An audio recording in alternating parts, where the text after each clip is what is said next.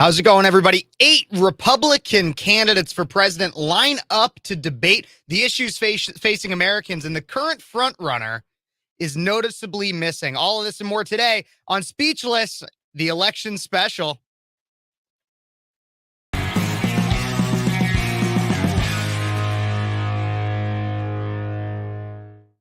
Hey, everybody. Welcome back to Speechless. This is the election special. I know I've been out a little bit recently due to classes starting up, but thank you guys so much for tuning in. We're going to cover this debate, and we're going to cover a pre-show and a post-show. We're going to see if we can try to stream it on this channel, but Fox News is being a little crazy about how they allow people whether or not they can stream it. But I'm going to have some guests on today. One very pro DeSantis. You know him, you love him, Josh Bender. I'll bring him on here soon.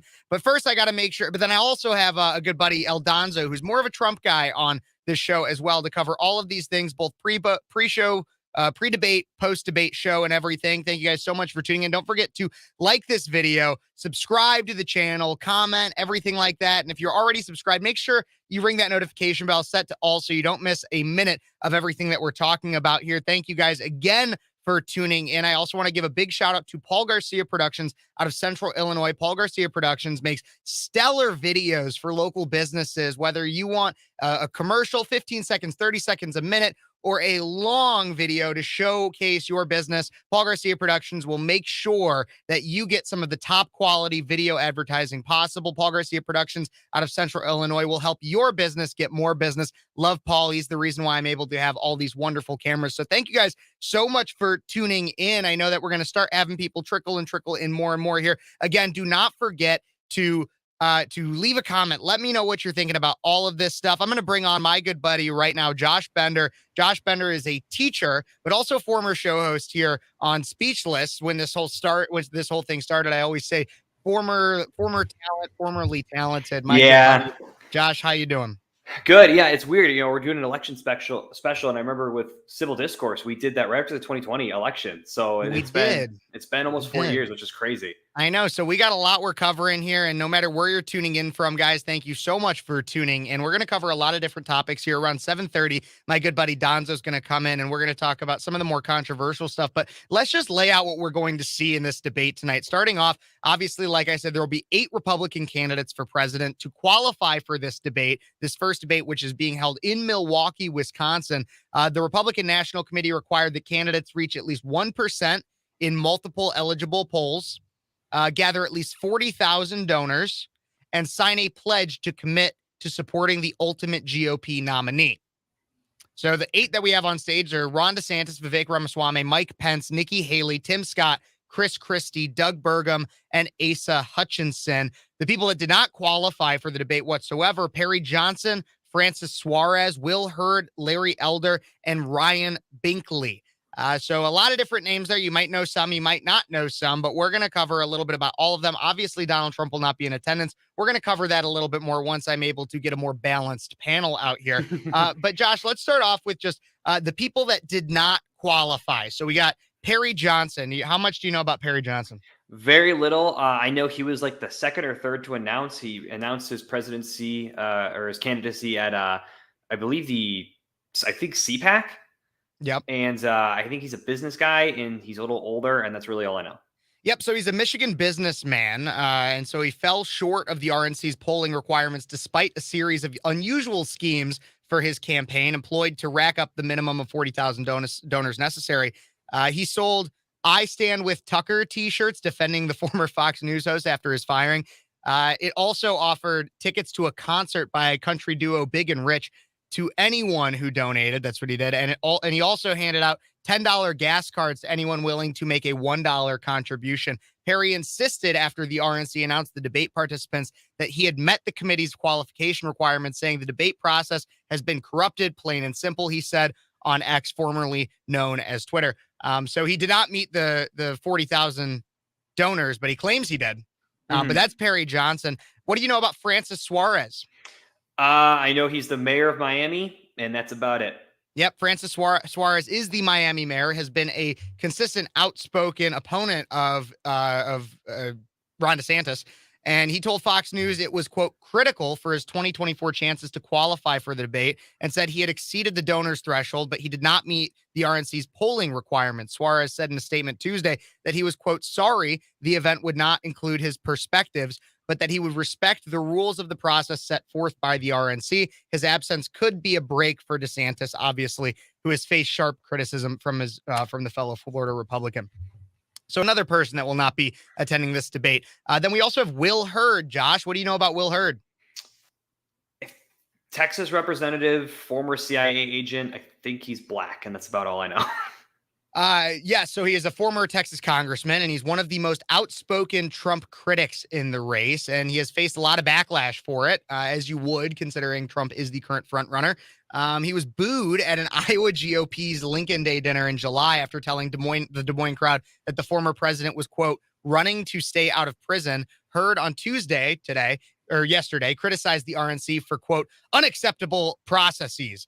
For determining the debate participants, he accused the committee of disregarding polls that included independents and Democrats who would have backed a Republican candidate. He previously said he wouldn't sign the RNC pledge, but he appeared to have shifted his position last week when he said he was confident he would be on stage in Milwaukee, but obviously he is not. Then there's Larry Elder. So Larry Elder is a very interesting one. I'm sure you know a lot. Josh, tell the audience what you know about Larry Elder. So Larry Elder was a conservative commentator. I know he was one of the ones who was running against Newsom during the recall. The recall, yeah, and he was the nominee for the Republicans, correct? I believe so. Yes, he was the nominee to replace Gavin Newsom if Newsom had actually been recalled. Yeah, and so I know that's really all I know about him. He's a pretty pro-Trump guy. I see he posts kind of goofy memes on his Instagram. He's trying to be more of the, I'm just a common black man voice, and I respect that. I just think he's way out of his league. Yeah, the thing is I actually think of all the people that are not attending, he is probably the one that I think should.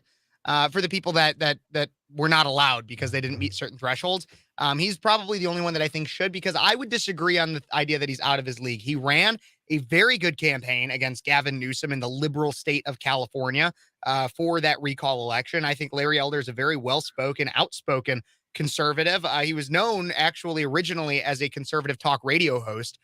So, I mean, I guess there's a little soft spot in my heart for that. But he was like you said, he was the leading GOP candidate in the state's 2021 gubernatorial recall. He sharply criticized the RNC's debate qualification requirements. He said Tuesday on Twitter that he intended to sue the RNC to halt Wednesday's proceedings, asserting that officials were, quote, afraid of having his voice on the debate stage. I don't necessarily agree with that with him, but he also attempted to meet the 40,000 donor threshold with a radio blitz on Monday, but according to CNN's count, was short of the polling requirement. I don't necessarily think that they're worried about Elder's perspective, but you're right. He has been very pro-Trump, but so is Vivek Ramaswamy, and he's still going to be on the right. Stage, exactly. So I really like Larry Elder as a person. He actually recently, that Charlemagne the God podcast. Yeah, I saw his little. I saw a little snippet that went around that was going viral. I think he did a nice job. I think he spoke really well, especially to, why black voters should give Republicans a chance. And I think he does a very nice job with that. Absolutely. And the thing is that Charlemagne the God is the same one that did that interview with Joe Biden that Joe Biden said, if you're not black, if you don't know whether, and Larry Elder flat out called Charlemagne for that. He was like, no, you should, like, that is incredibly racist to say such a thing. And so to push that and to assert that you are not a black man simply because you won't vote for the Democratic nominee is patently absurd. And so I love Larry. I'm kind of sad that he's not there. I think he actually deserves to be there more than some other people that will be on the stage. But I would agree with that. Yeah, the final one that will not be in attendance is Ryan Binkley. How much do you know about Ryan?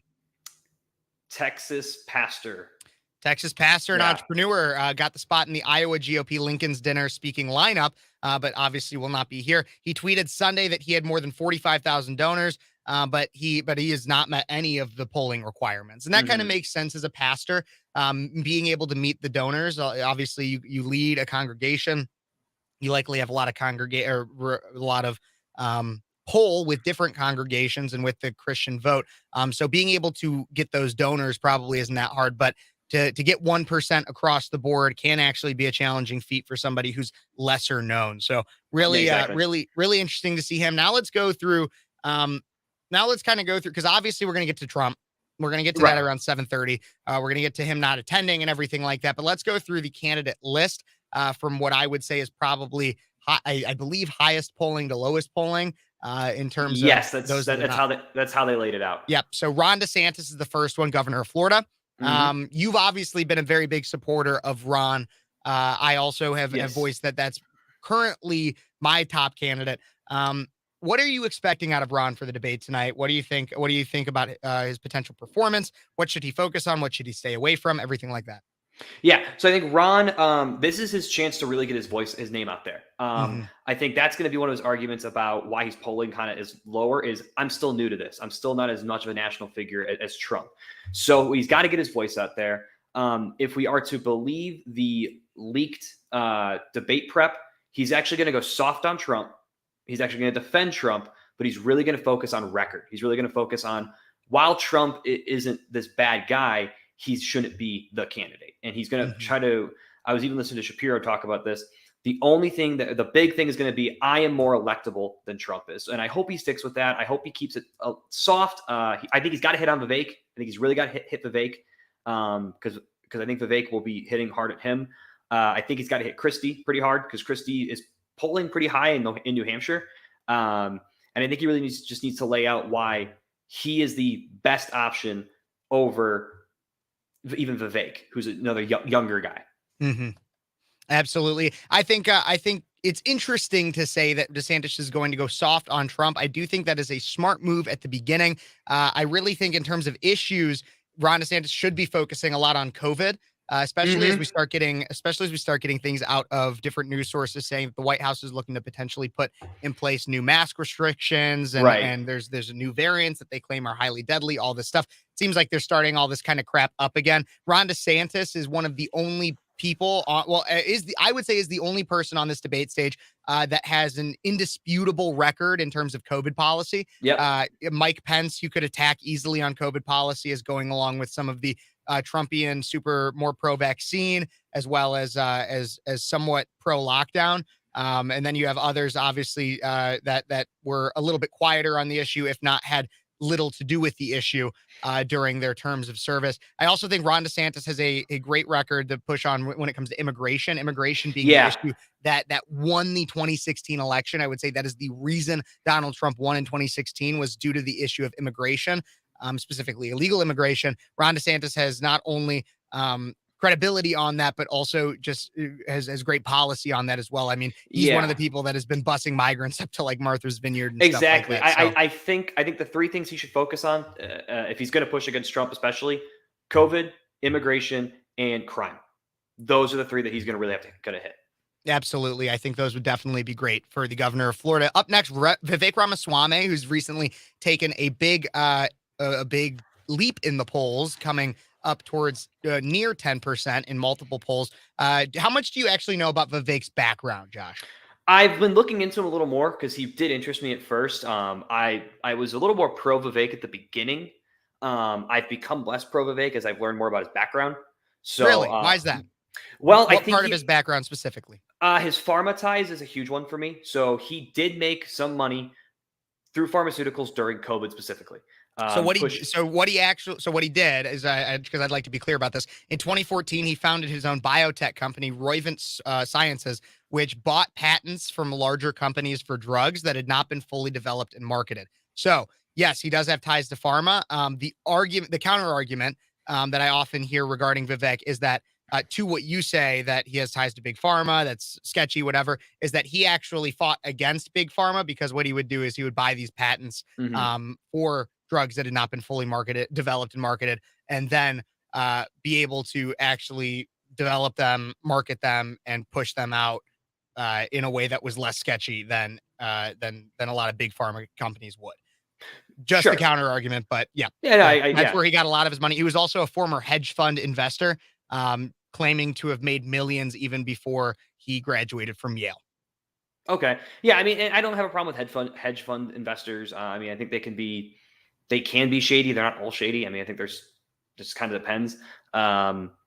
that doesn't scare me as much, or I guess doesn't concern me as much. Mhm. But there are other things that concern me about him. I think, for example, and he's kind of talked on this, and I didn't like his response. He got a Soros scholarship to go to college when he was already a millionaire. So he could easily paid for it himself, yet he took money from, I know it was Soros's brother. I don't know if he but was a still his millionaire. family. I don't know if he was a millionaire at He that said point. he but- says he was. He says Okay. he was. Yeah, he says he was. So he took money from George Soros's brother, and I get that's not George Soros, but still the Soros family, not something you really don't want to be connected to. And he knew it was bad because he paid Wikipedia to get rid of it. Interesting. So I don't have sources on that, so I can't clarify that. But interesting if true. Yeah. I've been a person where I've actually really liked Vivek. He's I was a lot more skeptical of him, and I've kind of gone the opposite of you on this. Is that I've actually started to like Vivek more as time has gone on. One, I got to meet him when I was down in Florida a little over a month ago, and it was about 2 months ago now, actually. But really nice guy, threw a party for college students, as well as just very. I mean, in everything that I've seen him in. So I did a review on my YouTube channel of his entire interview with Tucker.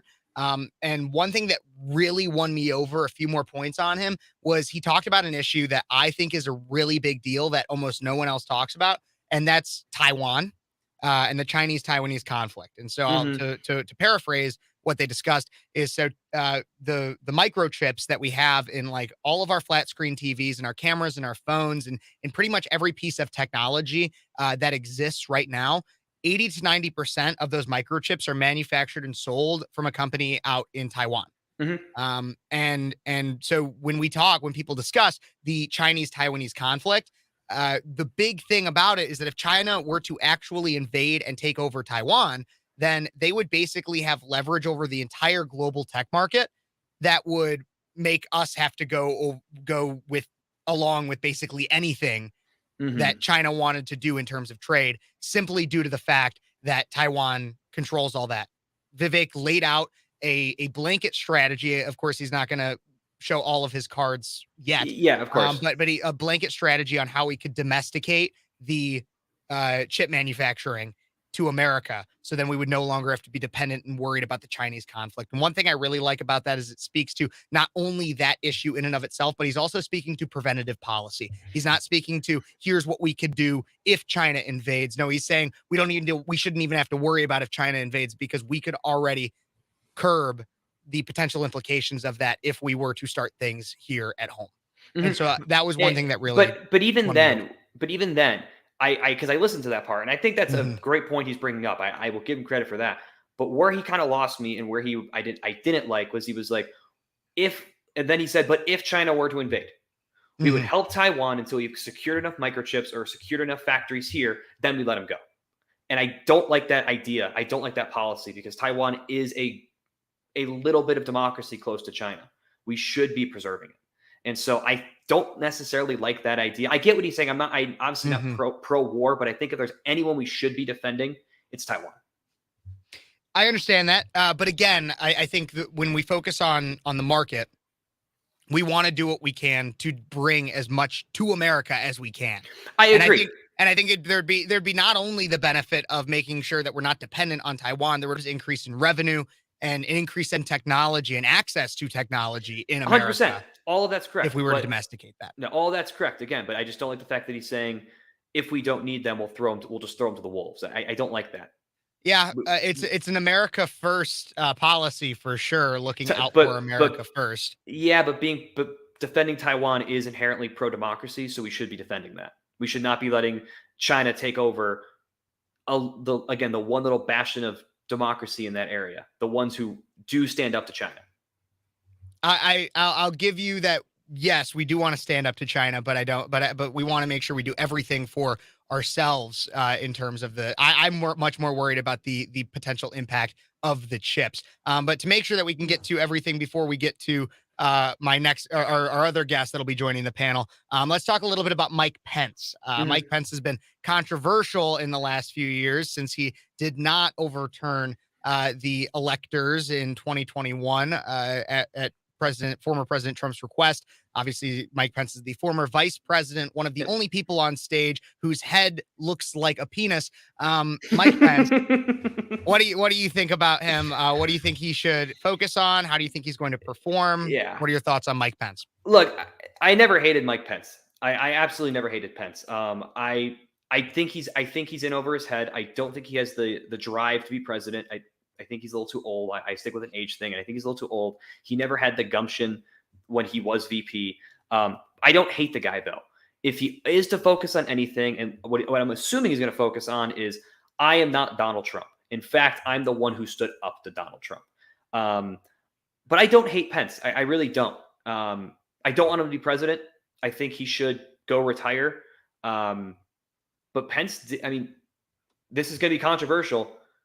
Pence did nothing wrong. Pence did his job. He did his constitutional duty. What Trump was telling him to do was against the law. Or I guess we don't know. It was a legal theory that was being executed, but even some of his lawyers said, we don't know if this is the case. Absolutely. I actually have a friend that just texted me back who is actually at the debate. I'm going to give him a call through our phone line and see if we can get him on. Nate Harris is his name. I'm going to type in his number now just so everybody knows. Let's get bloop, bloop, bloop.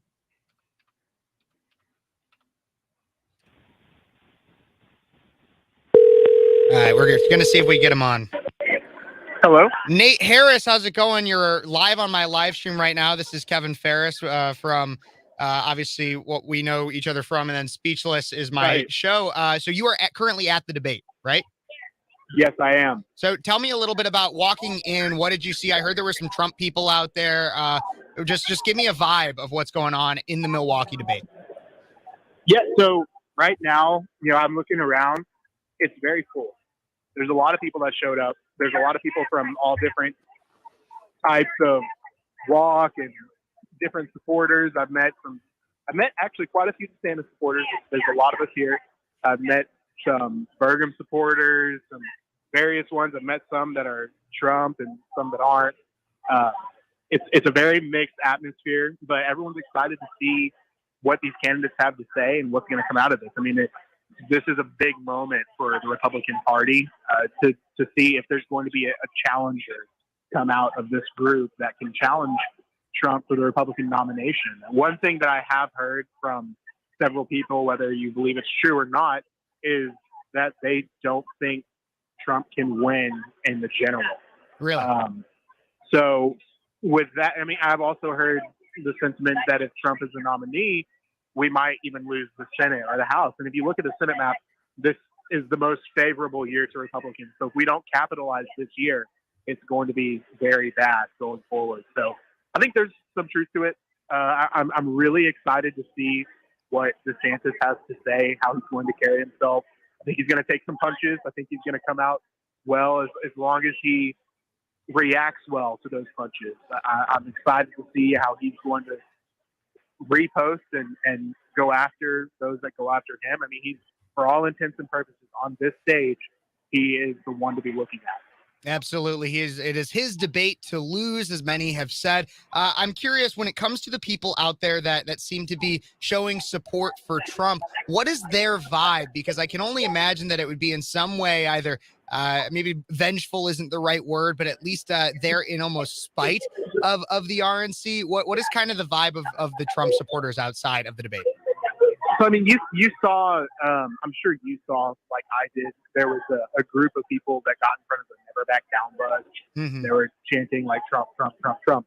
But that's not indicative of all Trump supporters. Like, we all understand that. I've talked to a lot of Trump supporters here that are just interested in seeing what these candidates have to say. Mm-hmm. And I've talked to some that are, Trump is the only one. I mean, it's a mixed bag. And the ones that we see outside, making a big ruckus, those are the ones that we're going to have a very hard time having a conversation with. But the ones that are here willing to listen, those are the ones we need to be targeting, to be talking to say, DeSantis is going to be on this stage. This is his moment to tell the rest of the country why he should be the one to challenge Donald Trump and why he should be the one to carry the nomination and beat Joe Biden. Because at the end of the day, it's not about Trump, it's about Joe Biden. I mean, Trump is definitely the front runner still in this race, but at the end of the day, we have to take our country back. This is about Joe Biden, and it's really not about anybody else. Absolutely. Absolutely. Well, Nate, thank you so much for joining through the call. I'd be very interested if you have time after the debate to potentially break down the vibe after we've been able to hear what the candidates say. Would that be something you'd potentially be interested in? Yeah, for sure. Awesome. Thank you so much, man. I really appreciate it. I'll give you a call back sometime after the debate, and I'll shoot you a text beforehand. All right. Awesome. Sounds good. Thank you, man. So that was my good friend Nate, who is currently attending the debate, giving us kind of an understanding as to what is going on outside. Josh, any thoughts on what he had to say? I mean, I think that's great that he's meeting so many different supporters. When he said he met a Doug Burgum supporter, I'm like, wow, he actually has supporters. Good, it's because I haven't met one yet, but no, that's cool, and I like that. Yeah, I mean, I think that's good to emphasize the Trump supporters who are being over the top. That's obviously not all of them. There are some who just support him right now, who could still change their mind, who could still move. And it's good that there are some that are willing to say, I want to hear what all these guys have to say. And maybe my mind could be changed. Absolutely. Absolutely. Well, I got my buddy waiting in the waiting room. I'm going to bring him in a second. I just want to go through just so everybody has a good understanding of who they're actually hearing from tonight. Because obviously we just finished discussing Mike Pence before we took the call. We also got Nikki Haley, the former governor of South Carolina, who was elected in 2010, reelected in 2014, and also former ambassador to the United Nations. So has significant foreign policy experience. I expect her to be making a lot of references to her foreign policy experience, as she's one of the only ones on the stage that has that. Tim Scott, who is a United States Senator from South Carolina, a black man who is focused significantly in his announcement regarding to the fact that he is black. I believe he'll be focusing significantly on crime in the debate. We have Chris Christie, the 55th governor of New Jersey, who served from 2010 also to 2018, and probably the biggest elephant in the room. And then we had Doug Burgum, who actually recently suffered, just this morning was in the hospital for a basketball injury. I presume, from what I heard, was seen pictured on crutches walking towards the debate stage.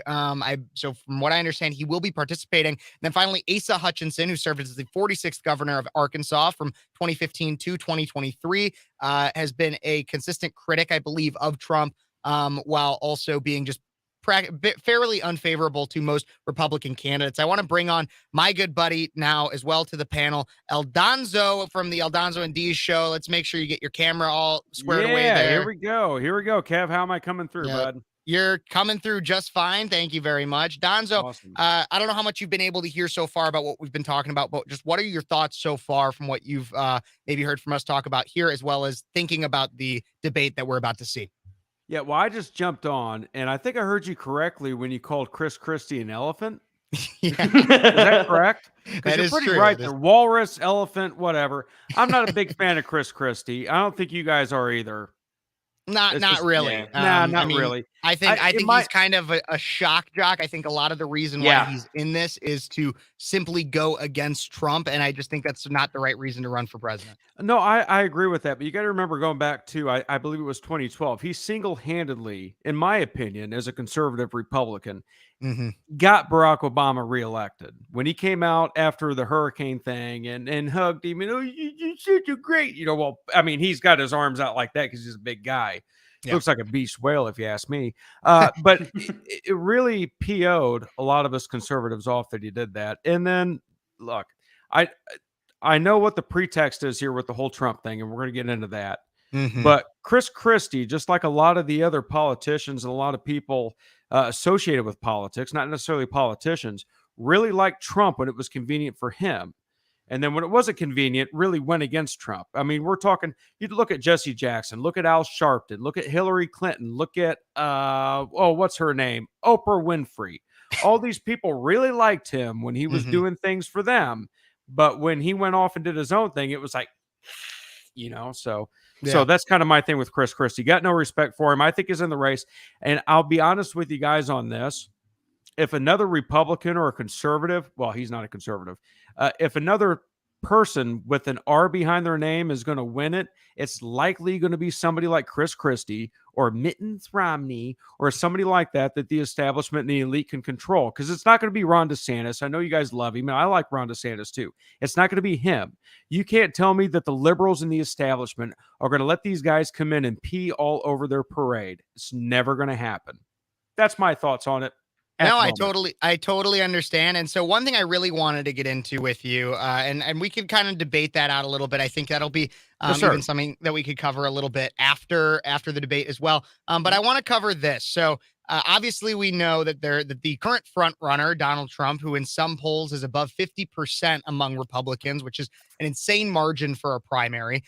52 on the last one I just looked at with RCP. Yeah. Yep. That's why I said above 50 in some, because there's some that have them around 48, some that less, some that are 54, whatever. So in many above 50, is planning on skipping this debate. Obviously, there at the same time as the debate, there will be a Tucker Carlson interview on Twitter, which is another thing that I'd hope maybe we could review after the debate itself, depending on how late we're planning on staying up.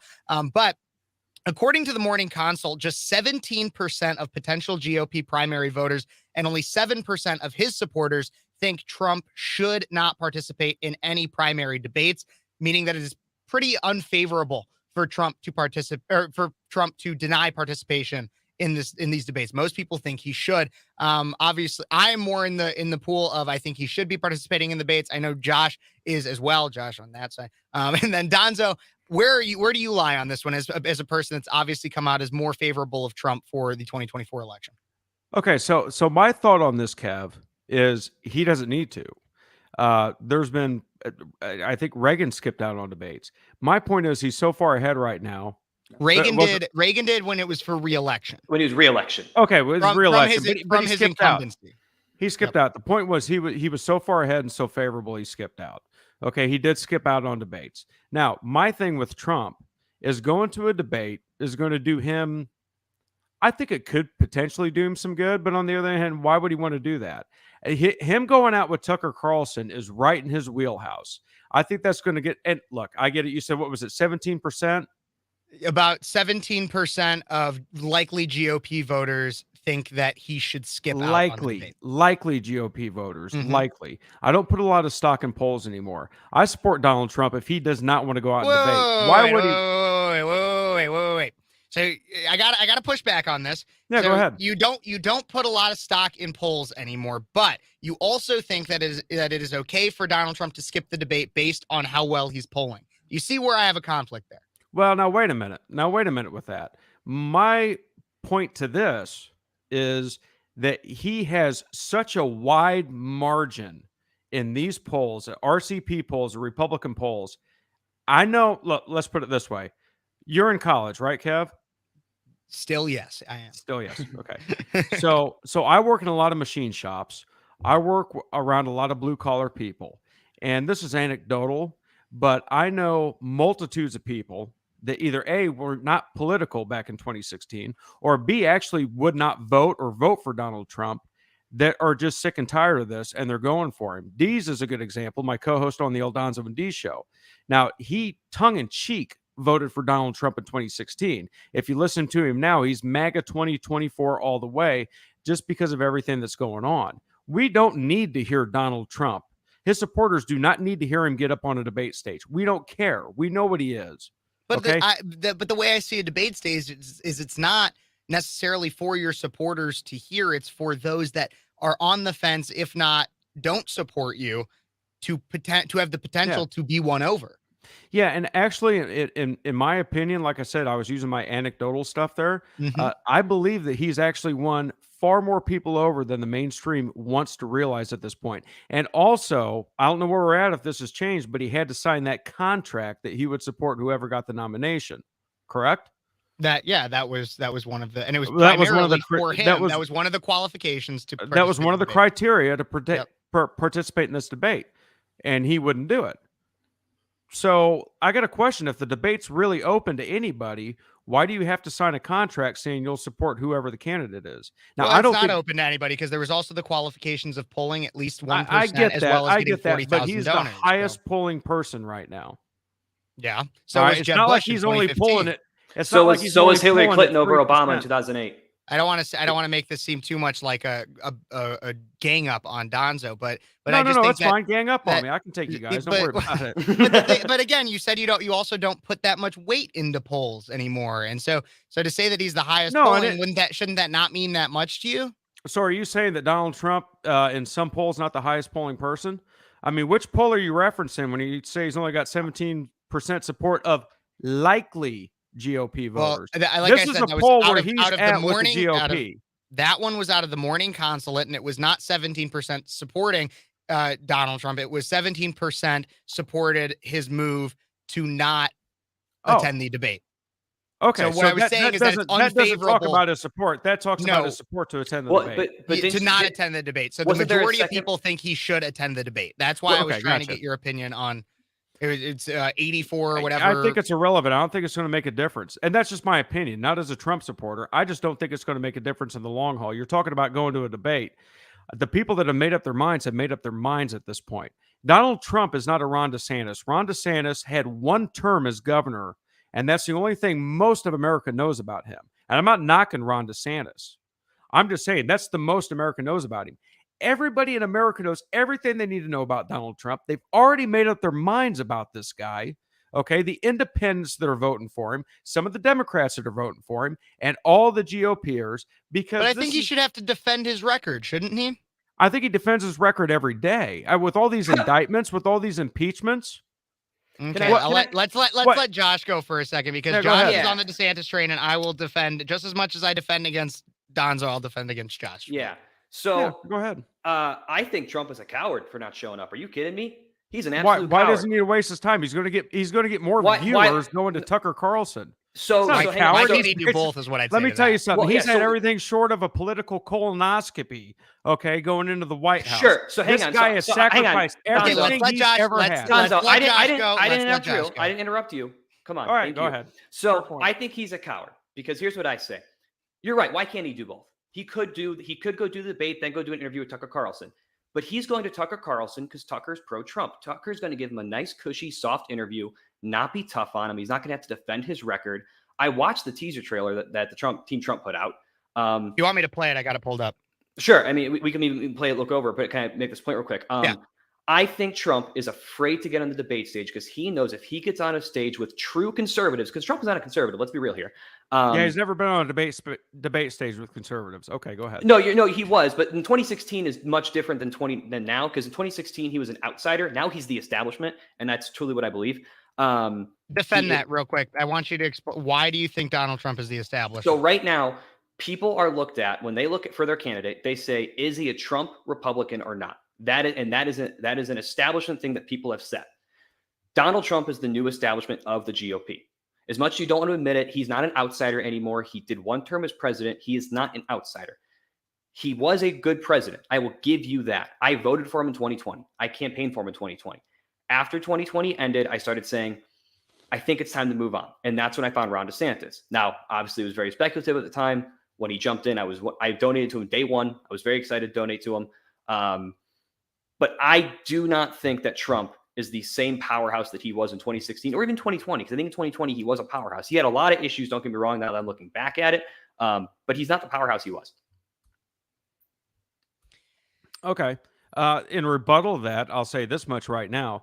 It's not that Donald Trump is the establishment GOP or the establishment Republican. No, wait.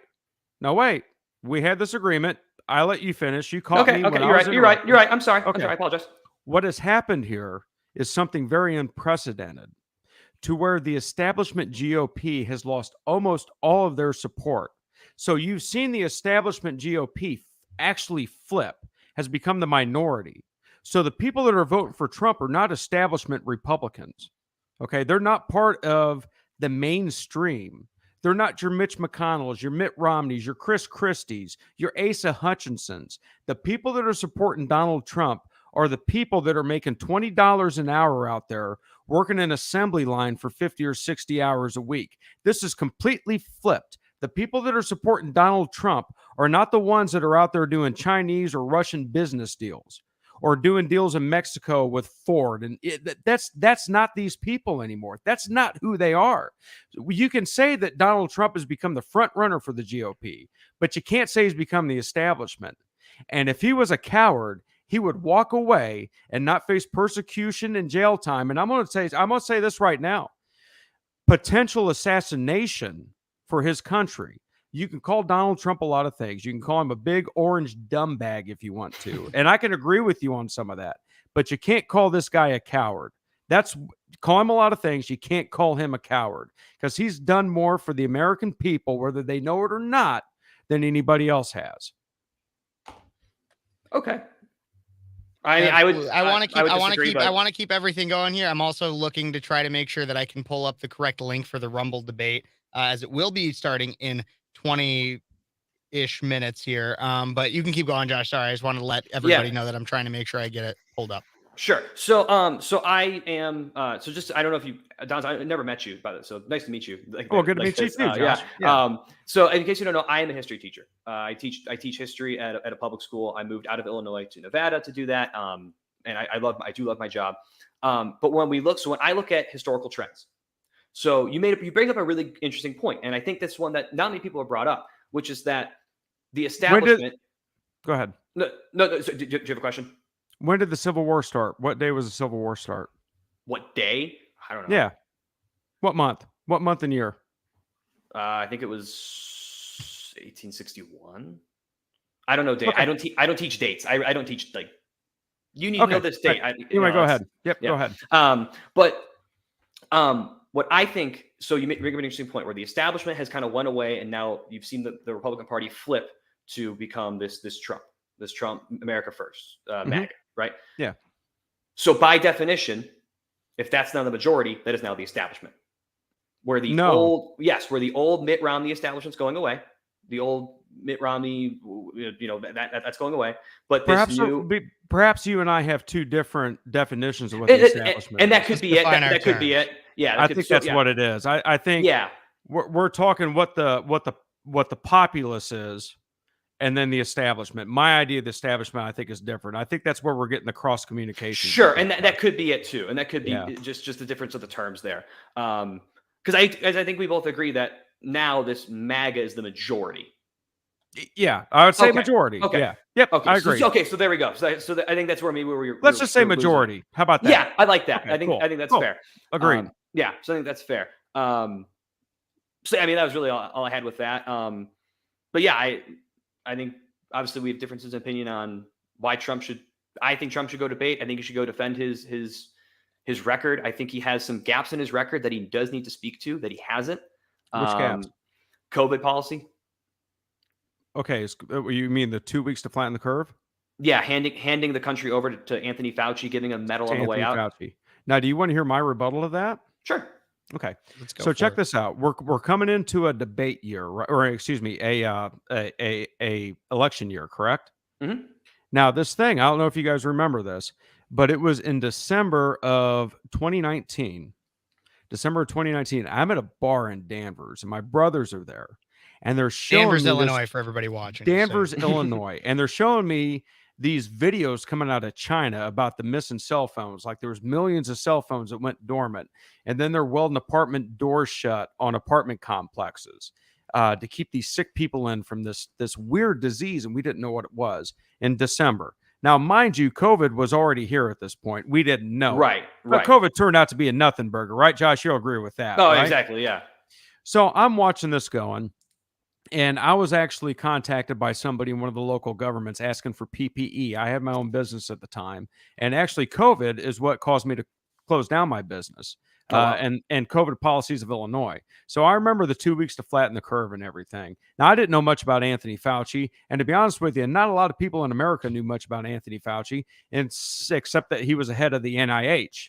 National Institute for Health, right? Yeah, yes. And this guy had a very varied career, and not much was known about him. So I get where you guys are coming from, like, well, Trump did this and listen to Fauci. Listen to Fauci for about 4 months, and then he flipped on him.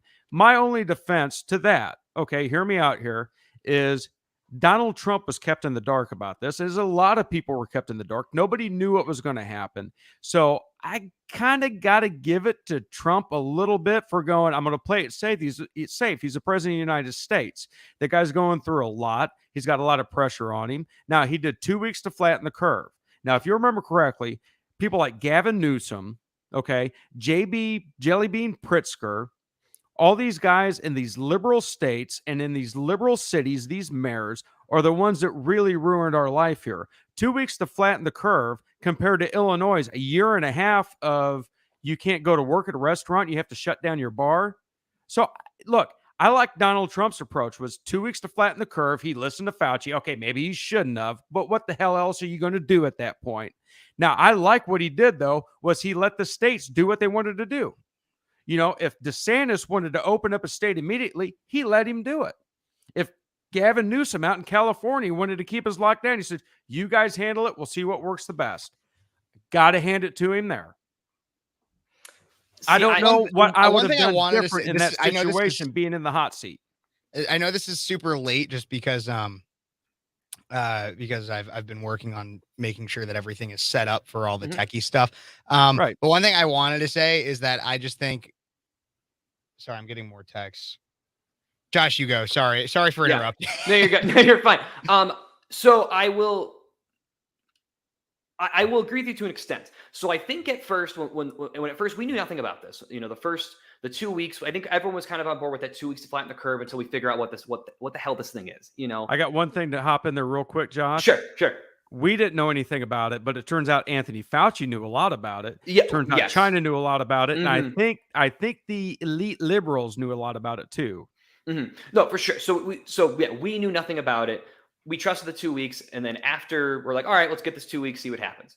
Okay. About 2 months in, we had data that showed this probably isn't going to be that bad for most people. You know, this is probably going to be just pretty normal for everyone. Yet Trump was out there pushing Operation Warp Speed, pushing that he was getting people on ventilators, pushing that he was getting PPE out. I can't find this ad again. I saw it once and I've been looking for it ever since. But he basically put out an ad in 2020 where Fauci said, "Oh, whatever I said to Trump, he did. He just listened to me." It was basically a Trump ad. It was like, "Oh, whatever I said, he did. He was so great with me." Yeah. Now you said he let the states do what they want, and I agree. And of course, yeah, they did. Right, and then they did. Yet when states like Georgia, when Brian Kemp opened up beaches early, Trump was out there saying that was a bad idea, while also at the same time saying that it was bad for Michigan to not open up. He was kind of flip-flopping and playing both sides. Now, maybe this is because he simply didn't know what to do. And if that's the case, I respect that. I wish he would just say it. Listen, I didn't know what to do.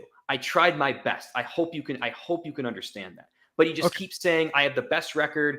The vaccine is perfect. It was perfect. I was the quickest ever. Operation Warp Speed was a success. Yeah, and I agree. They rushed it in a panic, and I haven't taken the vaccine. And even Trump came out months later and not discouraged people, but did not encourage anybody to take the vaccine. There is no Twitter or anything like that where Trump is encouraging people to take the vaccine. He was very, very light-handedly about that. That's the first thing. But I agree with you. A lot of this was panicked and a lot of it was rushed, but I understand the circumstances, because if this turned out to be something that was actually deadly, Trump was going to be paying the price and being hung in Washington Square for it. Here's my biggest gripe about Trump. Trump went in not knowing anything about anything, Josh, to politics, and he trusted the wrong people. And even in this circumstance, these are the only people he had around him. I'm not going to hold that against him forever. It was a mistake, but you know what? You show me another politician that comes out and just, it sucked, but I'm sorry, I could have done it better. Show me another politician that's held the presidency that's done that. I get where you're coming from, though. I do. I understand where you're coming from with that. And that's been a gripe of mine as well. But that's not enough at the end of the day for the principle of the matter with what's going on right now in America to deter me from supporting him. That's all.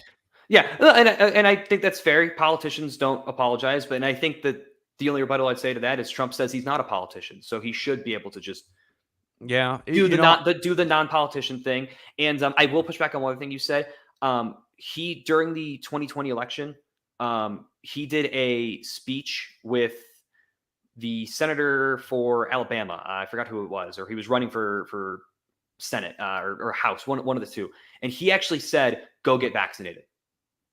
And that's people booed him. He said, "I know it's not popular, but go do it. It'll keep you safe." So he did push it up through maybe he 2020. did at some point. I'm not going to deny that. Yeah. I haven't seen it, but I'm not going to deny it either. Yeah, and that's fair. Yeah. I mean, that's totally fair.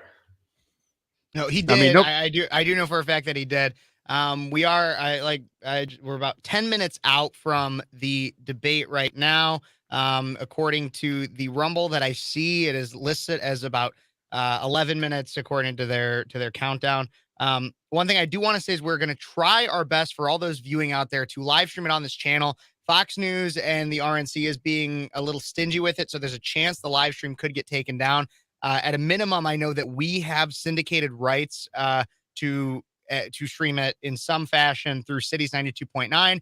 I'm going to do my best to make sure that in some way on a live stream it can happen. If that means that I have to quickly pull up another live, if this one gets shut down and I have to quickly pull up another one to keep it streaming on through City stuff, I will. I'm also going to link right now the link to the live stream on Rumble of the entire debate as at least the one that I'm using for it. You could also be watching it on Fox News if you'd like. We will also have post-debate coverage of this on here, where we will also hopefully, depending on how long the debate goes, how long our commentary on the debate goes, we're also going to dive into the Tucker Carlson on Twitter interview that Trump has done, will be airing at the same time as the debate. I'm going to play real quick that the teaser trailer of that, because I know Josh had some choice comments to say regarding that. So let's just take a look at this teaser here right quick. Why aren't you at the Fox News debate tonight in Milwaukee? Well, a lot of people have been asking me that. When you say there are people on stage who shouldn't be running for president, who do you mean? Whatever happened to Mike Pence? He's out there attacking you. What is that? Do you think Epstein killed himself sincerely? Do you think we're moving towards civil war? It's good to have you at Bedminster. It's very nice. I love it. You're saying they stole it from you last time. Why wouldn't they do the same this time? Oh, well, they'll try. They're going to be trying. Mitch McConnell is trying to get senators to impeach me. Crooked Joe Biden is so bad. He's the worst president in the history of our country. I don't think he's going to make it to the gate, but, you never know. It started with protests against you, and then it moved to impeachment twice, right? And now indictment. Are you worried that they're going to try and kill you? Why wouldn't they try and kill you, honestly? They're savage animals. They are people that are sick. So do you think it's possible that there's open conflict? I can say this. There's a level of passion that I've never seen. There's a level of hatred that I've never seen, and that's probably a bad combination. We're doing this interview, but we'll get bigger ratings using this crazy forum that you're using than probably the debate. So Tucker debuting his new logo there, everything like that. That'll be airing tonight at the same time as the debate. We will, if you want to stay on this live stream after the debate, after our post-debate commentary, we will cover that. Even if it's just me and Josh, or just me and Donzo, or just me, I will make sure I am here so everybody has a chance to watch that. If you'd like to stay up late with us on Speechless with Cities 92.9. Josh, what are your thoughts on that, on the teaser trailer? Because you texted me something, and I'm curious if you still think that. Yeah. And if you can defend it. So, I mean, rewatching it, I will say I changed my mind a little bit. So I think in terms of teaser trailer, it's a good teaser trailer. It's intriguing. I think the choice word I used was propaganda. I want to alter that. I don't think that's the right move, and I will admit that. But I think it does show just how favorable this interview is going to be to Trump. He's not going to get these hard-hitting questions. I do think it's going to stoke some flames a little bit, with the why don't they try to kill you? I mean, I guess I get the logic, but also I don't. I think I've been open about this. I think 3 of the 4 indictments are pretty BS. There's one that I think they have a decent case on. Which one's that? The Florida documents, because with the obstruction, because of the idea that he said, "Oh yeah, no, take them back," and then he hid some. I do think they have a case on that. Everything else, I think, is pretty BS. Hey, Josh, I got a question for you. What precedent that's been set in the past 100 years can support that Florida documents thing?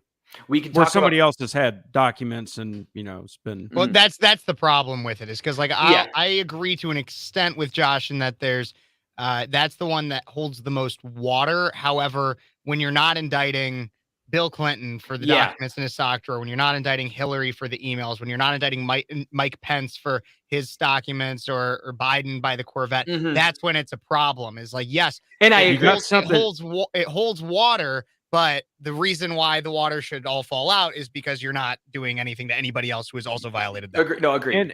And here's the difference with that too. So you've got Biden, you've got Clinton, you've got Pence. They were not presidents when they did this. Bill was. Hillary wasn't, but Bill was. Hillary wasn't. But Hillary Clinton, Mike Pence, and Joe Biden, when this supposedly happened, were not presidents, which changes it dramatically. So yeah, I agree. That's probably the most serious one. But is it anything that would actually stick? I mean, you're really going after a process crime at this point. Well, and I agree. And I always say, I think it's the most. I kind of make the distinction. It holds the most water. I don't think they should do it though, because the precedent. Gotcha. Because I don't want that precedent set, and I think they haven't set that precedent. The minute that James Comey let Hillary Clinton go, these should all be thrown out. Yeah. And so that is the distinction I make. I think it's the most they have on them, but they shouldn't go after them because I think it's also setting a dangerous precedent. Right. Absolutely. Now, something, Kev, if you don't mind me hopping in here real quick, we got time. About 3-4 minutes. Yep. All right. We kind of got into a little bit of an argument this weekend. You were helping me out with the Aldonzo and D show. Yes, I was.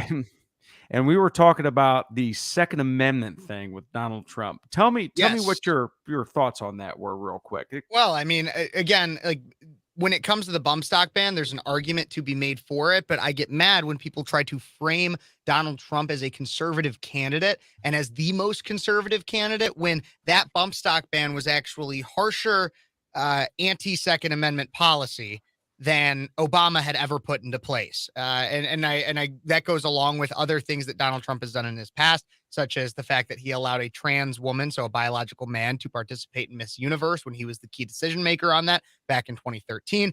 I know you want to go into the Second Amendment one, but what I'm trying to say is that there is a litany of instances that show that he is not necessarily the most constitutional, the most conservative, the most pro Second Amendment candidate on the ballot. Okay. So my retort to that, and actually you threw me for a loop there with the transgender. Actually, that was Miss Canada. Actually, did you know that? It was under the Miss Universe bracket when Donald Trump was the decision maker. But it was Canada. So they had to play by Canada's laws, and she actually met the country of Canada's laws. And what Donald Trump the words out of Trump's mouth were, if she can compete, she can compete. Exactly. Per Canada's laws, because Canada was actually laying the groundwork for that, who could compete. Now, I get it. Now, Trump sort of come out back then and went like, this is stupid. But it was per Canada's laws. They were following the rule of the law. Now, nowadays, it's a different story. I agree, because nowadays it's blown out of control. I get it. I'm not going to hold that one against him. The Second Amendment thing, I remember when he was pushing for this. I wouldn't say he was pushing, but he was pressured and he did it. The bump stock ban. Are you guys firearms enthusiasts? Yeah. I'd say an enthusiast, yes. Okay. Then bump stocks are about the most worthless thing that was ever created for a firearm. It can increase shooting fire rate. Right? No. Yeah, it increases fire rate, and you can't hit the broadside of a barn with one.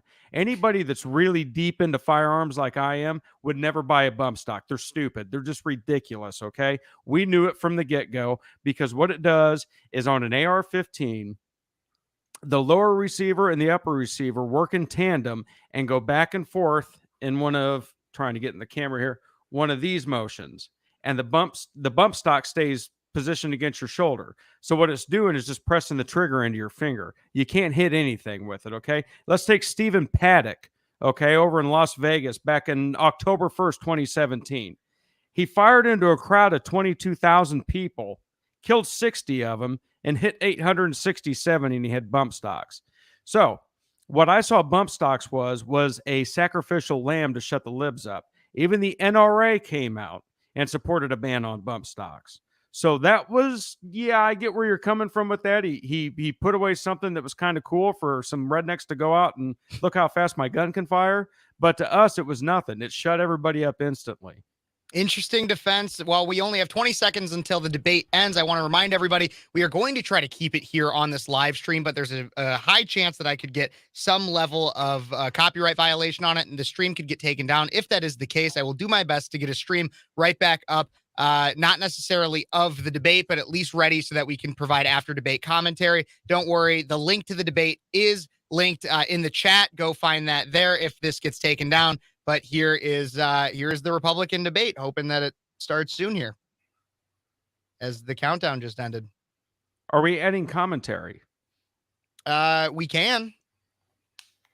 I'm willing. I think I'll probably get taken down at some point here, but here is. I think if you're showing the Fox News thing, you should be fine.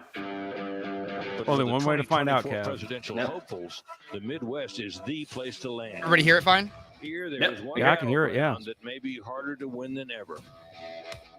Wisconsin, a state known for its beer and cheese, gridiron and grit, and also its razor-thin elections. In 2016, Republicans narrowly flipped the Badger State red for the first time since Ronald Kev, Reagan. I've got till about 8:15, buddy. But it was back to blue by 2020. That election came during an unprecedented year. The country was rife with tension. In the suburbs of Milwaukee, the division seemed deeper than ever. But that was just the beginning. 2 years later, the U.S. Supreme Court struck down Roe versus Wade, leaving the legality of abortion up to the states. In Wisconsin, that meant a nearly total ban. The power of that issue drove Democrats to the polls this year. Now, that new thin liberal majority on the court could have that abortion issue before it again, just as the race for the White House accelerates. Tonight, the Republican candidates will face off at the home of the Bucks and the Marquette Golden Eagles, hoping to return next July to this city on the shore of Lake Michigan to accept the Republican nomination at their party's national convention.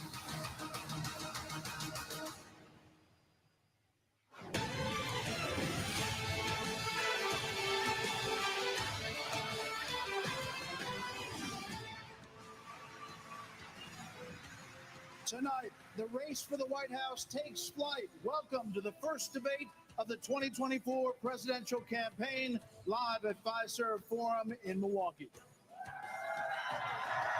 8 Republican candidates have qualified and have chosen to be here. Chris Christie looks terrible. I just got to say it. They are here to lay He looks so bad. He can't. Nobody wants to vote for somebody that doesn't look like that looks like they can't push away from the table. Right? Just saying. And I'm Brett Baer. This is the Have some very same respect stage on for which himself. the Republican choice for president will accept the party's nomination next summer. The 8 contenders are positioned by the order they sit in the polls, with the highest polling candidates in the middle standing center stage. Florida Governor Ron DeSantis. Pull this out for everyone. Vivek. Former Vice President Mike Pence. Former South Carolina Governor Nikki Haley. Former New Jersey Governor Chris Christie. South Carolina Senator Tim Scott. Oh, there we go. There we go. Hang on. The booze for Chris Christie. And North Yeah, Dakota screw him. Governor There we go. Doug. Wow, a lot of support for Doug. Some ground rules for tonight. We'll ask the questions, and then candidates get 1 minute to answer. If someone is singled out, you get 30 seconds to respond. And when the time runs out, we all will hear this. Very But pleasant. they'll keep going. Yeah. So tonight, these candidates have a big opportunity to break out of the pack and to explain why they are best prepared to be the Republican choice for president. At a time when the likely Democrat nominee, President Joe Biden, is working to convince the country that with Bidenomics, things are looking up. They call my plan Bidenomics. I'm not sure they meant it in a totally complimentary way at the time. But guess what? It's working. No, it's not. But is it?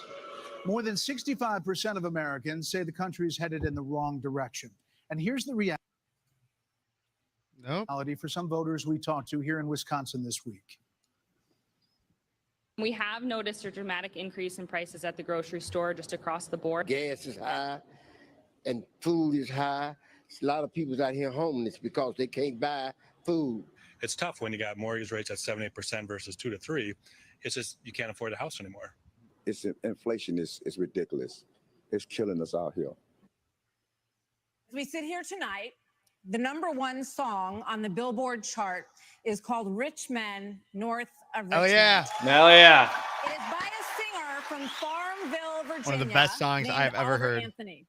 His lyrics speak of alienation, of deep frustration with the state of government and of this country. Washington, D.C. is about 100 miles north of Richmond. Richmond, over them, they all just won't have total control. I know what you think. Hey, Kev, who sings that song? Shut up. Leave it that way. You know why they sang that song? So you don't have to, Kev. Yeah, exactly. You guys are so mean. I'm just Thank trying you, to have a good Don. time. I Thank love you. it. You guys are so mean. Don, so we're going to get along fine. So, Governor DeSantis, Yes, we are. Yes, sir. Why is this song striking such a nerve in this country right now? What do you think it means? Our country is in decline. This decline is not inevitable. It's a choice. We need to send Joe Biden back to his basement and reverse American decline. And it starts with understanding we must reverse Bidenomics so that middle-class families have a chance to succeed again. We cannot succeed as a country if you are working hard and you can't afford groceries, a car, or a new home, while Hunter Biden can make hundreds of thousands of dollars on lousy paintings. That is wrong. We also cannot succeed when the Congress spends trillions and trillions of dollars. Those rich men north of Richmond have put us in this situation. And finally, we need to lower your gas prices. We're going to open up all energy production. We will be energy dominant again in this country. I showed it could be done in the state of Florida. I pledge to you as your president, we will get the job done, and I will not let you down. Governor DeSantis, thank you. The Governor sanctimonious. Christie, do you agree with Governor DeSantis. DeSantis just said there? And why would you be better on the economy than him? Oh, yeah. Well, look, I do agree predominantly with what Governor DeSantis just laid out. I think that if you asked every one of us up here, that we would agree predominantly with what he just laid out. Here's the difference. The difference is that we're going to have to work and make sure that we sell these ideas and be able to put ourselves in a position where we get a majority of the vote, not only by winning the Congress and the Senate in the 24, but also Congress by and having someone Senate. who's had the experience of doing it. Now, I The House was and the elected Senate. as a conservative Yeah, Republican. it's in a blue oftentimes state used interchangeably. with 61% of the vote, with a Democratic legislature against me the entire time. And we still, through hard, strong decision-making, brought them around to our point of view. We cut taxes in New Jersey. We cut debt in He's New going Jersey. gray, I just noticed. We made too. sure that each and every time we were confronted with bad Democratic ideas, we stood and stopped them. And when there were good ideas, we brought people together to make progress going forward. Truth and accountability are the things we need to do to fight waste. And I'd say the last thing is this, Brett. We cannot sit by any longer and allow the kind of spending that's going on in Washington, because every dollar they spend is a dollar that these people are not allowed to spend on their children and their grandchildren. It's robbing our country, and it's wrong. Well, Governor, let me just follow up very quickly. New Jersey, when you were governor, had the second lowest credit rating in the nation after Illinois, and it was down. And that's what happens. When Got you his have a ass. blue state Yes, he that has did. done that. But when you look at what we did on debt, Brett, in that state, we cut debt in that state, debt that had been left to us by three. The only option he Democratic had was to gubernatorial cut it. predecessors of mine who ran up that debt. Only he could cut the tremendously. weight. And what you also saw us do was to cut the unemployment rate in half. It was over 10% when I became governor in 2010. What we also did was Where'd you take it down to, pension Chris? payments to public employees to make sure that taxpayers were not being soaked by a public employee union system that was killing the taxpayer. Thank you, Governor. Tim Scott, Senator Scott, excuse me. The song also goes after welfare programs. As a senator, now President Biden argued for freezing federal spending. This was back in the 80s, and dealing with sacred cows. He does not talk about that anymore. You have been a senator, though, for 10 years. So what have you done to rein in the increasing size of government? Well, thank you for the question. Over the last several years, I've had an opportunity to vote against spending package after spending package after spending package. What we also need to understand is that Joe Biden's Bidenomics has led to the loss of $10,000 of spending power for the average family. When you see 16% inflation, your gas is up 40%, your food is up 20%, your electricity is up 20%. We can stop that by turning the spigot off in Washington, sending the money back to the states, and allowing the decisions to be made at their own houses. I helped write the Tax Cuts and Jobs Act in 2017. We cut taxes for a single mom like the one that raised me by 70%, for dual households. Notice how he slid that in there? I was raised by a single mom, real quick. Yeah. He's going to do that with his identity. If you don't send it to Washington, Oh, look, you got to we pull all the can't cars, spend it. Kev, right? That's good news for the American people. I just want to point it out because that's like the kind of stuff they do is they like quickly try to slide in those extra things about like at some point he's going to bring up I'm a black man. And it's like, no, well, we can see that, bud. Like we can see that. There's no doubt that during the Trump administration, when we were dealing with Don't the forget, COVID virus, we spent it'll be more on money. Never Knew My But Father, here's what too. happened at the end of our time in They the always throw majority. that in there. We had low unemployment, record low unemployment, 3.5% for the majority of the Notice the kind of population, Trump 70%, record low. 70-year low for women, African Americans, Hispanics, and Asians. had Huge. an all-time low. But our China. inflation was at 2%. I screwed 'em. Under Joe Biden, we've seen the exact opposite. We've seen inflation explode, which led to 12 Federal Reserve increases that's devastating home buyers today.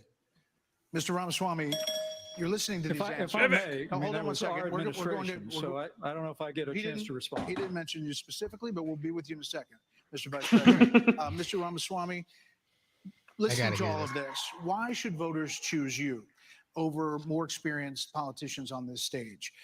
You're basically, a blank slate for people. You're 38 years old. You've said that A you'll be low voting ball in for two him. He's gonna presidential kill this elections question, before guarantee it. Yeah. This moment, this political race. So first, let me just address a question that is on everybody's mind at home tonight. Who the heck is this skinny guy with a funny last name, and what the heck is he doing in the middle of this debate stage? He's so good at Brett, this. you're He's right about funny. that.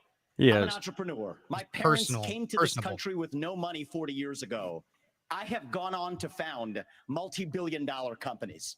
I did it while marrying my wife, Apoorva, raising our two sons, following our faith in God. That is the American dream.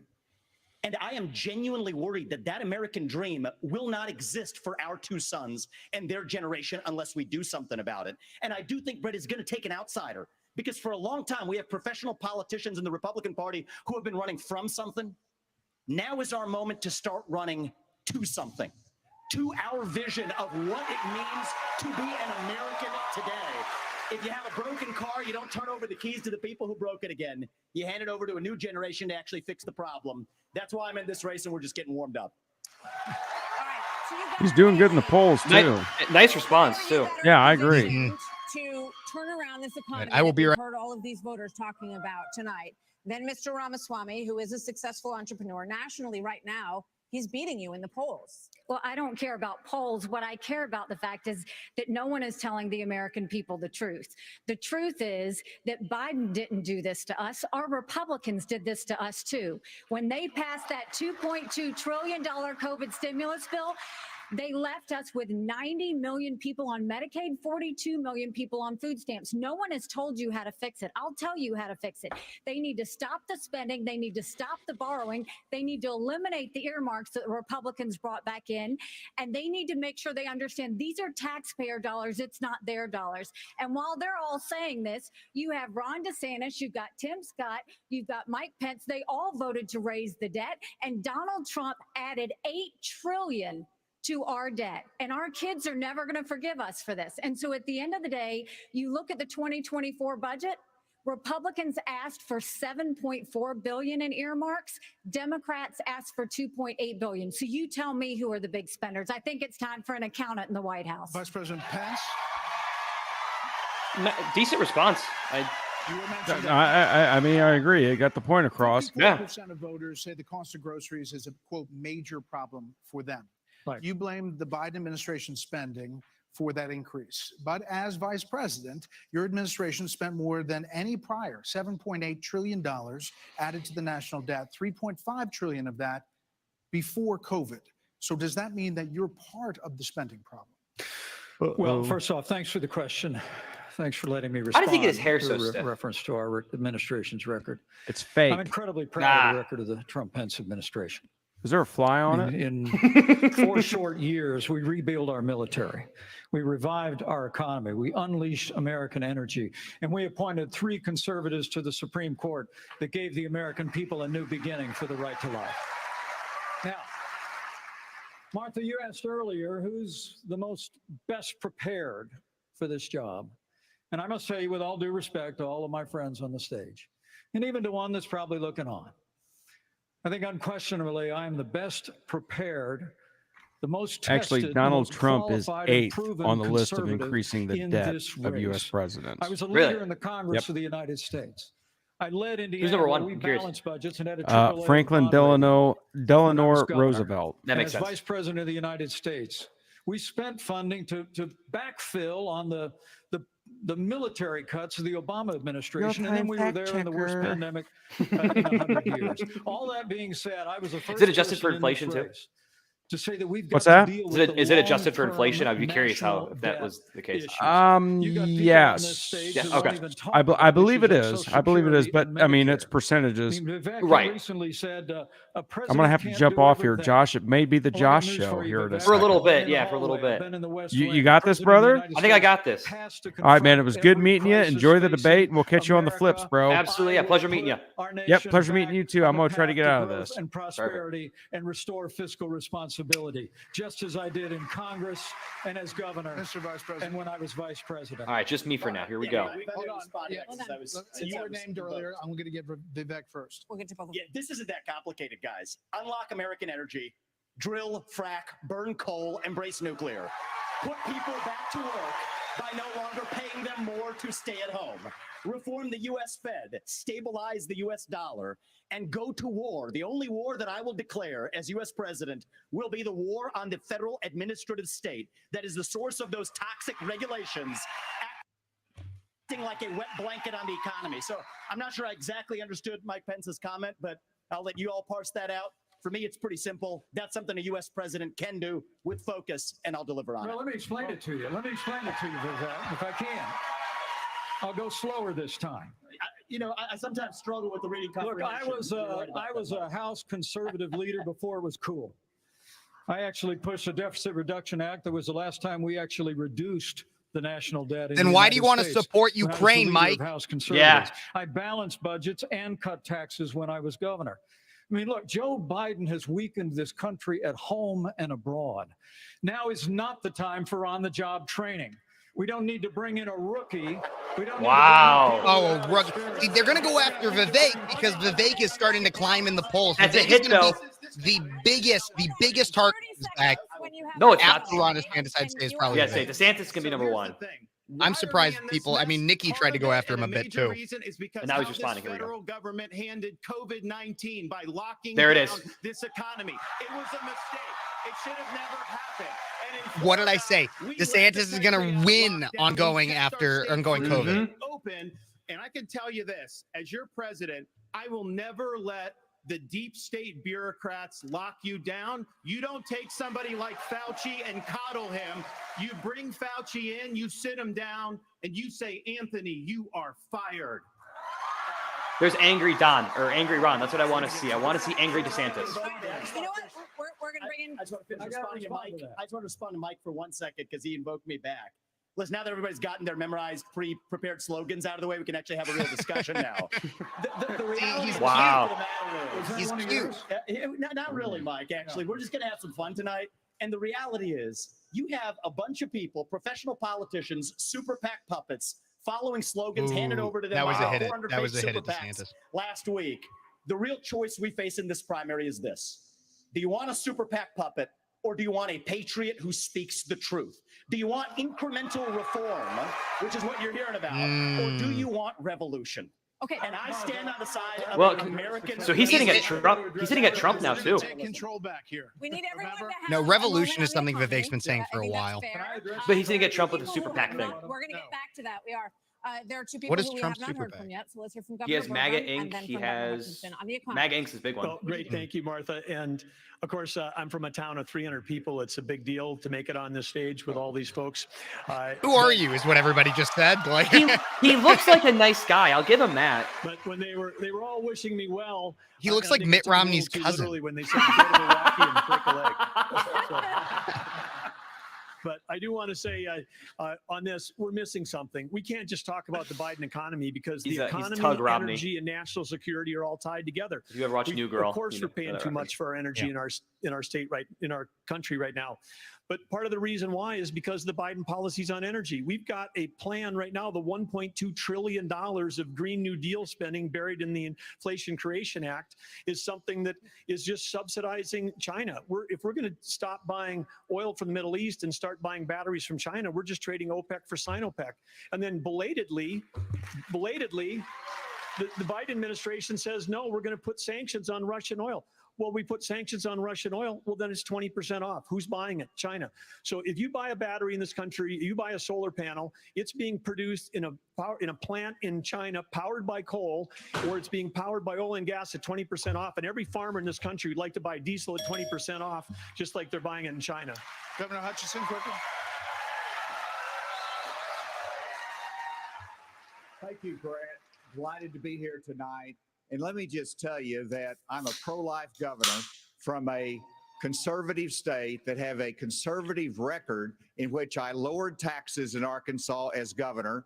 I created a $2 billion surplus that I passed over to Do you my notice his pin? successor. And I it's the American flag and the Israel flag. size of government. We have 14% fewer state employees in Arkansas after I left government than when I took over as governor 8 years ago. I tell that because that's what we need in Washington, D.C. We need somebody who can actually constrain the growth of the federal government, that can actually reduce the size, and I've pledged to reduce by 10% our federal non-defense workforce. That's a specific pledge to make that attacks the administrative state. And let me applaud some of the business partners that are here that have had success in business. But let me tell you, I've been a federal prosecutor. I've served our country in terms of being head of the DEA, in Homeland Security, in times of crisis. And while I think that that's experience that is important for the future of our country, to be the president of the United States that can lead with positive solutions and be held accountable. Thank you. We have a lot of topics to get to, and I promise we're going to get to everyone if we play within the rules. Okay, next topic. More than 1,000 people are still unaccounted for in Maui after the deadliest U.S. wildfire in more than a century. Hawaii's governor and White House officials said that climate change amplified the cost of human error. And a tropical storm hit California for the first time in 84 years. And Nevada. The ocean hit 101 degrees. It was off a the coast of Midwestern storm. Florida. And in the last month, the heat wave in the Southwest broke records nearly 50 years old. So Alexander Diaz from Young America's Foundation has a question for you all. Polls consistently show that young people's #1 issue is climate change. How will you, as both President of the United States and leader of the Republican Party, calm their fears that the Republican Party doesn't care about climate change? So we want to start on this with a show of hands. Do you believe in human behavior is causing climate change? Raise your hand if you do. Well, look, we're not school children. Let's have the debate. I mean, I'm happy to take it to start. Alexander, so do you want to raise your hand or not? I don't think that's Nice. the way to do. So let me just say to Alexander this. First of all, one of the reasons our country's Interesting decline is because strategy. of the way the corporate media treats Republicans versus Democrats. Biden was on the beach while those people were suffering. He was asked about it. He said, no comment. Are you kidding me? As somebody that's handled disasters in Florida, you got to be activated. You've got to be there. You've got to be present. You've got to be helping people who are doing this. And here's the deal. So is that a yes or is that a yes? Is that a hand raise? You do not I think it was a hand raise for him, and it's my hands are in my pockets. No, because no, the I climate didn't change raise- I agenda didn't is a raise a hoax. Let us be honest as Republicans. I'm the only person on the stage who isn't bought and paid for, so I can say this. The climate change agenda is a hoax. The climate change agenda is a hoax, and we have to declare independence for it. Wow. He made some people angry there. On our economy. And so the reality is more people are Got like dying 4 of bad emails climate from change DeSantis press. policies than they are of Yeah, me too. actual climate change. Governor Haley, are you bought and paid for? Hold on. in the last century. Listen. Wait, hold on. Chris Christie. Oh, here comes Chris. Here comes Chris. Of a guy who sounds like ChatGPT. That was good. That was funny. good. That was funny, Chris. Debates, Brett, who stood in the middle of the stage and said, "What's a skinny guy with an odd last name doing up here?" was Barack Obama, and I'm afraid we're dealing with the same type of amateur. Wow. standing on stage tonight. Okay, that's a wow. Give me a hug just like you did to Obama. oh my God, this is bloodbath right here. Hold on. Governor Haley, would you like to respond? Are you So bought and Brett, paid what I for? would like to say is Are the you fact bought that and I think this is exactly why Margaret Thatcher said, if you want something said, ask a man. If you want something done, ask a woman. There's an identity. I know some people that are just pissed off that she just quoted Margaret Thatcher. Including me. Mitch, if you're watching. Stand for my Scottish We wanna brothers. see that taken I'm care Irish, of, close enough. But there's a right way to do it. And the right way to do it is, first of all, yes, is climate change real? Yes, it is. But if you want to go and really change the environment, then we need to start telling China and India that they have to lower their emissions. That's where our problem is. And these green subsidies that Biden has put in, all he's done is help China, because he doesn't understand all these electric vehicles that he's done, what that does. Half of the batteries for electric vehicles are made in China. And so that's not helping the environment. You're putting money in China's pocket, and Biden did that. So first of all, I think we need to acknowledge the truth, which is these subsidies are not working. We also need to take on the international world and say, okay, India and China, you've got to The stop polluting, international and that's when we'll world. start to deal with Senator climate. Scott, are climate You can bought always and paid tell for? when somebody is just like, Are you bought and paid for? oh my gosh, they're still letting me Are you talk. bought What and- am I going to say? Absolutely not. I mean, here's what the American people deserve: is a debate about the issues that affect their lives. Going back and forth, being childish, is not helpful to the American people to decide on the next leader of our country. Number one, wait a second. Number two, as a kid who grew up in a single-parent household mired in poverty, I wondered, was the American dream real for kids who were devastated by poverty, devastated by the challenges of life? I came to the conclusion that America can do for anyone what she's done for me if we focus on restoring hope, creating opportunities, and protecting America. If we want the environment to be better, and we all do, the best thing to do is to bring our jobs home from China. If we create 10 million new jobs in my Made in America plan, we will have a better economy and a better environment. Let me tell you why I say that, Brett. America. Do it quickly.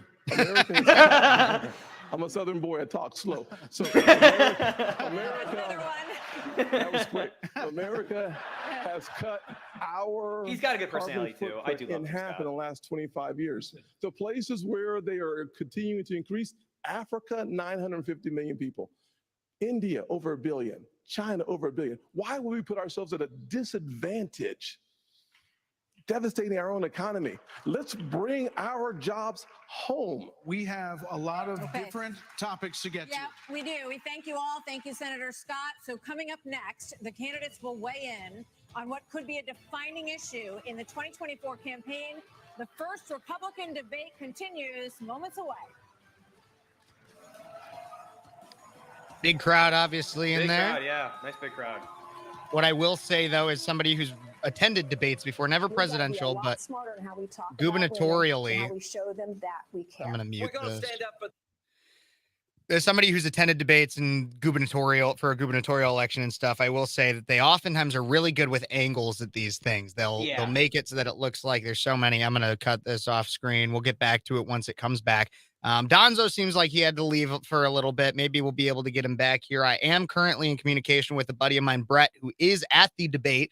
And he'll probably, so Brett and Nate, who I have two friends that are there, they will likely give calls once they are once the debate is over, letting us know how the energy in the room is. Obviously, we can hear a little bit while people are in there. Josh, what do you think is going on so far? How do you think they're performing? Well, I had a buddy who texted me even. He said, Oh, "Wow, I did," and sorry, he said, I got to do something real quick. Here we go. "Okay." He said he didn't think the first debate, the first fight, was going to be between Vivek and Pence, and I think that shocks me as well. Vivek's definitely seems to be taking the Trump angle of attack.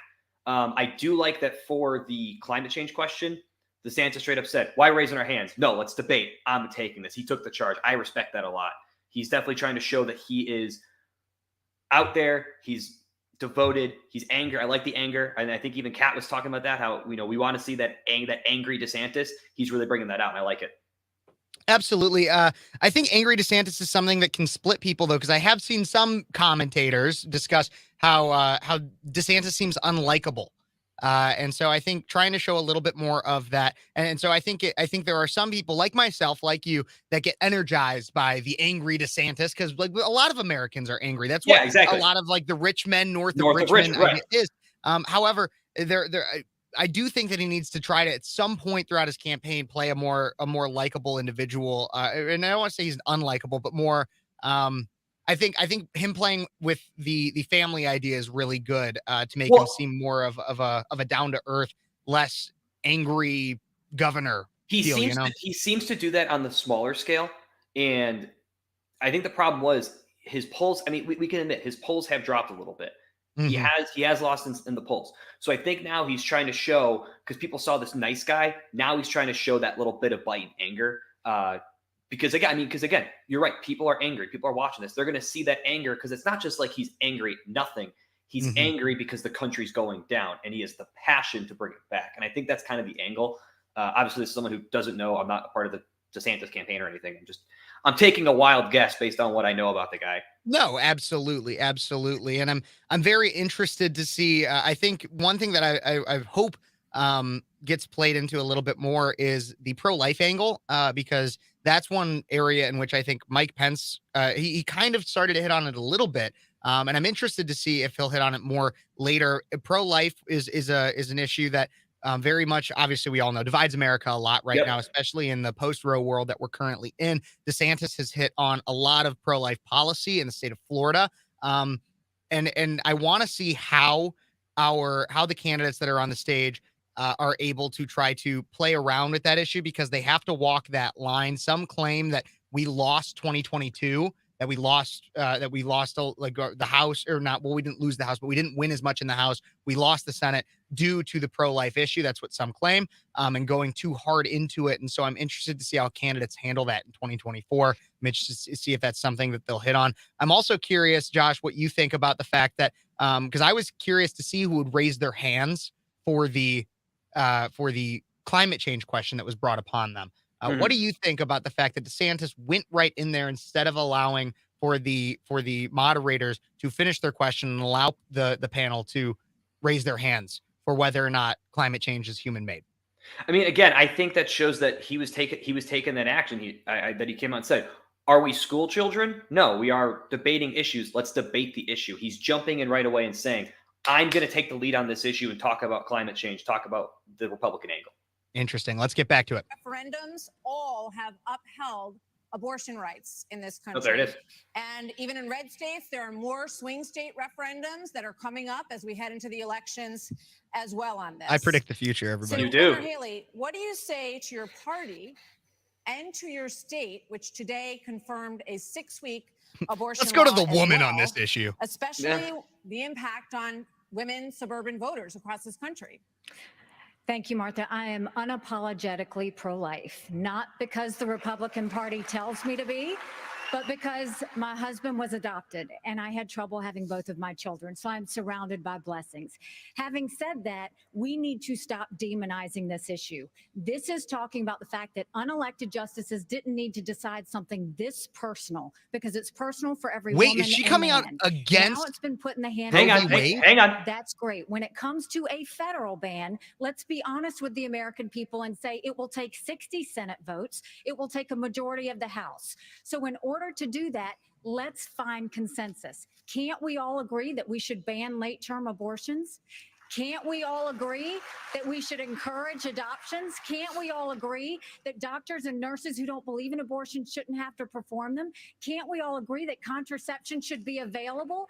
And can't we all agree that we are not going to put a woman in jail or give her the death penalty if she gets an abortion? Let's treat this like a respectful issue that it is, and humanize the situation and stop demonizing the situation. Brett, Not a bad answer.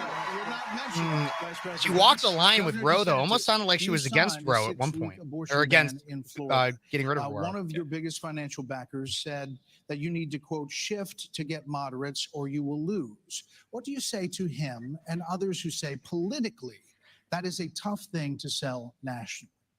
Well, I would say we sold the biggest election landslide victory in the history of the Republican Party in the state of Florida in 2022. That's what I did. We can win. But second of all, look, you got to do what you think is right. I believe in a culture of life.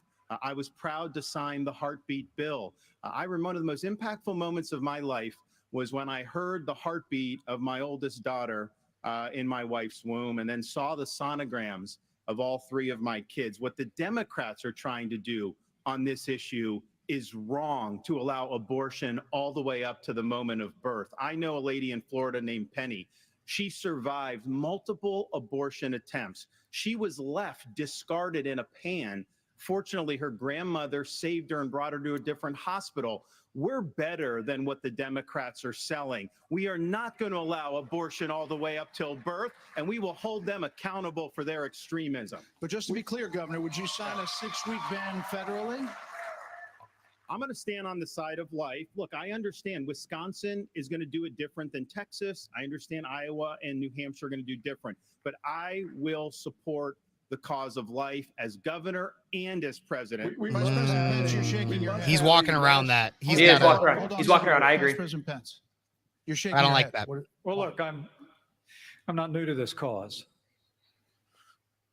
After I gave my life to Jesus Christ as my Lord and Savior, I opened up the book and I read, "Before I formed you in the womb, I knew you.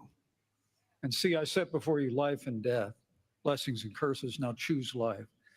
And I knew from that moment on, the cause of life had to be my cause. And I've been a champion for life. I told you this would be where he would. Champion for life as governor and as vice president. And to be honest with you, Nikki, you're my friend, but consensus is the opposite of leadership. When the Supreme Court returned this question to the American people, they didn't just send it to the states only. It's not a states only issue. It's a moral issue. And I promise you, as president of the United States, the American people will have a champion for life in the Oval Office. Can't we have a minimum standard in every state in the nation that says when a baby is capable of feeling pain, an abortion cannot be allowed?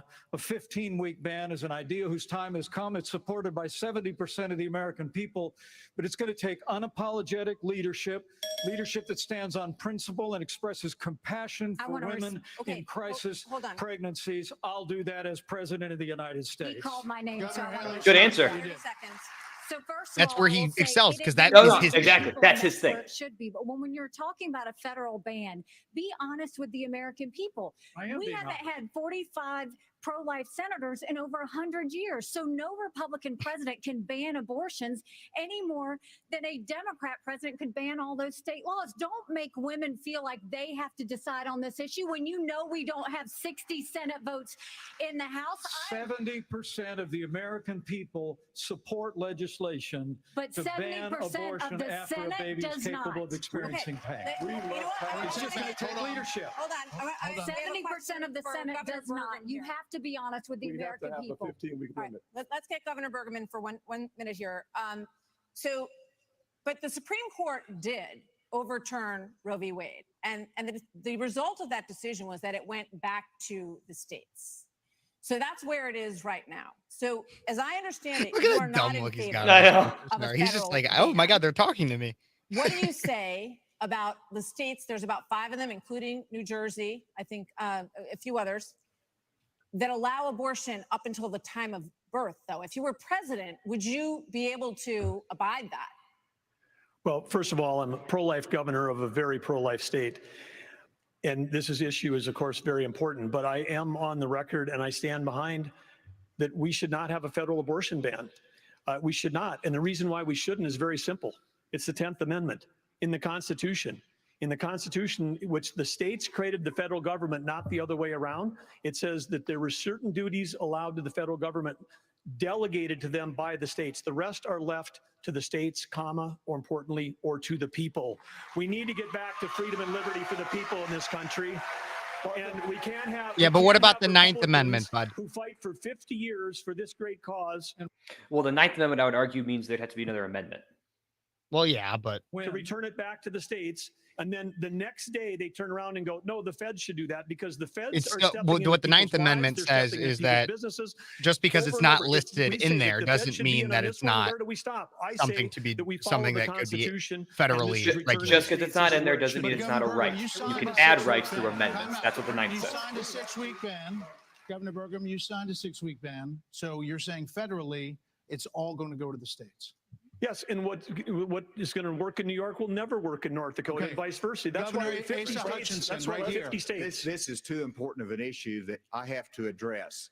First of all, the Supreme Court gave it back to the elected representatives, whether it's the states or whether it's the United States Congress. That's so right. there is authority, and that's why President Biden is pushing for a Democrat proposal, which is, in essence, abortion on demand through the term. So they have their extreme position at a national level. It's most likely going to be addressed in the states, but it's certainly fine for it to be addressed at the national level as well. Arkansas has the record of being the most pro-life state in the nation. See, this is an awful answer because his entire answer is on the precipice of Democrats are doing this, so we should too. That shouldn't be your answer. I agree. Yeah. Outcome here, and it is the most important issue for women and for the unborn child and for our country that we get this right. It's going to be a continued debate.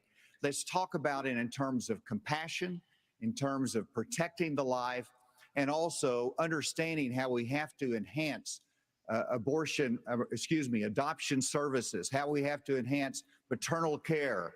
Those things we've done in Arkansas and are important for our nation's future. There are a lot of issues that are very important. Senator, I'll let you weigh in. We cannot let states like California, New York, and Illinois have abortions on demand up until the day of birth. That is immoral. It is unethical. It is wrong. We must honestly, have a president of the United States who will advocate and fight for at the minimum a Thanks for saying my state, I'm 100% Mr. Scott. pro-life conservative. I have 100% pro-life record. I got to tell you, though, we must fight for life. Our Declaration of Independence says our Creator gave us inalienable rights that include life. That is You just had crazy eyes there for a second.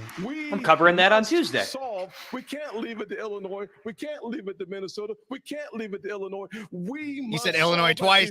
He's really upset about he hates Illinois. I respect that. Yeah, I also hate Illinois. So do I. What I would love is for someone to ask Biden and Kamala Harris, are they for 38 weeks? Are they for 39 weeks? Are they for 40 weeks? Because that's what the media needs to be asking. All right. Another issue is America and the crime crisis, the homelessness crisis. American cities are in decline. People are moving out as homelessness, drugs, crime move in. There are problems accelerated. They did accelerate during the pandemic and are still rising, actually. Murders in Los Angeles, New York, Chicago, all up 30% between 2019 and 2022. Homelessness is up 11%, the largest jump in recorded history. Vice President Pence, a lot of this began in the COVID era. How much of what we're seeing happening around this country is a result of those COVID lockdowns? And is your administration in part to blame for how we got here? Well, I think what's in part to blame is the Democrats been talking about defunding the police for the last 5 years. And we ought to be funding law enforcement, particularly in our major cities, at unprecedented levels. I mean, it's extraordinary to think about the violence that's claiming innocent lives literally every week in every major city in this country. And yet Democrats and liberal prosecutors in major metropolitan areas continue to work out their fanciful agendas, to do bail reform and go easy. What we need is strong commitment to law enforcement. We need leadership in Washington, D.C. that'll marshal the resources of the states, marshal the resources of the American people. But let me also say it's about opportunity. I mean, a lot of people don't know that those Trump-Pence tax cuts that we got signed into law go away at the end of 2025 if we don't have a Republican president and a Republican House and a Republican Senate.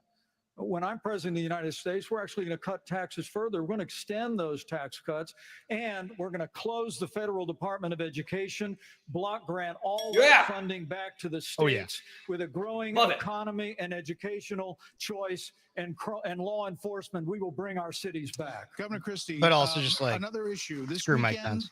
here in Milwaukee, reports say there were 30 shootings, and a number of them including kids. Add that to the big increase in school shootings around the country. Democrats blame this crisis on easy access to guns. They also blame Republicans for blocking gun control legislation. What would President Christie do? You know, I'm proud of the fact, Brett, that I'm the only person along with Governor Hutchinson up on this stage who's actually running United States Attorney's Office. I ran the 5th largest office in America in a state where there is significant urban crime. And the problem is not going to be solved by more money. The problem is that these prosecutors in these localities in the states are refusing to do their job and to arrest violent criminals. So what a President Christie would do is appoint an attorney general who would instruct each of the 93 U.S. attorneys that they are Bring to me take over cheeseburgers. the prosecution of violent crime in every Why don't one we of just those call out cities Christie that for are failing being to do fat? so. Nom, nom, We have nom. plenty of room in the As if federal Trump prisons also isn't to lock fat. up these violent criminals and Yeah, clean up but what's going Trump's on like an old all man. across Like, I the kinda country don't in like- these I individual agree. cities. Christie's Secondly, looking great, though. what we need to I make will sure say, that each Christie and is every one of these criminals understand is that the laws apply to everybody. And when Hunter Biden fills out a fake application, a false application for a gun permit, and then is facing a 10-year mandatory minimum, which was mandated by legislation sponsored by his father. And then you have a Justice Department that walks away from those charges. We're telling people that the law doesn't apply to everybody. In a Christie administration, he would go to jail for 10 years. What about a President Ramaswamy? What does a Chris President Christie is a silver Ramaswamy fox. do about guns? You're So the disgusting and I reality is hate we have you. a crime wave in this country and we know how to fix it. The question is, do we actually have the spine to do it? More cops in the streets who are on the streets able to do their jobs without looking over their shoulder for getting sued. And we also have a mental health epidemic in this country. Just over the same period that we have closed mental health institutions, we have seen a spike in violent crime. Do we have the spine to bring them back? I think we should. As president, I will. But it's not just drugging up people in those psychiatric institutions with Zoloft and Seroquel. It's a deeper issue. I think faith-based approaches can play a role here too. We're in the middle of a national identity crisis. And I say this as a member of my generation. The problem in our country right now, the reason we have that mental health epidemic, is that people are so hungry for purpose and meaning at a time when family, faith, patriotism, hard work have all Let's talk about disappeared. faith, What Vivek. we really need is a tonal reset from the top, saying that this is what it means to be an American. Yes, we will stand for the rule of law. Yes, we will close the southern border where criminals are coming in every day. And yes, we will back law enforcement because we remember who we really are. And that's also how we address that mental health epidemic in the next generation that is directly leading to violent crime Can I across speak this on behalf country. of Governor the American DeSantis, people really here? quickly. Governor DeSantis. We don't have an identity crisis with that. But We're not looking for a new national identity. The American people are the most faith-filled, freedom-loving, idealistic, hardworking No, but people that's the world has crap ever known. though, We because just I need believe we government do to serve have an our people. identity we crisis. do. We do. The difference is you might have some others that like you may have on the stage. It's Morning in America speech. It is not Morning in America. Exactly. We live in a Yes. dark moment, and we have to confront. The I fact agree. that we're in an internal sort of cold cultural civil Mike war, Pence trying and to we push have to this recognize BS people optimism. No. I know. The people watching this debate are not particularly optimistic, and Right. to lie to them, So let me just finish addressing that slogan because I don't know what that slogan means. We need to shut down. people can the see government right state. through your That's crap, actually Mike. how we translate. Crime has been on the rise in Florida, Governor DeSantis.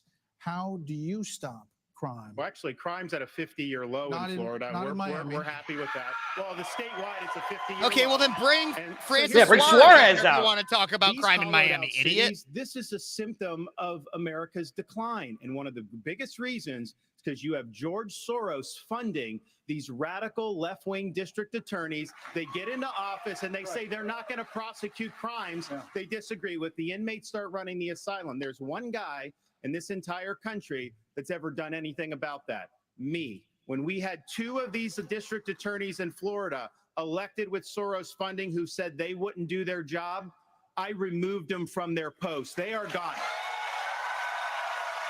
He's good with this. And as president, Yeah, crime is a good issue. He has for a him. record. As president, we are going to go after all of these people because they are hurting the quality of life and they are victimizing innocent people in every corner of this country, and it will stop when I get into office. Okay, one more here before the break, Governor Gorgon. Brett and Martha, I just thought it was interesting. You asked your question about the problems we're having in big cities. Who is this Nobody guy? ever asked the Once question of what about the crime wave in small towns? Because in a small town, neighbors help neighbors. People understand each other. If a farmer gets sick, everybody comes together and helps him get the crop off. There's accountability. There's transparency. One thing that I think this country could use is somebody in the White House that understands small town values, because that's our road back to get this country on track again. Try that in a small town. Yeah, I say he's got to quote that. As former head of the DEA, I understand the drug crisis in America. And right now, whenever you look at the challenges in our inner city, there's 3 simple words that would be helpful. 1, enforce the law when it comes to crime. Secondly, let's deal with the This challenge dude looks of like fentanyl. Dennis the Menace if And he it's aged both poorly. about stopping the fentanyl coming from Mexico, but it's also about education of our young people, making sure that we have the tools that are needed for addiction counseling. That's what we expanded in Arkansas as well. He looks like if Thanos Whenever wasn't you purple. look at the underlying challenge of America, though, no one likes to see an America with smash and grab in our inner cities. As president of the United States, that will stop. It starts at the top with the respect for our justice system that a former president who's under indictment has There it is. undermined by attacking judges, by attacking prosecutors, by attacking the system and saying he's aggrieved. And so we have to have respect for our justice system and the rule of law, and it starts at the top with the President of the United States. Thank you. We're Hold going to on. take a break. We're gonna take a break. Come on, So, everybody, speaking shut of up. that, right now, you are looking live at Fulton County Jail, where former President Donald Trump will be processed tomorrow. So next, the candidates will have an opportunity Oh, to talk that'll about be an the interesting upcoming one. trials of Donald Trump. Interesting. Debate Night 2024, everybody. We are covering it here on Cities 92.9 and Speechless, wherever you're watching from. And I hope you guys are enjoying. I'm really happy. I haven't gotten taken off due to copyright or anything like that. Looks like Crowder's also been covering it a bit too. Josh, what are your thoughts on the last stint that we've had there? Yeah, I mean, last stint was definitely, I think the abortion question was going to be, you predicted what was going to happen. Yep. Pence exceeded. I mean, Pence did phenomenal with his answer. I think starting That's with where Nikki, he thrives. I mean, Yeah. because he's always shown, or at least he's portrayed a devout Christian message, and that's where he has gone to the March for Life and stuff like that for years and years. And he's able to ride off the coattails of Trump for putting on, or for getting Amy Coney Barrett, Brett Kavanaugh, and I know. my I, gosh, get- I'm I, blanking. I always forget the first one that he got on. Yep. But yeah, he got pro-life judges on there, overturned Roe v. Wade, and Pence is able to ride off Trump's coattails for that. That's where Pence did a really good job, or did a really good job in the debate, was hammering on that. DeSantis also did well. Nikki Haley was wishy-washy on that one a little bit.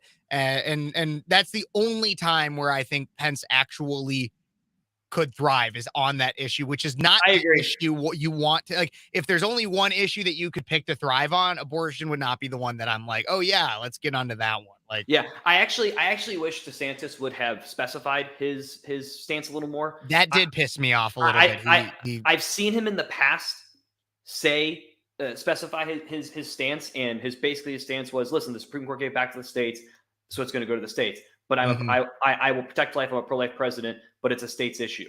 I wish he would say that, or if he has changed his mind even and says, okay, no, I'm going to fight for this, this is the maximum or whatever for like how far. He was a bit on it, but I think he did great on the crime issue. I think the crime question he did phenomenal on. Well, yeah, I mean, when he did take out those two district attorneys that, like you said, were Soros funded and said they weren't going to follow the law. But crime really isn't a hard issue to do well on right now either. Not to discount what DeSantis has done, but just period, because you look at Miami. Okay, that's Francis Suarez, another guy that is running for president who could have been on the debate stage. That is not. I wish he would have taken the opportunity to say that. Yeah, I wish. I wish he would have said that would have been even another way. You're right. Hey, but our statewide, we're at a 50-year low. Miami's still up. Why? Well, Suarez isn't here to answer for that, but that's his fault, not mine. I mean, that could have been a phenomenal little zinger. Yeah, I wonder it's not coming back quite yet, and I don't know exactly when it will. But what do you think the candidates will have to say about the Trump indictments? So Asa, so Hutchinson, Christie, Pence, and probably Burgum are going to be anti-Trump, and they're going to be very pro these indictments, or not necessarily pro the indictments, but pro him being held accountable, whatever that means. Vivek is going to be basically foaming at the mouth to defend Trump because that's what he is. DeSantis is going to focus more on it sets a bad precedent and we can't let the weaponization happen. I think Nikki will probably take that same stance. I was just about to say, I think anybody who's drinking out there and watching, anytime we hear weaponized justice system, weaponized DOJ, anything like that, take a drink, okay? From now on, every time you hear weaponized justice system, weaponized DOJ, you take a drink. That's what I recommend. I have water in here right now. But New York Times, they put a drinking game. I knew that. It was New York Post, I think. I know. New York Post went out, but that was one where it went out. When we hear weaponized justice system, weaponized DOJ, take a drink, because I'm willing to bet a lot of this will be about the weaponized DOJ. Because that's what it really is. It is a weaponized DOJ. Yeah, and weaponized justice system. And I can see a couple of them even calling out Trump for not being there to speak on this issue himself. I think I'm interested to see if anyone will recognize Trump's absence as a part of it. I think that's something that's very interesting. I think it'd be I'm very interested to hear if any of them discuss Trump's absence whatsoever. I have a feeling the next part of this debate is going to be all Trump. They're going to start. Yeah. They're going to start with his indictments, and they're going to go to his absence. They're going to focus on him heavily, I think, here. Let's see what they say. The second hour of this GOP primary debate, policy discussions the Americans want to hear you all on. China, Ukraine, immigration, education. But we are going to take a brief moment and talk about the elephant not in the room. Former President Good Trump comment. has been indicted in 4 different states. Chris Christie's still there, though. 91 counts. He will be processed tomorrow in Georgia at the Fulton County Jail for charges relating to the 2020 election loss. You all signed a pledge to support the eventual Republican nominee. If former President Trump is convicted in a court of law, would you still support him as your party's choice? Please raise your hand if you would. Ooh, it took DeSantis an extra second. It did. Just hold on. So just to be clear, Governor Christie, you were kind of late to the game there, but you raised your hand? No, I'm doing this. Look, I'm doing this. And I know you did. Whoa. No, what's the look, here's the bottom line. Someone's got to stop normalizing this conduct. Okay? Now, whether or not you believe that the criminal charges are right or wrong, the conduct is beneath the office of President of the United States. Mixed response there. And this is the great thing about this country. Booing is allowed, but it doesn't change the truth. Oh. He shouldn't have, honestly, not that I agree with what he said, but a good idea would have just had ignore President Trump, I the believe, audience on was that the one. best president of the 21st century. It's a fact. And Chris Christie, honest to God, your claim that Donald Trump is motivated by vengeance and grievance would be a lot more credible if your entire campaign were not based on vengeance and grievance against one man. Fair point. Fair point. Get his ass, Vivek. Yeah. People blindly bashing Donald Trump without an iota of vision for this country. They could just change the channel to MSNBC right now. But I'm not running for president of MSNBC. I am running for president of the United States. We're skating on thin ice, and we cannot set a precedent where the party in power uses police force to indict its political opponents. It is wrong.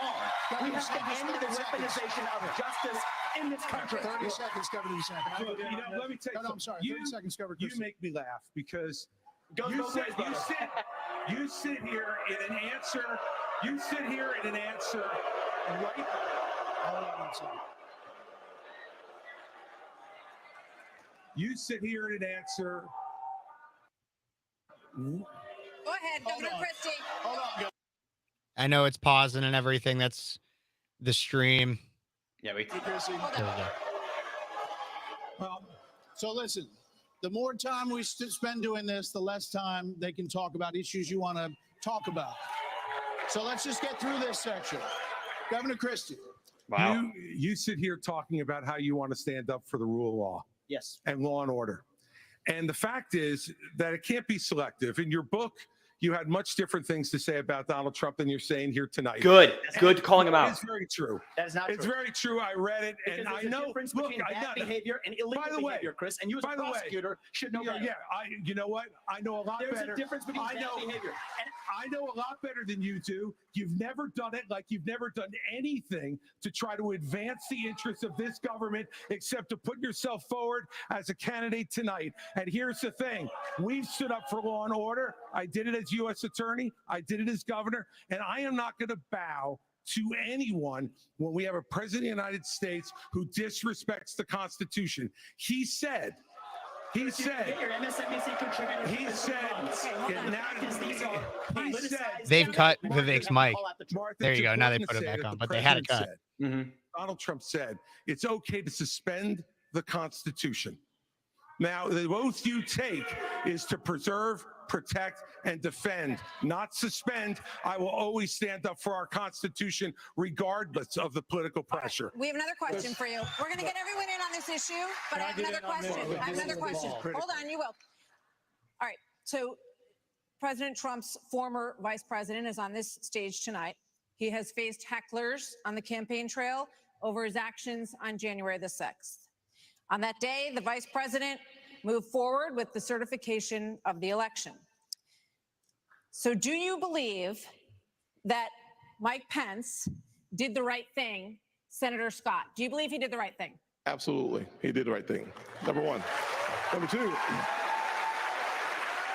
I agree with that. We should be asking ourselves a bigger question about the weaponization of the Department of Justice. There it is. When I'm president, the first thing I'll do is fire Everybody Merrick drink. Garland. Drink. Second thing I'll do, fire Christopher Wray, because we need Lady Justice to wear a blindfold. Without that, no one has confidence in our justice system. 17% of Republicans have confidence in our Department of Justice. Here's why. We keep seeing not only the weaponization of the Department of Justice against political opponents, but also against parents who show up at school board meetings. They're called, under this DOJ, they're called domestic terrorists. Firing Christopher But that's not, but that's not shut down the FBI. Actually have the courage to get it right. Mr. Ramaswamy. Let me finish my comments. Yes. Not only that, in addition to that, we see the SWAT team show up at pro-life activist homes with guns drawn because this DOJ uses their power, uses their authority, not just against political opponents, but against conservatives and conservative causes. It is time for a change in America, and I will bring that change to the greatest nation on God's green earth. He speaks a lot like MLK, I've noticed. Do you believe that A Mike little, Pence yeah, did I the can right hear it. thing on Same January cadence. So here's what we need to do. We need to end the weaponization of these federal Drink. agencies. Right, everybody drink.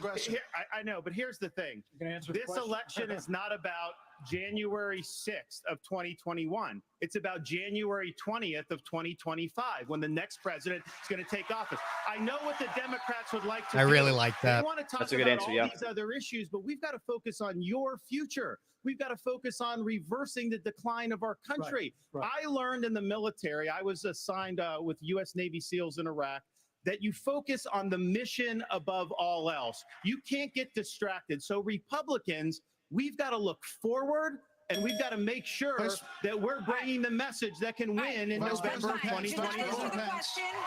Great answer, though. Great answer.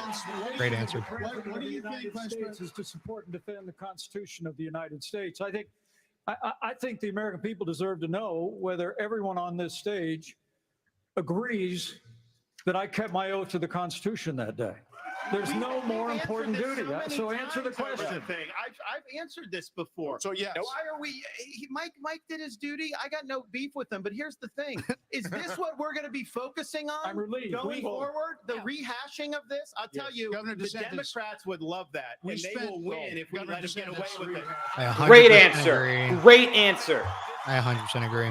And he has answered that before. There's been multiple hostile interviews where he's been asked about Let me that. just say, Governor DeSantis, we spent an hour talking about policy. Former President Trump is beating you by 30, 40 points in many polls. So it is a factor in the GOP primary. I don't understand why that's getting. Because it's not a Trump I did audience. not raise my hand because there's an important issue we as a party have to face. And over a year ago, I said that Donald Trump was morally disqualified from being president again as a result of what happened on January 6th. More people are understanding the importance of that, including conservative legal scholars who says he may be disqualified under the 14th Amendment from being president again as a result of the insurrection.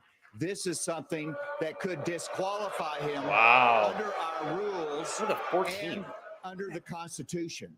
And so, obviously, I'm not going to support somebody who's been convicted of a serious felony or who is disqualified under our Constitution. And that's consistent with RNC rules.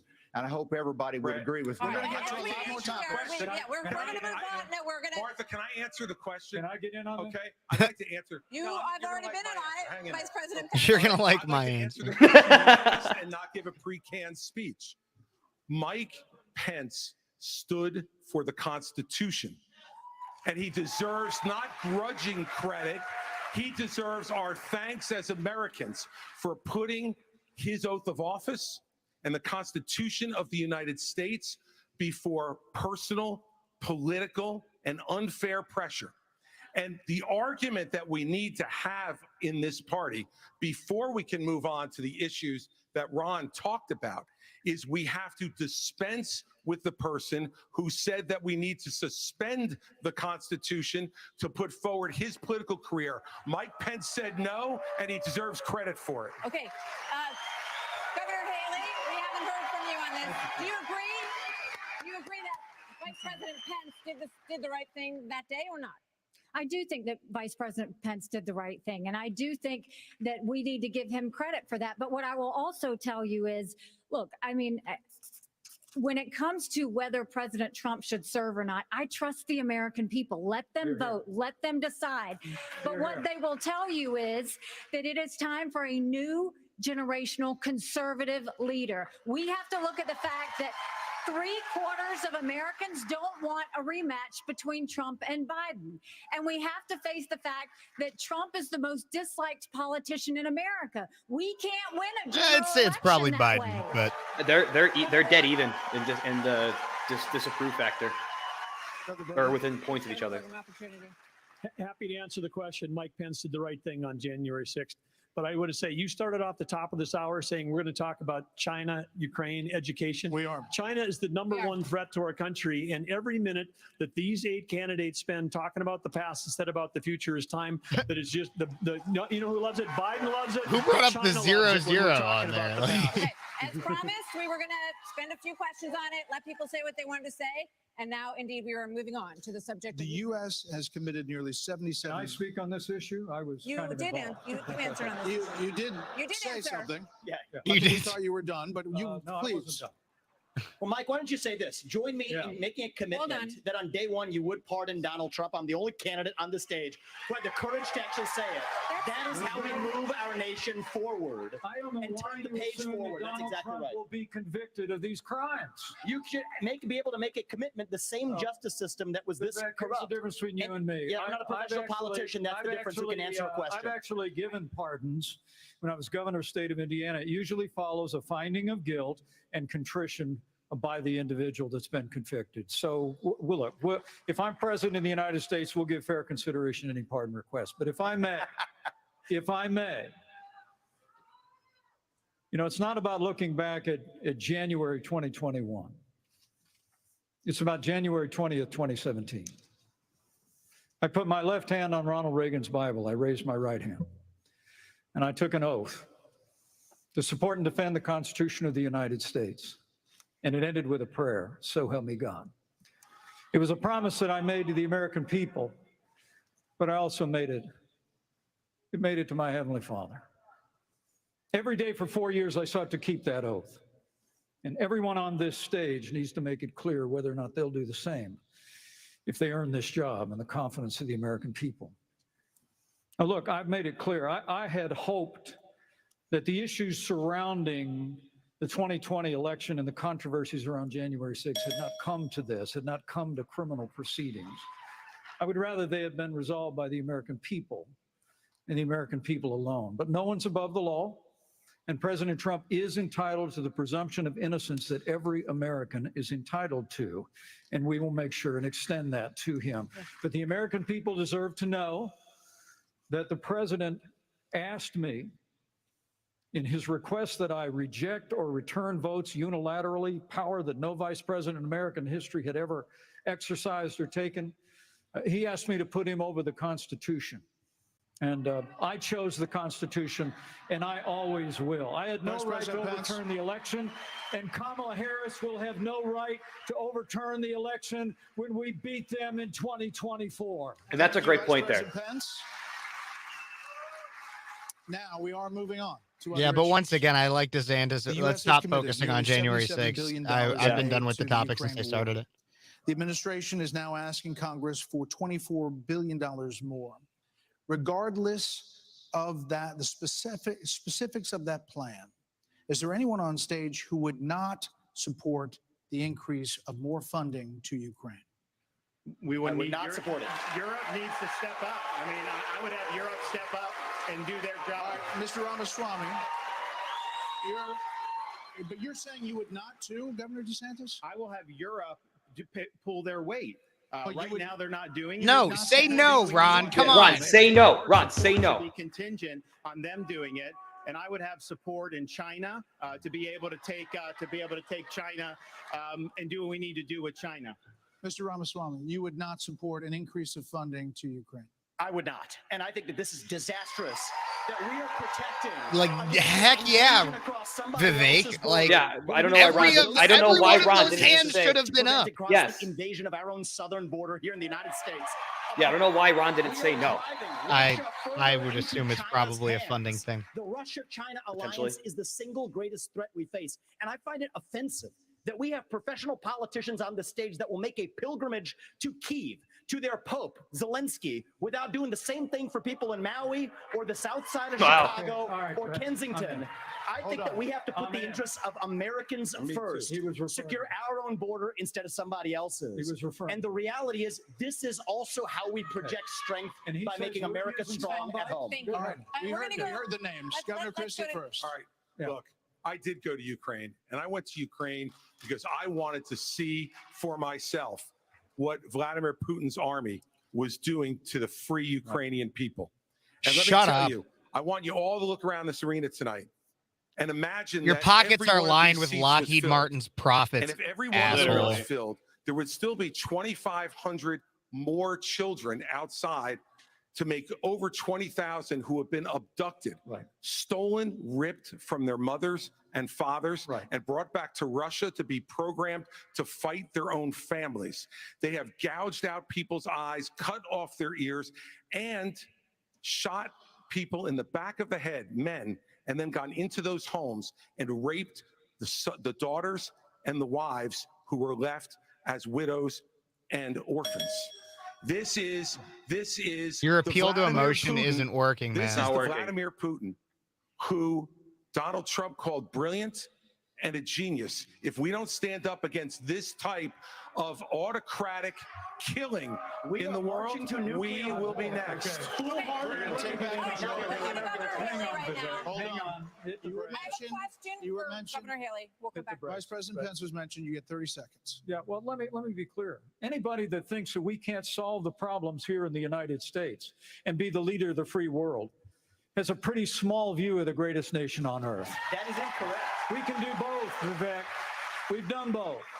We've been the leader of the free world and the arsenal of democracy for years. The Reagan Doctrine years ago made it clear. We said, if you're willing to fight the communists on your soil, we'll give you the means to fight them there so our troops don't have to fight them. Vivek, if we do the giveaway that you want to give to Putin to give him his land, it's not going to be too long before he rolls across a NATO border. And frankly, our men and women of our armed forces are going to have to go and fight him. I want to let the Ukrainians fight and drive Putin and the Russians back out into Russia. I want to just So our briefly troops address aren't going to have Pence. to make that Vice fight. President Pence. I have a newsflash. The USSR does not exist anymore. It fell back in 1990. Did I say The real USSR? threat. You talked about the communists. And the real communists that we have to address Do you right not now have any is the idea what Vladimir Putin's aims you are? already spoke. Now I actually have something to say. Vladimir 30 Putin has been saying he wants to reestablish the old Soviet sphere You've made of your point, influence. Vice President. Vice Now, if President you Pence, think I'm sorry if I insulted him by calling him a communist. He is a dictator and a murderer. And the United States of America needs to stand against authoritarianism. Mr. Ramaswamy, 30 seconds. Zelensky's no saint either, Buckaroo. Communist China. And we are driving Russia further into China's arms. The Russia-China military alliance is the single greatest threat we face. Nobody in either political party is talking about it. And I am the only non-neocon on this stage who will keep us out of war. Mr. Vice President, we can't hear. Mr. Vice President, is to give Russia everything they've got. Cut his mic at this point. Give them a promise that Ukraine will never be in NATO, and then somehow Mr. Vice President. China will not think about taking Taiwan. We achieve peace through strength. Mr. Vice America needs to stand for freedom. Okay. Great sentence that says nothing, Mr. Vice President. When we hear this bell, Yes. that means your time's done. We're done. So, Mr. Vice President, we appreciate your aggressiveness here. 30 seconds is 30 seconds. Mr. Ramaswamy, you were mentioned. You get 30 seconds. So the reality is that today, You just gave him 30 seconds. Hang on. is not a priority for the United States of America. And I think that the same people who took us into the Iraq War, the same people who took us into the Vietnam War, you cannot start another no-win war. And I do not want to get to the point where we're sending our military resources abroad when we could be better using them here at home to protect our own borders, protect the homeland. All right. That will be my top priority in foreign I think policy. we gave you protect more this than the 30 homeland. seconds in the rebut. So I do want to get to some other people because everybody, we respect everybody's time here. So Governor Haley, you did not raise your hand, meaning that you. To the guy in the would comments that support keeps calling more Vivek funding for black, the Ukraine he's war. Hindu, You have an said Indian. of Governor DeSantis that So you know. you didn't appreciate it when he initially called it Yeah, he's a Indian. territorial dispute. Why? First of all, the American president needs to have moral clarity. They need to know the difference between right and wrong. They need to know the difference between good and evil. Right. When you look at the situation with Russia and Ukraine, here you have a pro-American country that was invaded by a thug. So when you want to talk about what has been given to Ukraine, less than 3.5% of our defense budget has been given to Ukraine. If you look at the You know how much percentages 3.5% of our GDP, defense budget 11 is? of the Yeah, that's European a lot of countries have money. given more than Like the near US. But $100 what's billion, really I important is believe. go back to when China and Russia held hands, shook hands before the Olympics, and named themselves unlimited partners. A win for Russia is a win for China. We have to know that. Ukraine is the first line of defense for us. And the problem that Vivek doesn't understand is he wants to hand Ukraine to Russia. He wants to let China eat Taiwan. He wants to go and stop funding Israel. You don't do that to friends. What you do instead is you have the backs of your friends. Ukraine is the front line of defense. Putin has said, if once Russia takes Ukraine, Poland and the Baltics are next. That's a world war. We're trying to prevent war. Look at what Putin did today. He killed Prigozhin. When I was at the UN, the Russian ambassador suddenly died. This guy is a murderer, and you are choosing a murderer over a pro-American country. First of all, I mean, I got to give her credit. That was a decent response. No, I mean, we've sent over $100 billion to Ukraine. And you know, Boeing came off of it, but you've been pushing this lie. You've been pushing this lie all week, You want Nikki. to go and defund Israel? You want to Okay, let me address that. I'm glad you brought that up. I'm I'm going glad. to address each of those right now. This is the false lies of a professional politician. There you have it. Your watch, So the you will reality make is, America less safe. You have no foreign policy experience, and it shows. and you know what? The It foreign shows. policy experience that you all have. Nikki's fiery. The pointless wars we've gotten into. Yeah, I'm kind of like DeSantis though needs to be speaking up because right now it's been for a little bit the Vivek and Nikki show. I agree. I think I heard him try to jump in, and then they And you know interrupted. What friends do? Friends help each other stand on their own 2 feet. So I will lead Abraham Accords 2.0. I will partner with Israel to make sure Iran never is nuclear armed. But you know what I love about Israel? And I've been there probably in the last 10 years more than most people on this stage. You know what I love about them? I love their border policies. I love their tough on crime policies. I love that they have a national identity Good and rebuttal. an iron dome to protect their homeland. And so, yes, I want to learn from the friends that we're supporting. And what puzzles you wanna me cut the is, aid I want to off. learn And from let me those and tell apply you, those to protect it's our not homeland, that Nikki. Israel That is needs the answer. America. America needs Israel. Okay, They Governor are the DeSantis, Governor DeSantis, There we you go. mentioned the territorial dispute.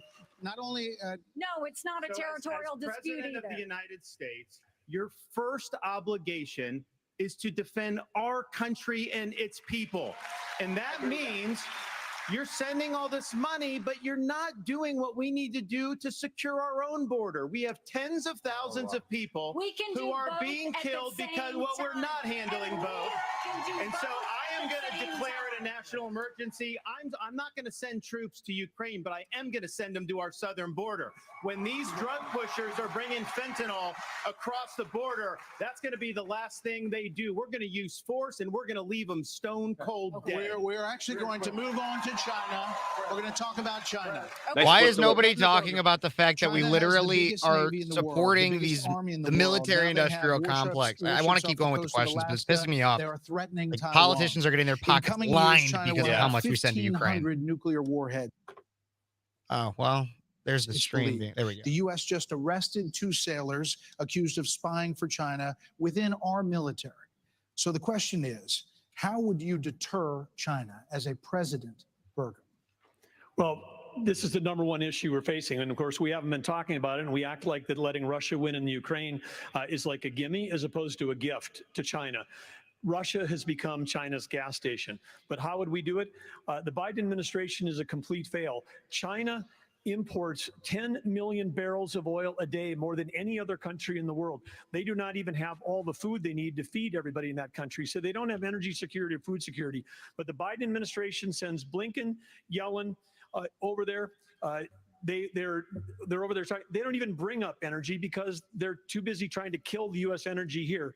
And what we need to do is not meetings, not press releases, because something that would send a Kev will lot be right more back. than a press release is actually Harpoon missiles. We need anti-ship missiles on Taiwan. The way that you have a war never start, which is the goal, the way you have peace through strength is that you actually have strength. You actually have deterrence. And what we have in what we've got going on in Ukraine is an example of when deterrence fail. What is an example there of Biden's disastrous withdrawal from Afghanistan, the fact that he greenlighted Putin moving into Ukraine, and then now they see weakness, and when they see weakness, they make a move. And we have to be strong, and we have to be strong both in Ukraine, and we can solve the southern border. Absolutely, we can do that, because guess what? There's only 19,855 authorized people for the Border Patrol, but they're not all staff because the Biden administration doesn't enforce law enforcement. But Biden administration wanted to put 87,000 people in the IRS as opposed to giving the money in this fort we need to our own Border Patrol. Okay. Senator Scott on China, that same question. And I speak about China. Let's fire the 87,000 IRS agents and hire or double the number of Border Patrol agents. I just left Yuma, Arizona about 2 weeks ago. The most pressing need of the American people from a national security standpoint is our southern border. It has led to the death of 70,000 Americans because of fentanyl, plus 6 million illegal crossings since President Biden has taken office, and 200 people on our national security watch list have been caught at our border.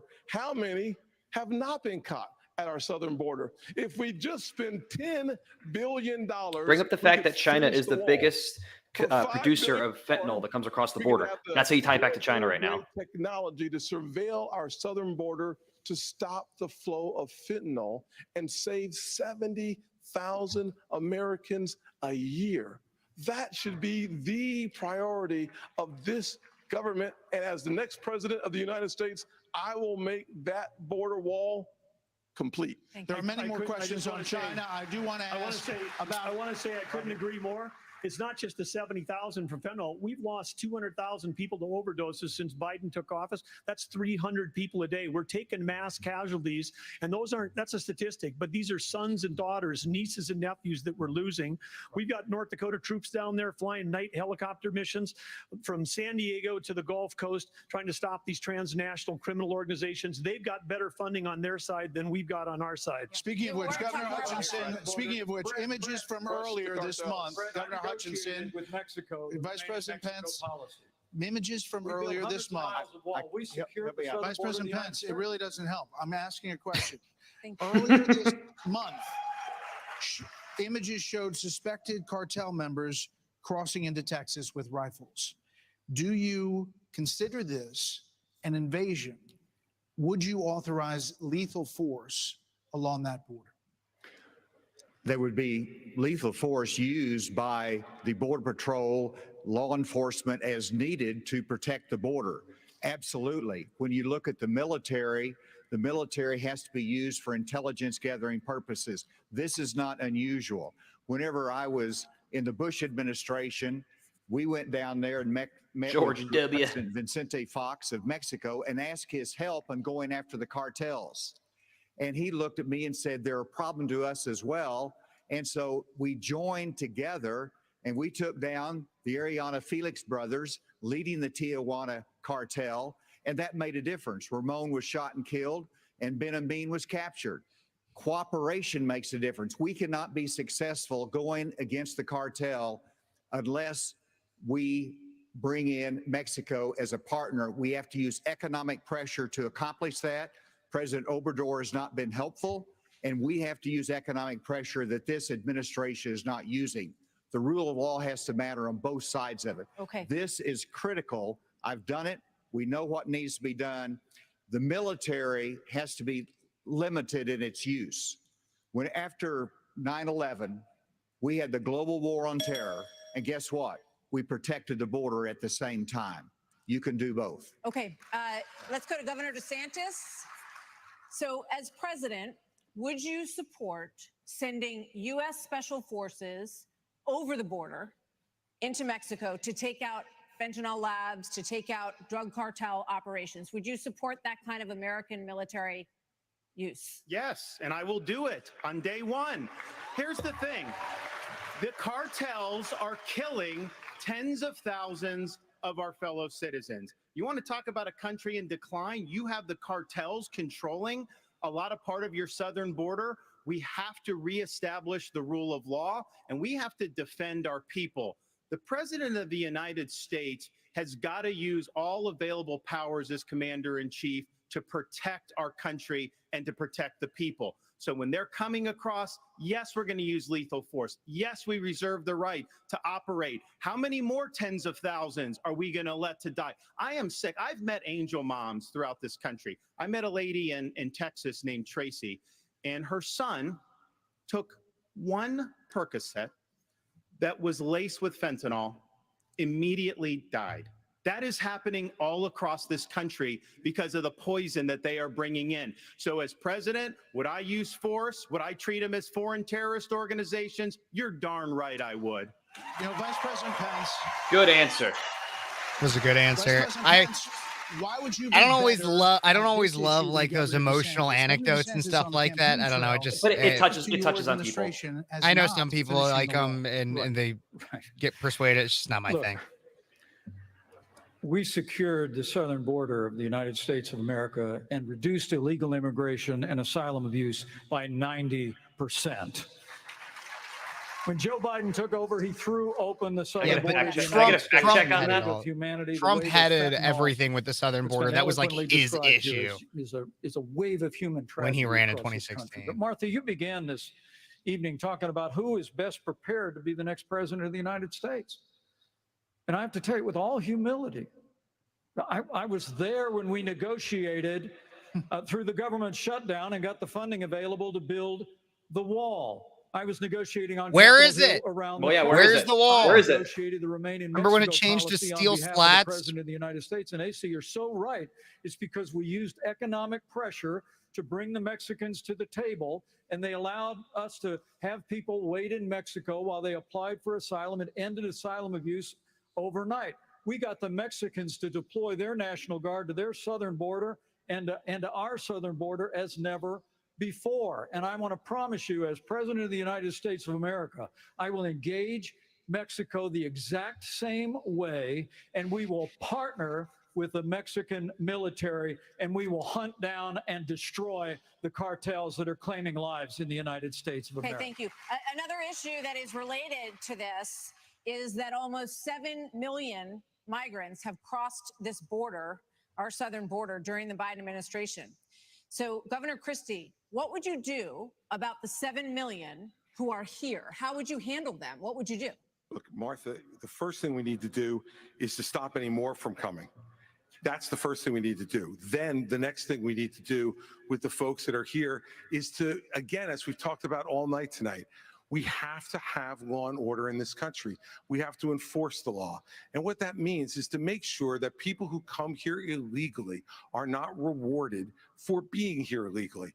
We have so many wonderful people from around the world who are waiting in line, following the law to try to come here and pursue the American dream. And those people are waiting and waiting and waiting because we haven't dealt with the problem of the folks who are here.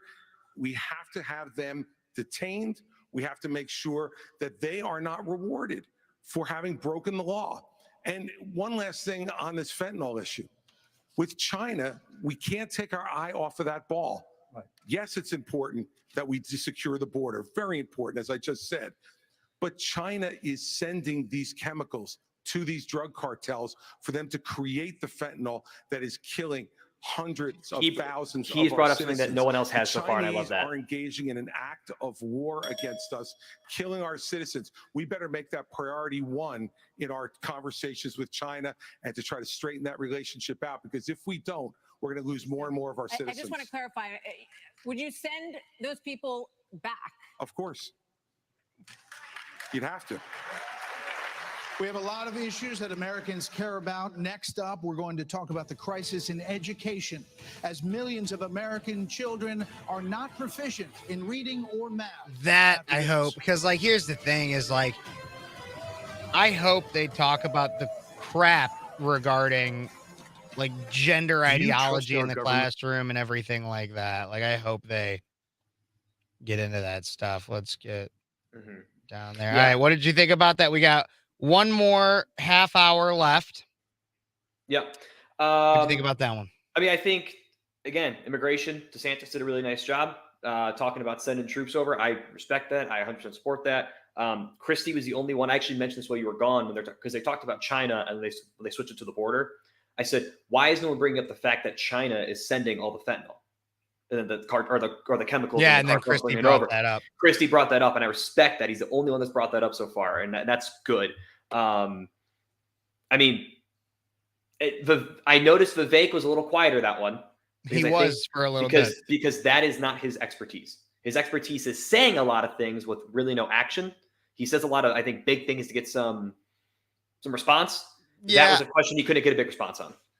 Yeah, I guess I also just think, interestingly, the border has never been his biggest issue. I mean, like he knows a lot when it comes to different foreign policy things. The border is just not been one of them. Like I said earlier, he does know a lot. I'm interested in the fact that he didn't bring up China, that wasn't something that that he decided to try to hit on a lot. I think he was also probably a little rattled from his exchange with Chris Christie a little bit. I'll tell you what, one thing I have noticed is every time someone calls him out, you can see he's visibly rattled and shaken. Oh yeah. And I think that's actually going to hurt him, as people are starting to see him a little afraid. Yeah, I think he's just, I mean, he's a small fish with a lot of big sharks around him. Yeah. I mean, that's why I think he keeps reverting back to the like, oh well, I'm just the young skinny guy on the stage kind of idea, and he always kind of get like, I don't have experience, I'm not experienced, but that's my selling point. That's the kind of stuff. I agree with Jim though. Jim just commented, I expected DeSantis to have said more. I'm very surprised. I think DeSantis, I mean, there's been a few times where he'll cut in at the beginning of a question or something, but he's really being kind of passive, I think, for a lot of this. And I don't think it's necessarily winning. I agree. I think there is almost a method to it. And again, I have no idea. I could see, this is what I could suspect. These first debates are where some people can put their own foot in their mouth. And so absolutely. So he's letting people put their own foot in their mouth. Who right now is putting their foot in their mouth? I think Asa has for sure. I think Asa but Asa came in with low expectations. So and I agree. I think Christie definitely has put his own foot in his mouth. I think Nikki looked bad. I think Pence has looked bad. I think, but you're listing the people that had low expectations. I think Vivek has done very well. I think Vivek has actually looked bad. Really? Which times do you think he looked bad? I think he actually has done really well so far. I think he's said some good things. I think he's had some pretty decent policy things. But my big thing, and this is what I've noticed about him, is when he doesn't seem super confident, he seems to start going on the attack. And it's very Trump-esque, and maybe that's why I'm noticing it. He seems like he's doing the Trump-esque strategy of, I don't know a lot about this, so I'm going to say my answer and then just say, but you're an idiot, and let them fight. Because then again, now they're fighting, now they're dominating. Now no one else can speak. I think it works for Trump. I don't think it works for Vivek. I think Vivek's just going to look like an inexperienced kid. Maybe. I think he's trying to learn his place right now because he's young and new. Let's see what they got to say for the next half hour. American school children, exposing chronic absenteeism, deep declines for reading and math for 15-year-olds and 13-year-olds. Governor DeSantis, you would eliminate, you said, the Department of Education. Education should be somewhere would DeSantis you still thrives. have a responsibility to fix this crisis as we see it? Absolutely. The decline in education is one of the major reasons why our country is in decline. We need education in this country, not indoctrination in this country. And in Florida, this teacher approves. We stood up for what was right. First, we had schools open during COVID, and a lot of the problems that we've seen are because these lockdown states lock their kids out of school for a year and a half. That was wrong. We stood up. I took a lot of fire for that. I was pilloried by the media, but I stood for our kids. And as president, I'll stand for you and your kids as well. But we have to make sure that what our schools are doing is focusing on solid academics. In Florida, we eliminated critical race theory from our K through 12 schools. We eliminated gender ideology from our K through 12 schools. And we have elevated the importance of American civics and teaching our kids about the Constitution and the Bill of Rights. As president, I'm going to lead an effort to increase civic understanding and knowledge of our Constitution. We cannot be graduating students that don't have any foundation in what it means to be an American. Mr. Ramaswamy, hold on, Senator Scott. It's my boy. You've said that the Department of Education, the FBI, the ATF, the Nuclear Regulatory Commission, the IRS, the Department of Commerce, many of these should not exist. That's correct. So to the education question, how would you deal with the crisis? So look, we have a crisis of achievement. Let's shut down the head of the snake, the Department of Education. Take that $80 billion, put it in the hands of parents across this country. This is the civil rights issue of our time. Allow any parent to choose where they send their kids to school. End the teachers' unions at the local level to allow public schools to compete. And then revive our national identity where every high school senior should have to pass the same civics test that, frankly, every immigrant, including my mother, had to pass in order to become a citizen of this country. Make a note of And one the thing he fact of said. the matter is, look, You're going to it's make your hard kids education take an policy immigration that test also now, rests aren't you? with the family. They already do. I didn't grow up in money, but you know the word privilege gets used a lot. Well, you know what? I did have the ultimate privilege of 2 parents in the house with a focus on educational achievement. And I want every kid to enjoy that. So part of the problem is we also have a federal government that pays single women more not to have a man in the house than to have a man in the house, contributing to an epidemic of fatherlessness. And I think that goes hand in glove Cue with Tim the Scott. education crisis as well, because we have to remember education starts with the family, and the nuclear family is the greatest form of governance known to mankind. So, Governor Burgum, Governor Haley has said that biological boys playing in girls' sports is the women's issue of our time. You said that even though you signed a ban on this in North Dakota, that there hadn't been one instance where it was actually needed. Are you saying that you think that too much is made of this issue? No, I'm saying in North Dakota, we made a priority of protecting women's sports, and we've done that in our state. But I would absolutely do that. But I do think when we start talking about education and we think that we're going to have a federal government one size fits all, we're just completely losing track of the fact that education differs by states. Some school districts are doing a fantastic job, some less so. But the idea that every school district in the state and every teacher is somehow indoctrinating people is just false. You know, when I was building a company from scratch, you know, with small town kids, and we went, you know, grew up in a town of 300, but we built a global company in 132 countries with over 100,000 customers. We listened to those customers. We spent time with them. We talked to them. We did that. And as governor, well, education is one of the biggest part of a state budget. So as a governor, I shadow a student. The night before I find out the student finds out, I'm going to go to every class with them.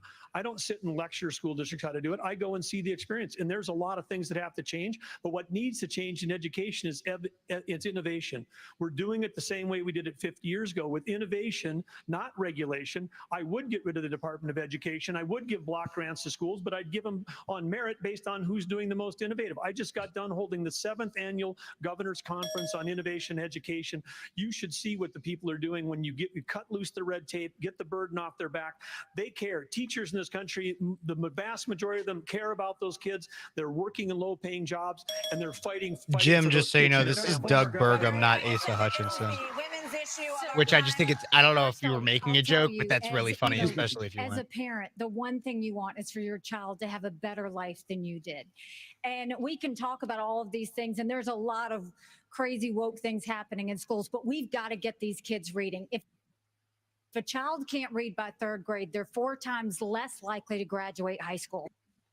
Sorry about the pausing and stuff, everybody. I don't have a direct make sure feed. We bring in reading remediation all over this country. We need transparency in the classroom because parents should never have to wonder what's being said or taught to their children in the classroom. Parents need to be deciding which schools their kids go to because they know best. And let's put vocational classes back into the high schools. Let's teach our kids to build things again. When we do that and we allow that innovation, that's when it'll get back. And yes, I will always say I'm going to fight for girls all day long because strong girls become strong women become strong leaders, and biological boys don't belong in the locker rooms of any of our girls. We're going to start the lightning round, and the first question is going to go to you, Vice President. This will be is fun. A lightning round of questions, 30-second answers, please. President Biden will be 82 years old on Inauguration Day. Nearly 70% of Americans say that he is too old to serve. Should presidents have to pass a mental and physical test in order to serve, Vice President Pence? Well, it might be a good idea to have everybody in Washington, D.C. pass a mental. Good answer, Mike. That's a good answer. I like that. Okay, Mike. 30 seconds. No, the American people can make those judgments. But let me say, I'm running for president of the United States because we don't need a president. Then he said no old. right after, and I'm like, yeah. And we don't need a president who's too young. We need a president who's been there. Oh, calling out Vivek. Yeah, he pissed off the how the White Vivek House crowd. works, how states work. And on this education issue, Martha, I was fighting against No Child Left Behind when Republicans were doubling the Department of Education. I'll also shut down the federal Department of Education. And when I was governor, we doubled the size of the largest school choice program in America, and we'll give school choice to every family in America when I'm in the White House. This is a lightning round, Mr. Ramaswamy. I think you were mentioned there. You're 38. You're the youngest on the stage. You've said, and you just said, you want a civics test or public service for those under 25 to be able to vote. So the question is, do you want a mental acuity test for presidents over 75? I believe in the people of this country to tell the difference between somebody who's an automaton and somebody who's actually a thinking agent in the White House, which we don't have in there today. And I will tell you, I want to address Vice President Pence's comment. I think we do need somebody of a different generation to lead this nation forward. Look at the way I've run this campaign. Going to the south side of Chicago, to Kensington, in the middle of Philadelphia, where traditional Republican candidates don't go. We have an opportunity to build a multi-ethnic working class majority to deliver a landslide. And I think I'm the only candidate in this race, young or old, black or white, to bring all of those voters along to deliver a Reagan 1980 revolution. We're going to do it in 2024. Same question to you, Governor. In a presidential election until 20. I will answer that. I will answer that. 30 seconds. 30 second quick answer. You guys have to get control of this debate. Everybody's going to get a chance. Listen, we're getting control of the debate. This is a lightning round, not rolling thunder. Governor Hutchinson, That's good. 30 seconds on the same question. I wonder how long he Education, practiced that. First of all, look at Arkansas. We have to compete with China. I built computer science education. We led the nation in computer science education, going from 1,100 students to 23,000 students taking it. This is how you compete with China. As President of the United States, I will make sure we go from 51% of our schools offering computer He's just science not answering the to question. every school in rural areas and urban areas offering computer science for the benefit of our kids, and we can compete with China in terms of technology. Thank you, sir. This is going to go to this is coming to you. We're trying to do a quick round of different topics here. So, Senator Scott, faith is on decline in this country. You talked about it a little bit before tonight. So, is there a role for a president of the United States in changing that? What would you do to change that? Well, our nation was founded upon the Judeo-Christian values that has made this the greatest nation on God's green earth. I'm a big believer in Ephesians 3:20 that God is able to do exceedingly abundantly above all that we ask or imagine. Our responsibility should be to model the behavior we want others to follow. On education, the only way we change education in this nation is to break the backs of the teachers' unions. They are standing in the doorhouse of our kids, locking them into failing schools and locking them out of the greatest future they could have. As President, Governor DeSantis, would you support some mandatory military service for all Americans? I think it should be voluntary. I'm somebody that volunteered to serve, inspired by September 11th, and I deployed to Iraq alongside U.S. Navy SEALs in places like Fallujah, Ramadi. And it's something that I think has taught me, you know, when you go in that type of environment, anything you have, your personal agenda, you check it at the door. You go there, and it's about focusing on the mission above all else. And guys come together, and they get it done. And that's how I would view being the president of the United States. It's not about me. It's not about all these other side issues. My sole focus will be on your future and reversing this country's decline.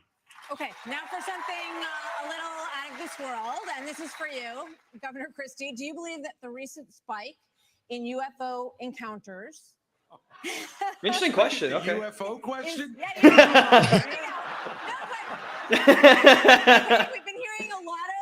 We've been hearing a lot of testimony in Congress, and people are taking this a lot more seriously. And we're hearing that, you know, there are things going on that people aren't aware of.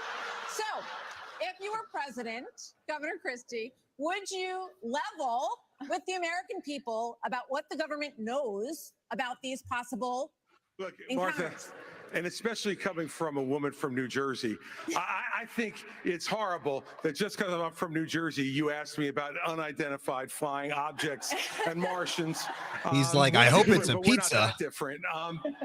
Look, of course, the job of the President of the United States is to level with the American people about everything. The job of the President of the United States is to stand for truth. The job of the President of the United States is to be a role model for our children and our grandchildren. And so whether it was UFOs or this problem of education, and Tim's right, by the way, and I started this in 2010 by going right after the teachers' unions in New Jersey and drove them down to an all-time low popularity rating because they were putting themselves before our kids. That is the biggest threat to our country, not UFOs. Okay. Well, coming up, we've got closing arguments. Plus, right after the debate, Hannity is live from the spin room right here in the Fiserv Forum with reactions. I guess we got one more candidates. commercial break. As soon as Josh, they what step did you off the think stage, about we'll be the back after this. UFO question? I mean, I think Christie just earned my vote because he said he's going to give us the truth about aliens. I mean, that's really what I'm worried about. I mean, I think it's a fun question, and I think it kind of ties into the whole, are they being truthful? I get the aspect of it. It is a fun question. I wish they all would have answered that, if I'm being honest. I think just as a little, like, let's calm down, have a little fun sort of thing. Yeah, absolutely. I'm interested to see what these closing arguments here. You look, every time DeSantis answers a question, I think his answer for the most part, besides the abortion one that he flip-flop a lot on, for the most part, I'm usually pretty impressed with the answer. But I think that he's been, and I get the idea that you came with earlier that was, oh, well, let other people put a foot in their mouth and stuff. But I mean, like, I even saw a tweet. I was looking to see what's trending on Twitter about people right now, right? And I saw Jack Posobiec comes out, obviously major Trump guy, but he goes, I'm surprised to see even Ron DeSantis didn't show up to the debate tonight. And I chuckled because, again, he's been passive. I feel like he's been almost cookie cutter and boring. Like, there's been nothing where I've been like, wow, like that was unexpected but great. I think he was flip-floppy on abortion. I think that he evaded Ukraine a little bit too. I haven't been particularly impressed. What are your thoughts? I mean, I think I'm still going with my theory that he's going to be a little quiet, to let people put their foot in their mouth. I think Vivek, when he answered education, I think him and DeSantis both had really good answers for education. I think you combine both of theirs. That's exactly what we should do. One thing I didn't like is he said, and I wrote this down, he wants to get rid of the localized teachers unions. I think that's the wrong answer. I think localized teachers unions can be really good because then it's a school community trying to help each other. It's the national teachers unions that need to go away.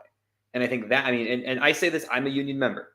I'm a member of my union. My localized union is phenomenal. It looks out for the community. The national ones are the problem. Yours, yes, but like then you get places like CPS, NY Public School, New York City Public Schools, those, because at that point you're at such large scale where it's not even like it's local because the school district's so large, and so then thus the union is basically like a fourth branch of government in that locality. Mm-hmm.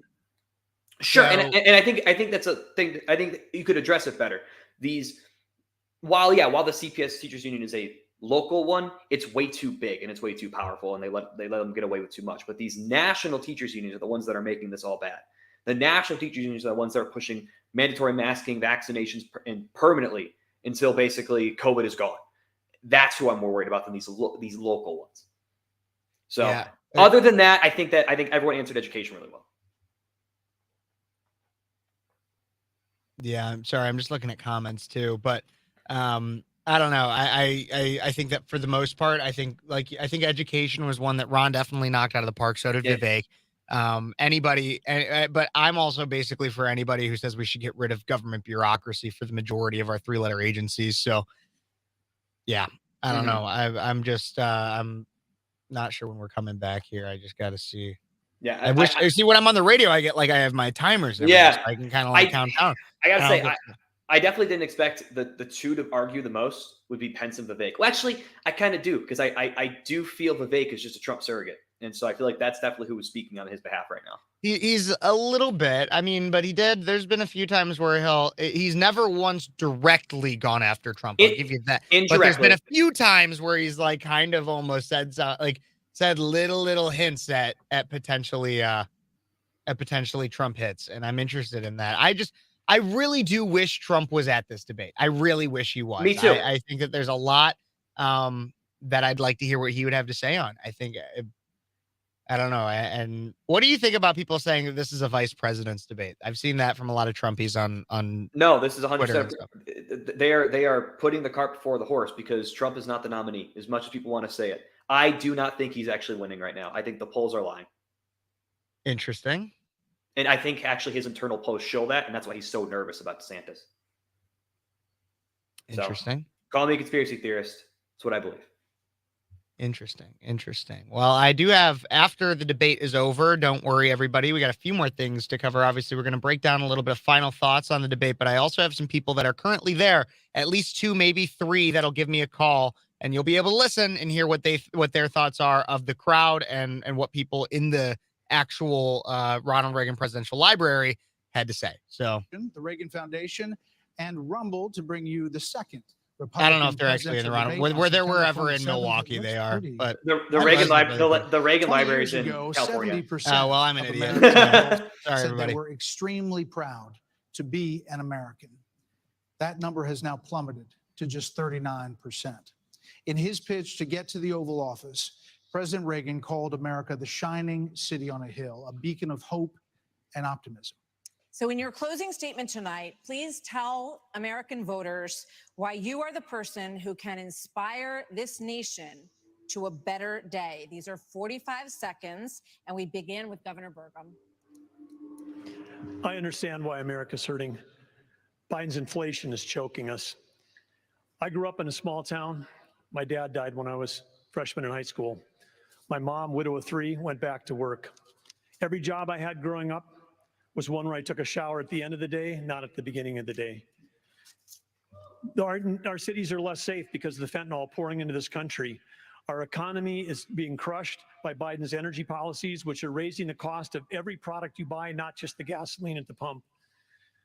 One thing that I'll do as president, I'll secure the border. I'll get this economy sprinting, not crawling like it is right now. And I would say that other thing is for sure, when I'm on a horseback in the Badlands of North Dakota, it looks like the horizon is just limitless. And when you can almost see beyond that horizon, you can see that this great country, our future is unlimited. But we've got to focus on innovation, not regulation. We've got to cut the red tape. We got to drive ourselves forward. The way we win the Cold War with China is by growing our economy and through innovation. And as president, I will bring out the best of America. I will improve every American life. Well, we hope you're back on your horse soon, Governor. Burgum has actually shocked me. He's done a decent job. Our nation is Every in time the trouble. camera goes on him, It's though, in he's trouble just like because of failed leadership. surprised they're talking to him. And the solution is not 4 more years of Joseph Biden. The solution is not 4 more years of Donald Trump. The solution is new leadership that can bring bold ideas to America and to bring out the best of America. A president's #1 responsibility is to bring out the best of our people. That's what Ronald Reagan did. And he did it with optimism and hope for our country, with consistent conservatism. That's exactly what I bring. As president, I'll bring out the best of America in terms of individual responsibility, building our economy, in terms of securing our border, enforcing the rule of law. I'll bring out the best of America in terms of our national character, our faith, and our hope for the future. Join in this fight, ASA2024.com. Thank you. Senator Scott. Thank you. Newt Gingrich makes. I was a disillusioned young man growing up in a single-parent household, mired in poverty. I wondered if the American dream was real for a kid like me.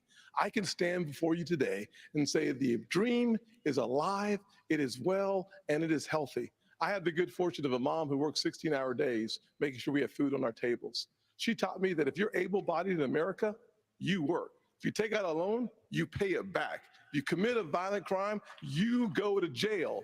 And if God made you a man, you play sports against men. I'm happy he's ended that with, if you play sports. For your vote, and if you're in against Iowa, men. I'm asking you to caucus for me. You can go to votetimscott.com for more information or to make a contribution. Governor Christie. Thank you, Brett. Thank you, Martha. Look, everybody on this stage wants to be the next president of the United States. And the only way that's going to happen is if we beat Joe Biden. I'm the only one on this stage who's ever beaten a Democratic incumbent in an election. I did it in a deep blue state, being outspent 3-1. Beating a Democratic incumbent is not easy. The last Democratic incumbent president who was defeated was Jimmy Carter. And he was defeated by a conservative governor from a blue state who knew how to get results, who stood for the truth, who cared about accountability, and stood strong and hard against waste. Those are the very things that I did in my 8 years as governor of New Jersey, and it's exactly what I'll do as president of the United States. Believe me, the Democrats want some other nominee who's never beaten the Democratic incumbent. I'm the one who can win this race, and if you give me the chance, I will restore our country by winning it. Thank you. Good Governor closing Bailey. response. Several weeks ago, I dropped my husband, Michael, a combat veteran from Afghanistan, off at 4 a.m. for another year-long deployment. I watched him and 230 soldiers pick up their 2 duffel bags of belongings to go to a country they had never been, all in the name of protecting America. If they are willing to protect us from there, we should be willing to fight for America here. I will beat Joe Biden, and he knows that. I will strengthen our economy, and we'll bring this inflation down. We will put transparency in the classroom. We will secure our borders. We will have the backs of our law enforcement, and we will make sure we have a strong national security. And once again, we will make sure we have an America that is strong and proud. We have a country to save. Join us. Go to NikkiHaley.com, and let's get it done. Vice President Pence. Thank you, Brad and Martha, for this evening. It's an honor to be here. Joe Biden has weakened America at home and abroad. The disastrous withdrawal from Afghanistan, their war on energy, runaway spending that launched the worst inflation in 40 years, a crisis at our southern border, an assault on our values and liberties, and the American people have had enough. But I know we can bring it back. But different times call for different leadership.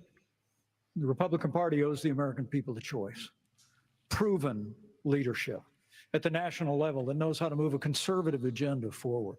We proved in the Trump-Pence years you can turn this country around faster than you can imagine. And I have faith we will again. Because I have faith in the American people. The good, decent, hardworking, faith-filled, idealistic people of this country. And I have faith that God is not done with America yet. And if we will renew our faith in one another and renew our faith in Him who has ever guided this nation since we arrived on these wilderness shores, I know the best days for the greatest nation on earth are yet to come. Thank you. Mr. Ramaswamy. I was born in 1985, and I grew up into a generation where we were taught to celebrate our diversity and our differences so much that we forgot all of the ways we are really just the same as Americans, bound by a common set of ideals that set this nation into motion in 1776. And this is our moment to revive those common ideals. God is real. There are 2 genders. Fossil fuels are a requirement for human prosperity. Reverse racism is racism. An open border is not a border. Parents determine the education of their children. The nuclear family is the greatest form of governance known to man. Capitalism lifts us up from poverty. There are 3 branches of government. Talking point, not just 4. talking. And the U.S. Constitution, it is the strongest guarantor of freedom in human history. That is what won us the American Revolution. That is what will win us the revolution of 2024. Thanks Constitution didn't exist during the revolution. Thank you. Just to fact check him. Governor DeSantis.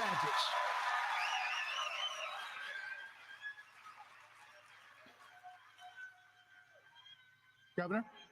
This is our time for choosing. We will send Joe Biden back to his basement, and we will reverse the decline of this country. I'm a blue-collar kid. I work minimum wage jobs to be able to make ends meet. I understand the importance of the American dream, and I know how that's slipped away from so many millions of Americans. We'll restore it. I'm a veteran who served in Iraq. I know what it means to put service above self. I'm also a dad and a husband to 6'5" and 3-year-old. I understand the importance of protecting parents' rights and the well-being of our children. In Florida, we showed it could be done. I made promises and I delivered on all of those promises. 2024 is make or break. We're not getting a mulligan, no excuses. I will get the job done. And as your president, I will not let you down. God bless you all. Well, we want to say thank you. Thank you to all the candidates on the stage tonight, and thank you to Milwaukee. Thank you, everybody. We will see you on the campaign trail, from debates to primaries to the general election and the conventions before that. Thanks for joining us. Sean Hannity from the Spin Room starts right now. Take it away, Sean. Take it away. Obviously, Sean Hannity will be up next on Fox News. However, I just cut Josh out there. I now am getting a call. I'm willing to bet this is one of the people that I have calling in from the debates. Let's see who it is. Hello, hello. Hello. Hi, this is Dolan. My name is Dolan Bear. I'm the president of Wheaton College or Wheaton Turning Point. How's it going, And Dolan? I'm here at the debate. Awesome, awesome. So you're live right now on my live stream and everything. Josh, can you hear him okay? Yeah, I can hear him. Yeah. Okay, awesome. Dolan, tell us a little bit about what the energy in the room was like. Yeah, so I think it was pretty high energy the whole night, even though, Trump wasn't here. But there were candidates that brought the energy. I'm thinking particularly of like Vivek. There were even moments from, candidates like Mike Pence and Nikki Haley that got a lot of cheers. And then there were also a lot of boos, because this is an energetic crowd, especially since Yap is here today. Absolutely. Well, can you tell me a little bit, who did it seem to you won the debate? I think Vivek really made a name for himself because, most people before today didn't really know who he was. And I think he had a great showing. I think Pence maybe solidified the never Trumper vote over, say, Asa or Chris Christie. And I think Nikki Haley kind of got her little niche of sort of the establishment Republican there, with her quirks. Absolutely. And would you say anything about a possible loser? Do you think anybody lost the debate? I think Chris Christie kind of sealed his fate here. He was booed, basically every time he talked. Doug Burgum and Asa, they were fine, I guess, but they didn't generate much hype. And, the sort of low-tier candidates should probably start dropping off pretty soon. Absolutely. Awesome. Well, any other final words, any other insight you can provide from being on the ground at the debate?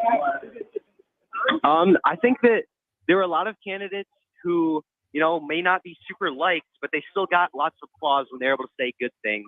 I think that's a good message that everyone here tonight is able to, look more at policy than let their personalities get into it. I think that's good news for the Republican Party going forward. And also, would you like to talk to another Turning Point member here with me? Yeah, sure. Who am I? Who else can I talk to? All right. I'll hand the phone here to Julia Rappaport, who's my VP at Wheaton. Awesome. Julia? Right, here you are. Hello, this is Julia Rappaport. Hey, Julia. How's it going? How did you enjoy the debate? I loved it. It was so much fun. Awesome. Well, tell me a little bit about your thoughts based on what the candidates had to say. Also, how old are you, by the way, if that's okay? I am 20 years old. My voice sounds a lot younger. All good. So 20 years old, attending the debate. Tell me about who you think the winners and losers of the debate were, from your opinion. I thought Vivek Ramaswamy did amazing, that he was able to respond to each person that went for him. He was the most called out throughout the debate. I thought that Ron DeSantis didn't do as well as I would have hoped. And all around, they were really great. My favorite was probably Vivek. That's amazing. Well, just finally, a lot of people, from what I can see, seem to be complaining that Ron DeSantis did not speak as much as other people thought he should. What did you think about that, being in the room? I totally agree. I would have wanted to hear more from him. Or Chris, there just wasn't very much coming from him. Absolutely. Well, any final words, any other thoughts, anything else of interest that you'd like to share about your experience there? Well, I'm a loyal Trump supporter, so I will be voting for Trump. But I think that they are all great candidates for VP, especially Vivek. Amazing. I do have one final question. Being at a debate where obviously Trump was not there, still saying that you plan on voting for Trump, is there anything that any of the candidates could say or do, or that Trump could say or do, that might make you change your mind? I don't think so, because Trump has already shown himself as the greatest president. And I think that these people are great, but Donald Trump is essentially an incumbent. Amazing. Well, I really appreciate your opinion and for joining me here on Speechless. Thank you so much. It was a pleasure to talk to you, Julia. Thank you so much. Have a great night. Of course. Bye. Bye-bye. I don't even know if she knew my name, but That's okay. she was just handed a phone. And Well, was hey, like, hey, Kev, most women don't. That's fine. that was mean. Okay. It's Wow. true. Wow. Well, I know I'm going to probably get some more calls here sometime soon Yeah. from some other people that were on the ground, but it's very interesting hearing their opinions, especially being a young Trump supporter, 20 years old. And that's the great thing. I'm really fascinated to be able to get the opinions of a lot of young people. Mhm. So anybody who's still out there watching, I really do appreciate it. Like I said, I'm going to have a few more people call in that were at the debate to understand their emotions from feeling out the different voters in the room and what they would say they felt like was going on at the debate. But Josh, what are your thoughts based on the calls that I got?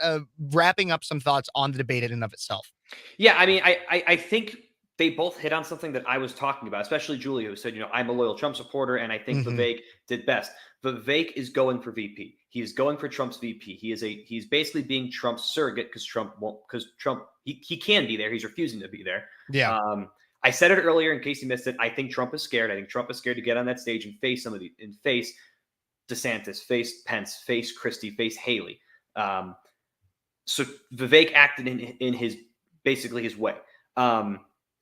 Overall, I think a lot of and I think another thing Dolan said was interesting was even people that weren't necessarily liked got applause when they said good things. And I think that gives me a little bit of hope that people are really focused on policy and actual good ideas. It doesn't matter who's saying it. Yeah, you might not like Mike Pence, but if he said something good, you're going to applaud. Even there's people I didn't like who I said, but you know what? That was a really good answer they just gave. And I like what they're speaking on. Yeah, and there's one thing though that I do want to say with that is these are all people that are trying to get elected, right? Oh, right, exactly. And so that's the thing that I want to be clear on when we kind of talk about this, because like, yes, there are things where I'm like, that's a great thing to say, but the like trope, the common trope about politicians is that they will talk until the cows come home. But let's see the action. And that's why that's why I think Vivek knows what to say 100%. Yes. And that's why it's hard. It's why it's even hard for me to not get a little bit like enamored with what he says, because he sounds really smart and he says all the right things, but he doesn't necessarily have that record to back it up. And there's something to be said about that. And the fact that, okay, I'm an outsider. That's how Trump got elected in 2016. I'm an outsider. I'm not a politician, all that stuff. Great. But we know that there's some people that can get things done. Speaking of people that can get things done, I'm somebody who's gotten things done by getting callers. And so I got another one on the line right here. All right. Got somebody on the line. Who am I talking with? We never could break. This is Nate Harris. Nate, how's it going? We talked with you at the beginning of the debate, got a little bit of a feel for what's going on. Tell me about how you're feeling now that it's over. What are your thoughts? So there were several takeaways that I had. Yep. First and most importantly, I think Vivek Ramaswamy really killed himself in this debate. You think he killed himself? I think he did not do a good job. Okay. Nate, I love you. And the reason why I say that is he didn't come across as anything other than kind of childish.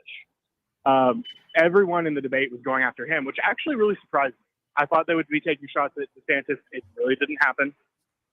But if you look at what was happening, everybody was taking shots at Vivek Ramaswamy. I did notice that. From the crowd's reaction, there were several candidates who were booed. And there were, I think, 3 that I can think of that weren't. And those 3 that weren't were DeSantis, Haley, and Burgum. But Ramaswamy was booed the most out of any of the candidates. 4 or 5 times it happened. So I think his support is fickle at best. I don't think it is very real, like Fox News is trying to shut down our throats. That's how I feel. Yeah, no, I got you. I want your opinion, so I like it. Thank you. But there are several people who I've talked with that really, really did not like him. I had one person tell me that he fell substantially and that they would never vote for him now, just from the way that he acted. So I think he did not have a good night, even though he had his zingy one-liners every now and then. Sure. But he made a lot of mistakes. I think DeSantis didn't make. I think that if there's a mistake that DeSantis made, it's that he didn't talk enough. That's what I was just about to ask. Well, I was going to ask a question on that if I could. Can you hear my co-host right now? Say that again. Can you hear me? Yeah. Yes. Awesome. So Nate, so that was actually one thing I brought up. I said, do you think, because I agree, DeSantis was a little quiet. Do you think he was a little more quiet? I said almost to let others put their own foot in their mouth and look bad, and then he could kind of. Yeah. You think that was kind of a part of the strategy? Oh yes, I think everybody. I think it was kind of like a let everybody else kill themselves. And, he'll sit at the top, look professional, look calm, look clean, and he did. He did. I think it might have backfired a little bit because he was almost too quiet, and that's the issue with having 8 people on the debate team. Mm-hmm. So he didn't. I don't think he spoke enough, but I think that largely comes from there weren't enough questions thrown his way. Absolutely. Okay. Yeah, Totally. interesting. Who do you think? So you believe that Vivek lost that debate? I would say based on what you've said. Who do you think definitely won? Who do you think probably like top 2 candidates of that debate, and why?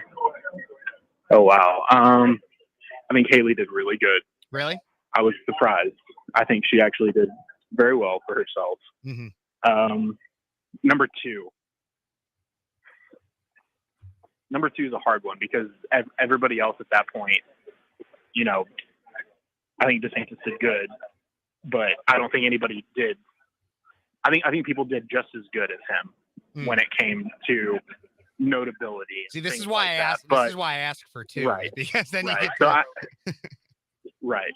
So I think at that point it's kind of hard to pick a number 2. I think really more of them tied than anything. But one thing I want to point out, the biggest thing for this from my perspective is that if this really did hurt Ramaswamy like I think it did, mm-hmm. and he falls away after this, then really what we're going to see is DeSantis start to come away from the rest of the crowd because of the money factor. Haley and the other candidates don't have the capability of raising the money that Ron DeSantis has, and because of that, that's going to change the game. Ramaswamy was really the only one of the pack that I saw that could have stood a chance against them because of the money. But now that, in my opinion, isn't going to continue to happen, I think this is really, really going to propel him to be the obvious and only candidate that can stand up to Trump. Yeah, I could totally see that. One question I do have because I'm just curious if the audience, your reaction as well as the audience's reaction is, so from sitting at home, I was a little concerned with DeSantis's response on abortion. It felt like he was walking around saying exactly what level of federal pro-life legislation he would support, along with he also interjected to the climate change one and stopped everybody from raising their hands, as well as with Ukraine. It seemed like he was walking around answering a little bit. Do you feel like the audience interpreted some of those kind of, I don't want to say gaffes, but almost walking around answers as much, or how did you feel about that? And how do you think the audience felt about that? I didn't really feel walking around for most of those questions. Mm-hmm. I did feel like he was saying what he could do and not saying everything he wanted to do, if that makes sense. Yeah, I mean, there's a lot that can be done, but there's a lot that you want to do, but there's not a lot that you can be done. Mm-hmm. That you can be done. Right? Absolutely. I totally get that. Any final words about your experience there and how you felt the debate went? I thought my favorite point in the entire debate was when Chris Christie called Vivek Ramaswamy the Chat GPT candidate. I think that was that was good. That was hilarious. I mean, I've been saying that for a long time. He says everything that he feels like will get him votes is what it feels like, and I think it was good that he was called out on it. Absolutely. Well, thank you very much, Nate. I appreciate you calling in, and safe travels. Thank you. Of course. Bye-bye. So that was Nate. I should be having at least one more person call in, but what thoughts on what Nate had to say?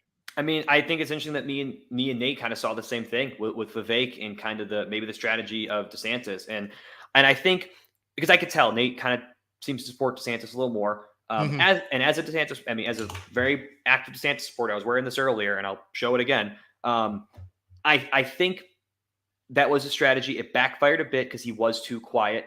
I also do think that Nate made a point though of they didn't ask him as many questions. Where other people seemed to interject when they weren't going to ask him the question, he was waiting for himself to be called upon.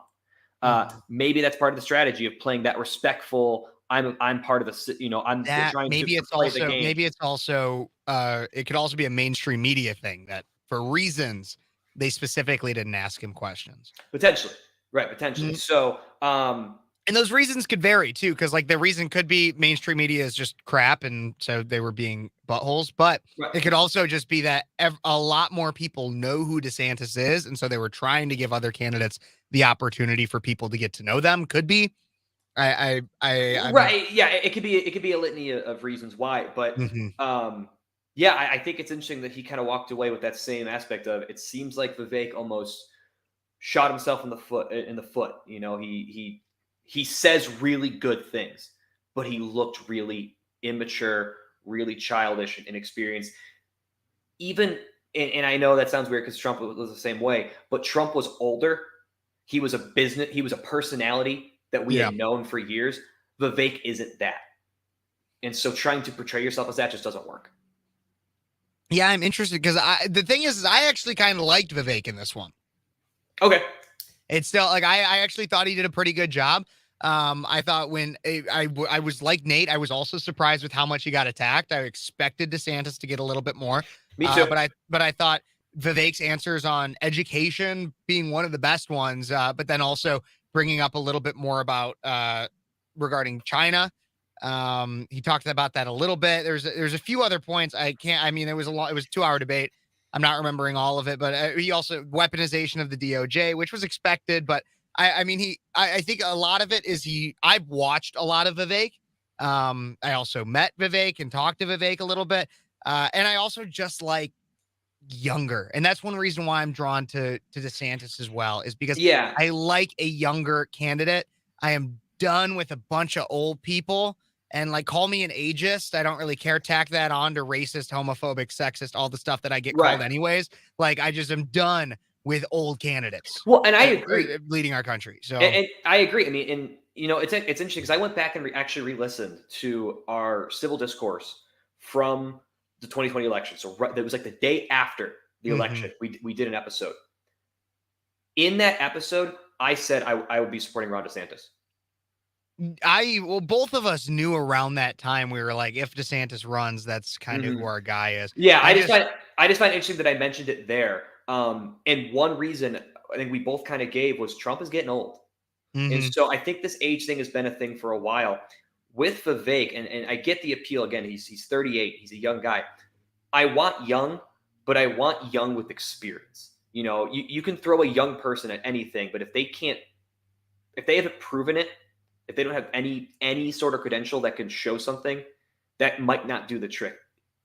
And I get that's an antidote. I get that doesn't always work. I understand that. Obviously I'm a young guy who got thrown into teaching all of a sudden, and I think it's working out okay. But it's the president of the United States. It's a pretty big role. Absolutely. Well, I just got because I'm subscribed to all the press release emails for pretty much every major candidate. Yeah. And so I just got one from Vivek, which I think is really funny because it self-describes him as the unambiguous winner of the first Republican presidential debate, which I'm sure all of them, when I go through them, they'll all say I'll go look at unambiguous winner. But this was another thing that I wanted to say because I forgot about this part because I've heard him say it multiple times. But one thing I really do like is how he discusses the lack of a national identity and the identity crisis that Americans are in. And obviously you shouldn't necessarily win the presidency off of saying something like that and recognizing that as an issue. But I wish Pence came back at him and was like, we're not in an identity crisis. And I'm like, and Vivek went right back at him and was like, you're trying to push this, it's morning in America thing, but we are obviously in an identity crisis. When we have a significant portion of Gen Z and even our next generation starting to come out and pretend to be a gender that they are not, you have individual identity crises. When you have a significant portion of our younger generation saying they are not proud to be an American, you are in an identity crisis. You are absolutely in an identity crisis. We need to, I don't think Vivek is the only one to do this, but we do need a presidential candidate that can say, here is the American identity that we need to strive for, and let's get back on track. Because right now, you have even young conservatives that are not proud to be an American right now because of who our leader is and because of the way the country is headed. And And we are absolutely in an identity crisis. And I think that is I think that is a great point that he consistently brings up. And I think to touch on that, because I agree. And I think this is where DeSantis did a nice job of bringing it up, because he kind of, without saying it, said it. He said the problem is it's because we're not teaching civics, we're not teaching the Constitution or the Bill of Rights. Those are issues that make you proud. When I tell all my, I wore this shirt today to teach, and a lot of my students liked it. They're like, "Wow, that's a cool shirt," because I haven't seen a teacher wear it. There's a couple other teachers. We are wearing patriotic stuff at least once a week to say, "Hey, we are proud to be Americans. We're proud of this country." To give those people who feel that they don't have that voice. But one thing I emphasize to my kids and to my students is, it doesn't matter who the president is. It doesn't matter who the politicians are. They are not America. We are America. Our ideals are America. And those ideals are the greatest to ever exist. If we can uphold those, even if our politicians aren't, because they often don't, but if we can keep them alive, if we can keep them continuing on and spreading, they will come back. There will be a push the other direction. And I'm starting to see these little bursts of patriotism coming out. And it's nice, or at least a little more national pride. I do think we are going to see a resurgence in national pride and patriotism from the younger Gen Z as well as the Gen Alpha, because they are sick of the opposite. They have seen the opposite. Now that pendulum's starting to swing back. Absolutely. I'm going to try to see here too a little bit. I want to get this last caller because he's pretty high up in Turning Point Action. And so he's a really cool guy. You've met him, Brett. Brett G. And so I'm interested to hear what he has to say. But I'm trying to see who the public considers the winner of this debate. Josh, who do you think won this debate? If I think the winner, Nikki or Pence, if I'm being honest. Actually, do you know what? I'm going to give a controversial answer because I think it's fun. I think Burgum won because he came in with very low expectations, and he actually gave really good answers. He really I'm not going to go vote for him, but I was like, you know what? He at least showed he knows what he's talking about. He showed he has some experience. And he could be someone good to have on the team, So even if he's not going to get the nominee, he at least showed it. He at least proved his value, and I think that actually shows a little bit of a win. Yeah, he's demonstrated his value. I want to play this real quick. This is interesting, just because people are starting. I'm just seeing what's trending on Twitter. I'm interested in your Burgum answer too. I do want to make sure you knew I was listening as well. No, I know. I think you're kind of right. But I don't necessarily think the winner, because that depends on how you would define winner then. Because your point in that one is that he won because people didn't expect much of him and he did better than people expected, which okay, but I don't necessarily consider that to automatically be the winner. But let's just look at this real quick. Just watch this video that has been circulating on Twitter. Who the heck is this skinny guy with a funny last name, and what the heck is he doing in the middle of this debate stage? Of a skinny kid with a funny name. Listen, now that everybody's gotten their memorized, pre-prepared slogans out of the way, we can actually have a real discussion now. Who the heck is this skinny? Did you hear Obama basically said the exact same thing?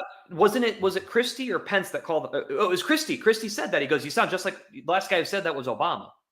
I think you're right. I didn't realize that, but I didn't realize, because the thing is I remember some Obama always talking about his last name being a little weird and stuff, but I don't. But the weird thing is how almost exact that quote was, though. Right. Well, and I think that shows that Vivek. Again, I don't think there's anything wrong with being young. I think being young is good. Yeah. But when you're going for the president of the United States and you have no experience, he's run some businesses like Trump, and I understand that, but he's still very, very young in his experience, and it doesn't shock me that he looks to, let's be honest about Obama. While he wasn't a good president, he was a damn good speaker. He was one of the greatest speakers in recent history. He was very good at speaking to the people. Oh, so absolutely. Barack Obama is known as an amazing communicator. Right. So it doesn't shock me that he looks to the best communicator we recently had. I would say like Reagan, and then in recent history be him. Yeah. It doesn't surprise me that he would look and try to almost copy, because I even noticed some of the movements he was doing. He either went between the Trump finger, or he kind of went that Barack Obama, the hand. I was like, he's copying the people that are appealing to the audiences. And I don't blame him for that, because it's obviously proven, but it's almost like he's trying to copycat. Very interesting. There's also, I'm just looking to see what's trending on Twitter here, to see what people are talking about. People are making fun of the fact, so DeSantis had makeup. I'll share the screen here so we can, while I'm kind of scrolling, so everybody can kind of see what's trending with the hashtag GOP debate. But people are going crazy about this video of DeSantis getting makeup put on during one of the breaks or something. They're calling him a drag queen. Yeah. So I'll speak as an actor and as someone who's worked under lights like that. And as a drag queen? Yes, and as a known drag queen, my name is Sugar, actually. It's Okay. Sugar. It's Sugar Ray, like the band. No, but as an actor and someone who's spoken under the lights, you do need a little bit of makeup because it will wash you out. Like you look. I mean, I'm pale. It'll make you really pale. So you do need a little bit of makeup, and it's pretty. I mean, that's pretty common when you're under those lights. At least he's not orange. I mean, this is true. He's not orange. This is true. I want him. I would like, if you're up for it, Josh, I would like to get to the Trump interview at some point. I do want to get this last call in before we get to that. Are you up for the Trump interview? It's about 45 minutes. Let's see, what time is it?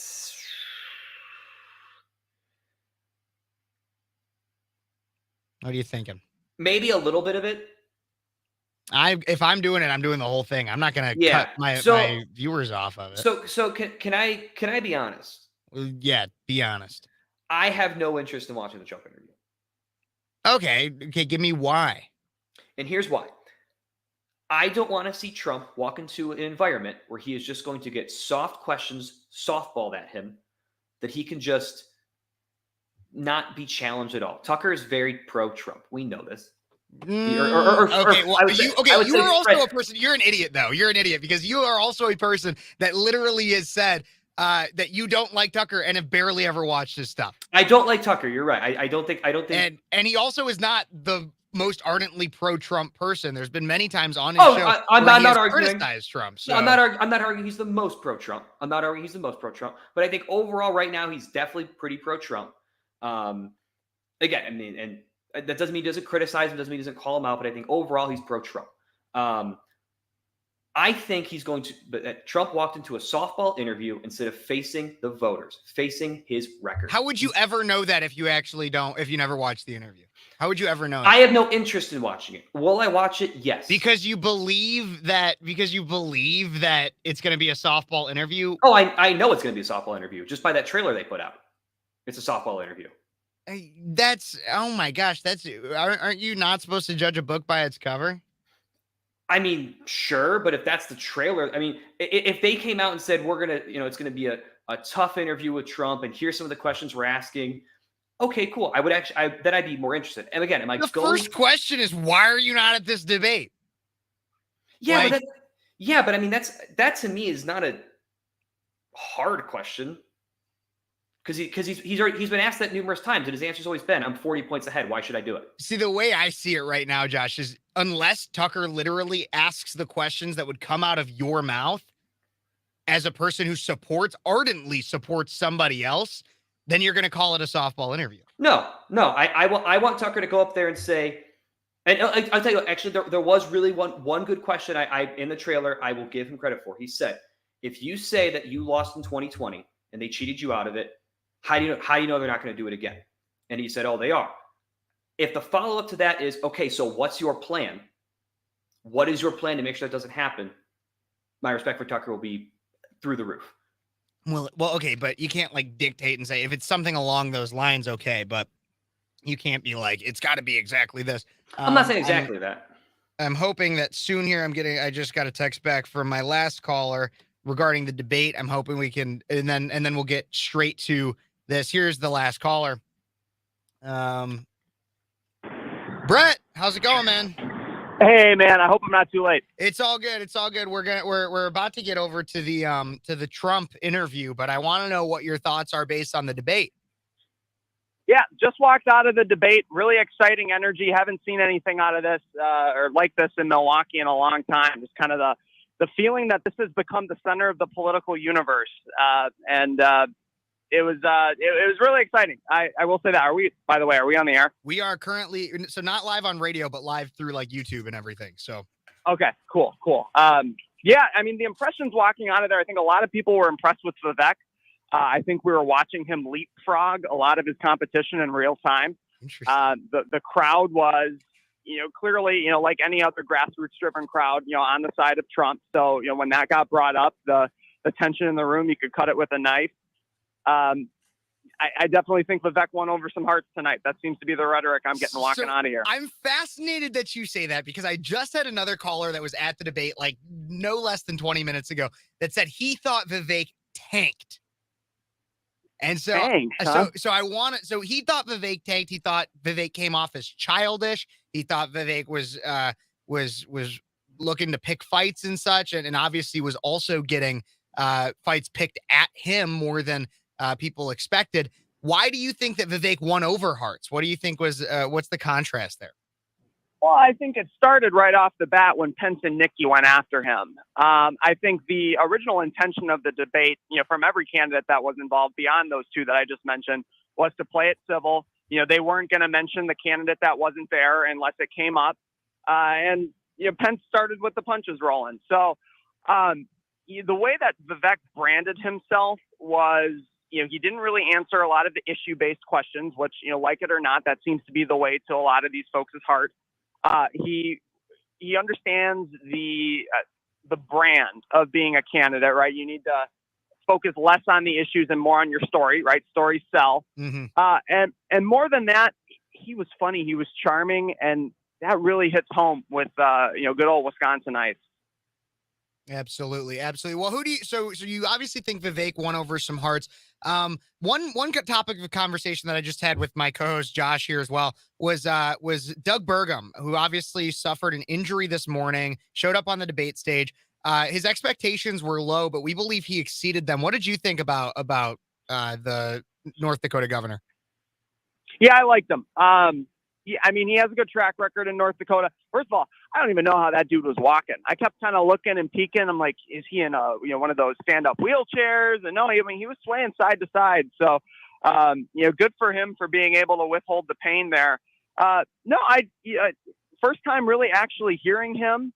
I think he has an opportunity to build a following. Whether or not that following ends up helping the DeSantis faction or the Trump faction is yet to be figured out. Mm-hmm. He has set the bar in North Dakota, and he's able to run on a platform like that. So more to come. Absolutely. Well, who do you think? Okay, so for the final question, who do you think won and who do you think lost that debate? Well, I think you already know who I'm going to say won that debate. I think Vivek won that debate. Who do I think lost that debate? Chris Christie. Really? Why is that? Yeah, Chris Christie just played into the same hand that we thought he was going to. I'm going to stand up there and bash everyone. In my mind, he does not come across as someone who's running for president so he can actually be president. He is running for president so he can take everyone down with him. So I don't know if that's a donor ploy so he can say, look what the Republican Party has turned into, or if it's truly, hey, this is my vengeance plot against the powers that be. Based on 2016 results, it just comes across to me as disingenuous.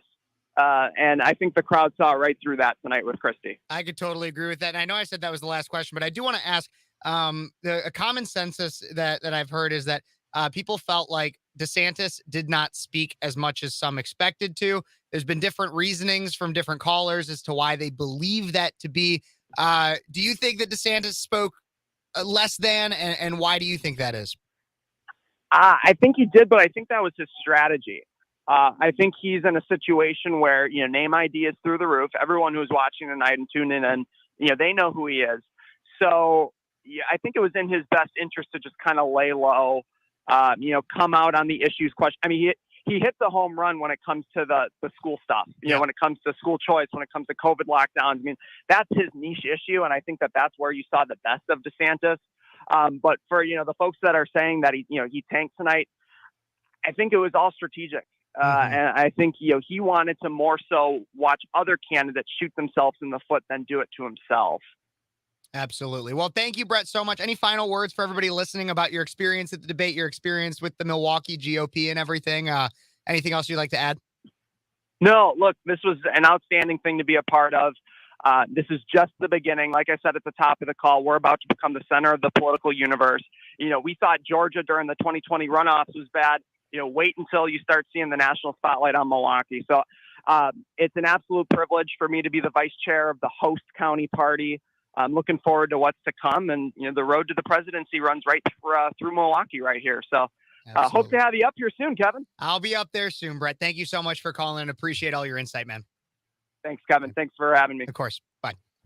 So that was my good friend Brett, who is the vice chair of I forgot that was his title, but he's the vice chair of the Milwaukee GOP. So Brett's really young cool. too. Really cool. Yeah, he is 26, 25, somewhere around there, I think. I think younger than that. Maybe 24, but no younger than that. But really nice guy. I've known him for quite a while. I've known him since he was like my age, if not younger. But yeah, so Brett's a great guy. Vice chair of the Milwaukee GOP, maybe Milwaukee County, I don't know. But vice chair of their GOP, the host county, he said. So yeah, so their county GOP. Very interesting take from him. I'll probably bring that up for Kat's morning show tomorrow, because he is he's big deal down there. But I thought it was very interesting. Obviously, very different takes from people in the room, because we had Nate who believed Vivek just tanked, and then we get Brett who believes he was the winner. So a very interesting dichotomy based on maybe where people were sitting or what they saw. Cause I know who personally, cause I know him as friends. I know who Brett supports for the next election. I know who Nate currently supports for the next election. So it's a very interesting. Yeah. And I think it's interesting that both Brett and Nate said the same thing about DeSantis, about his strategy, that he was going to lay low, let these other guys shoot themselves in the foot, knock themselves out. The next debate, he's going to come in swinging when he's got to look, and I think that was his strategy overall. But yeah, I think it was interesting. Also, I was scrolling these comments, just looking, and I see this Metal 3750. You're putting a lot in the chat. That's awesome. I do want to add one thing. You said something about how DeSantis can't be elected because he's the same state as Trump. Not true. Not a rule. It is a precedent that's been set. It is not an official rule anywhere in the Constitution or anywhere when it comes to laws. Two people from the same state absolutely can't run. So they can. I think the issue is I don't think it could be like people were saying that Trump and DeSantis of VP might not work. I don't think you can do. No, you can't. There's no rule against it. Yeah, it is a thing that's not common, because you're then polling from the same area. Normally you pick a VP that's going to get an area that you don't poll well from. There's no rule against it. Yeah, I'm seeing this. Okay, because this is something I want to go through. Vivek's take on Ukraine was fundamentally ignorant of the amount of human suffering that Putin is causing. Okay, 100% would disagree with that one. The amount that we have already sent to Ukraine and looking into the things that it's funding, insane. I mean, there are many Ukrainians that are living lives of luxury right now. I'm not denying that Putin has caused suffering, but Ukraine doesn't have saints either. An entire branch of the Ukrainian military are known as genuine white nationalists. I get called a white nationalist all the time. Not a white nationalist. The Azov Battalion, which is a branch of the Ukrainian military, are genuine Nazis, and that's what the Democrats want to push money to, and some establishment Republicans. Yeah, we have sent over $100 billion estimated over to Ukraine, and it's not even necessarily just straight money. A lot of what we do is we send it to Lockheed Martin and military equipment producers, and then you want to know what those companies do is they send that money right back to the pockets of the people that send it to them. Right. I have a major issue. I have no problem with verbal support for Ukraine, but when we are making it so monetary, along with the fact that Europe is sending pennies to the dollar of what we are, which is what DeSantis called out too, was saying, hey, I'm going to hold Europe accountable. If we're going to send something, Europe's got to send the exact same amount. And if they're not willing to, we're not going to, and then we have to work on a solution. We fund like 90% of NATO as well. Like that is NATO is basically just a branch of the United States military that we say, oh yeah, we're going to like protect all these other countries that don't do crap. Yeah, So, I mean, NATO was our idea. And can I just be honest about something? Putin is not a threat. Putin is not a threat at all. I kind of disagree with that. I think Putin's a threat through Xi Jinping. Yes, That's I think where Putin's a threat. I think Xi and China are 1,000 times bigger threats than Putin. I think Putin is a lapdog at this point. He is not the man he once was. I think for a while he definitely was a scary guy. He is not the man he once was. And I think these oligarchs in Russia are starting to get really sick of this war because the promises Putin gave aren't occurring. The only issue is because we cut them off financially, they can only rely on Putin at this point. So it was kind of a double-edged sword with that. Absolutely. Well, I do want to get to this Trump interview. I know that you said that you were not a big fan of wanting to watch it, but I want to get to it, especially because I got the energy to do it right now. And so let's get into this. Let's get into what, because I'm ready. I can defend him. I can defend what's going on here. Let's get to it. And I might need to leave a little early because I do have work tomorrow and all that. But yeah, I do want to watch some of it for sure. All right, let's get going with this, everybody. Let's get ready for this and see what it is. It's debate night, but we're not in Milwaukee.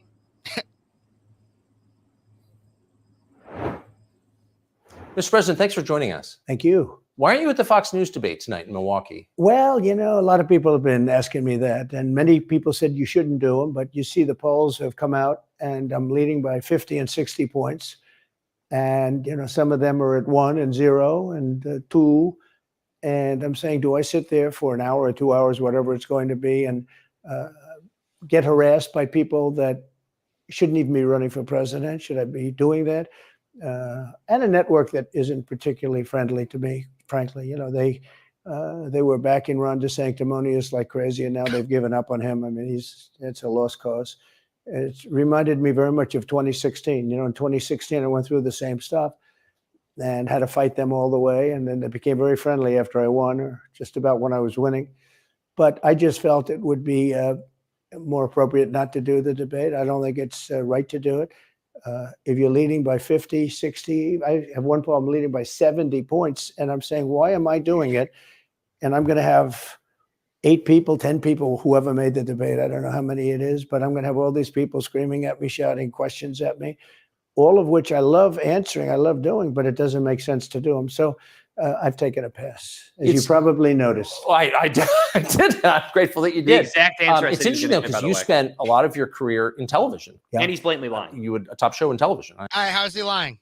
No poll has ever showed him leading by 70 points or 60 points or 50 points. I'm willing to bet no credible poll. No credible poll. I guarantee you, because I always get those emails from like the different campaigns that are like, take our poll. And it's like, would you vote for Trump or like Joe Biden? And right. So like, and it sends it to all these Trump supporters. And so then, yeah, it's going to have you up by 70 points. Yeah. Like, I think the biggest lead he's had over DeSantis was about 22. I mean, his lead over Biden is 1 to 2 points at the it's I definitely have seen some though that 538 has Trump like 30 points over DeSantis, but that's what I've seen. So, but let's keep going, see what else has to be said. Everybody, if you're tuning in, please don't forget to like, subscribe, and share, and leave me a comment. Let's see what you got to say. How much you disagree with Josh, because I know a lot of my followers do not agree with Josh. Please disagree with me. I love it. NBC. But you don't feel the need now running for president to do television, obviously. Do you think television is declining? Well, according to a poll that I guess we just saw, it just came out where it's down like 30, 35%. But I think they were referring to cable. I think cable's down because it's lost credibility. MSNBC, or as they say, MSDNC, is so bad. It's so wrong what they write and what they do and what they say. It's, you know, it's fake news, as I said. I think I came up with that term. I hope I did, because it's a good one.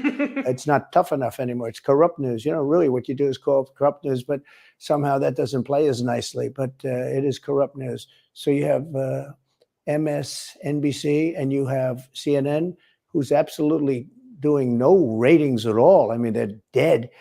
But they're doing none because they don't have credibility. They really don't have credibility. Fox is way down, as you know. And the good old days are long ago. I will say this, it could come back, but they just don't have a lot of credibility, Tucker. You know that perhaps better than anybody. I think it was a terrible move getting rid of you. You were number one on television, and all of a sudden we're doing this interview, but we'll get bigger ratings using this crazy forum that you're using than probably the debate or competition. When you say there are people on stage who shouldn't be running for president, who do you mean? Well, I don't want to really use names, but it wouldn't matter too much. A guy like, I call him Ada Hutchinson. It's Asa, but I call him Ada. Why do you call him Ada? I could tell you, but I don't want to get myself in a little trouble. But he's weak and pathetic, and he was, I never understood him. I never knew him. He was the governor of Arkansas. Because it was a typo. Not a very popular guy. I don't know how that state is such a great state. The people are so incredible in that state, and they love me and I love them. How does this guy get elected governor of Arkansas? But he's nasty always, and has been. A guy like Chris Christie, the guy left with a 8%, think of it, 8% approval rating in New Jersey. Now he's running for president. You'd agree with that one, though, Josh, wouldn't you? I want to find the places where you agree. And I feel like that's one you'd agree. You talked about earlier how you didn't believe that Christie was running for president. No, I said, I think Christie was running just to be the guy who's bashing people. And so he's not a So you would agree that he shouldn't be running for president? Yeah. Okay. There we go. We got Josh to agree with Trump. All right. I agree with Trump on some things. And he runs solely on the basis, oh, let's get Trump. He's like a savage maniac. He's like a lunatic. And that's all he talks about. His poll numbers are very, very low. He's about 2%. What's he like? You know him well. No, I've been friendly with him over the years, but I couldn't give him a job because I just never trusted him very much. I was just never one of his people that really trusted him. I never gave him the job. And that's one of the reasons he feels so hurt and so betrayed. And I understand that. I really do. I understand it. But I never gave him, he wanted to be different things. He was looking at different elements of the administration. And I decided I didn't want to do it.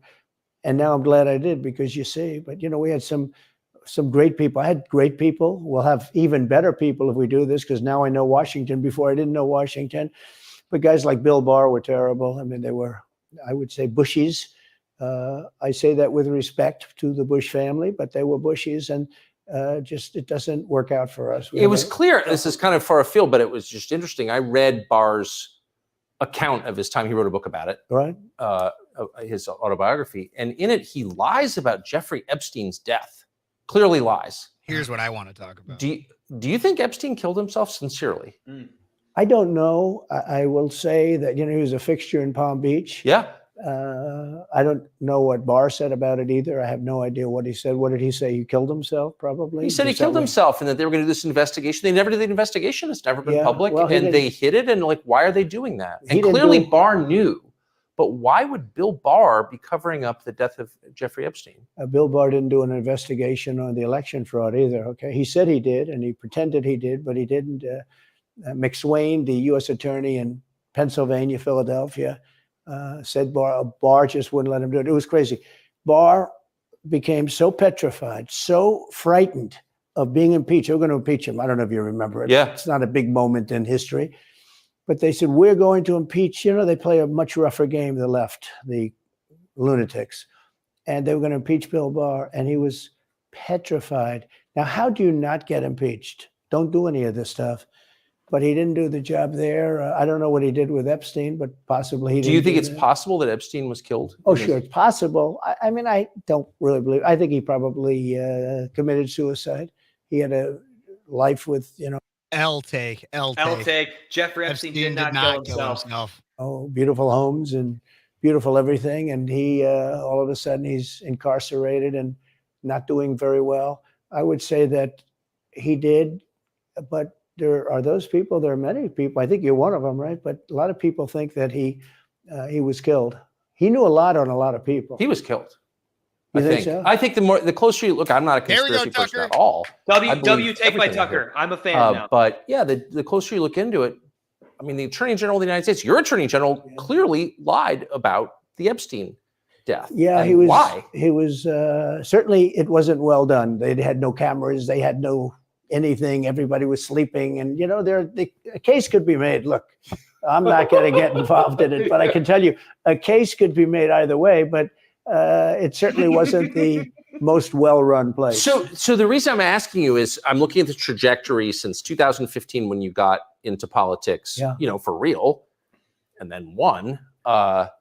It started with protests against you, massive protests, organized protests by the left, and then it moved to impeachment twice, and now indictment. I mean, the next stage is violence. Are you worried that they're going to try and kill you? Why wouldn't they try and kill you? Honestly, they're savage animals. They are people that are sick, really sick.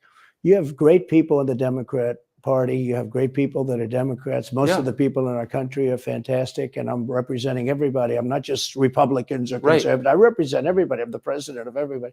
So I'm interested to see what he says here, and I'm going to let him talk. But one thing I do want to bring up real quick, and I don't know if you heard this story, Josh, but actually it was just announced like last week, maybe 2 weeks ago, that a woman from Plainfield, Illinois, that used to be affiliated with Chicago Public School System, was arrested for making credible threats to attempt to murder both Trump and his son Barron. No, I didn't hear about that. Yeah, seriously, woman, Plainfield, Illinois. Very fascinating because I've heard people like question and stuff for making death threats or weird comments regarding Trump, but never Barron. I was like, wow, like why Barron? Why was she going after Barron? And so that's the thing is, so there's always been wackos that, and when Trump says that there are animals out there, some of them are. Yeah, I mean, there was a guy in Utah just I think 2 weeks ago who was shot by the FBI because he made credible threats to President Biden. They went to go serve a warrant to basically search his house, make sure he did nothing. And he was killed. We don't know. Apparently, he was armed. I heard about that one, and there's very suspicious circumstances surrounding that one. That I mean, because like this woman from Plainfield, not killed, taken into custody, not killed. Right. I mean, right. From what I understand, the person was armed. Did they pull the gun? Who knows? All I know is the person was killed. But this does happen all the time. I mean, it's sad that happens, but it does happen. Absolutely crazy people. All right, let's keep going with this. But I did want to make that clear. Pretty local. We got Plainfield, Illinois, threatening to kill Trump. So, but I've seen what they do. I've seen the lengths that they go to when they make up the Russia. When that's exposed and they go down, and Barr should have gone after them, and other people should have gone after, and they did very late because the Durham report came out. It was fairly good. It could have been a lot tougher, I guess, but it was fairly good. But it explained how corrupt it was.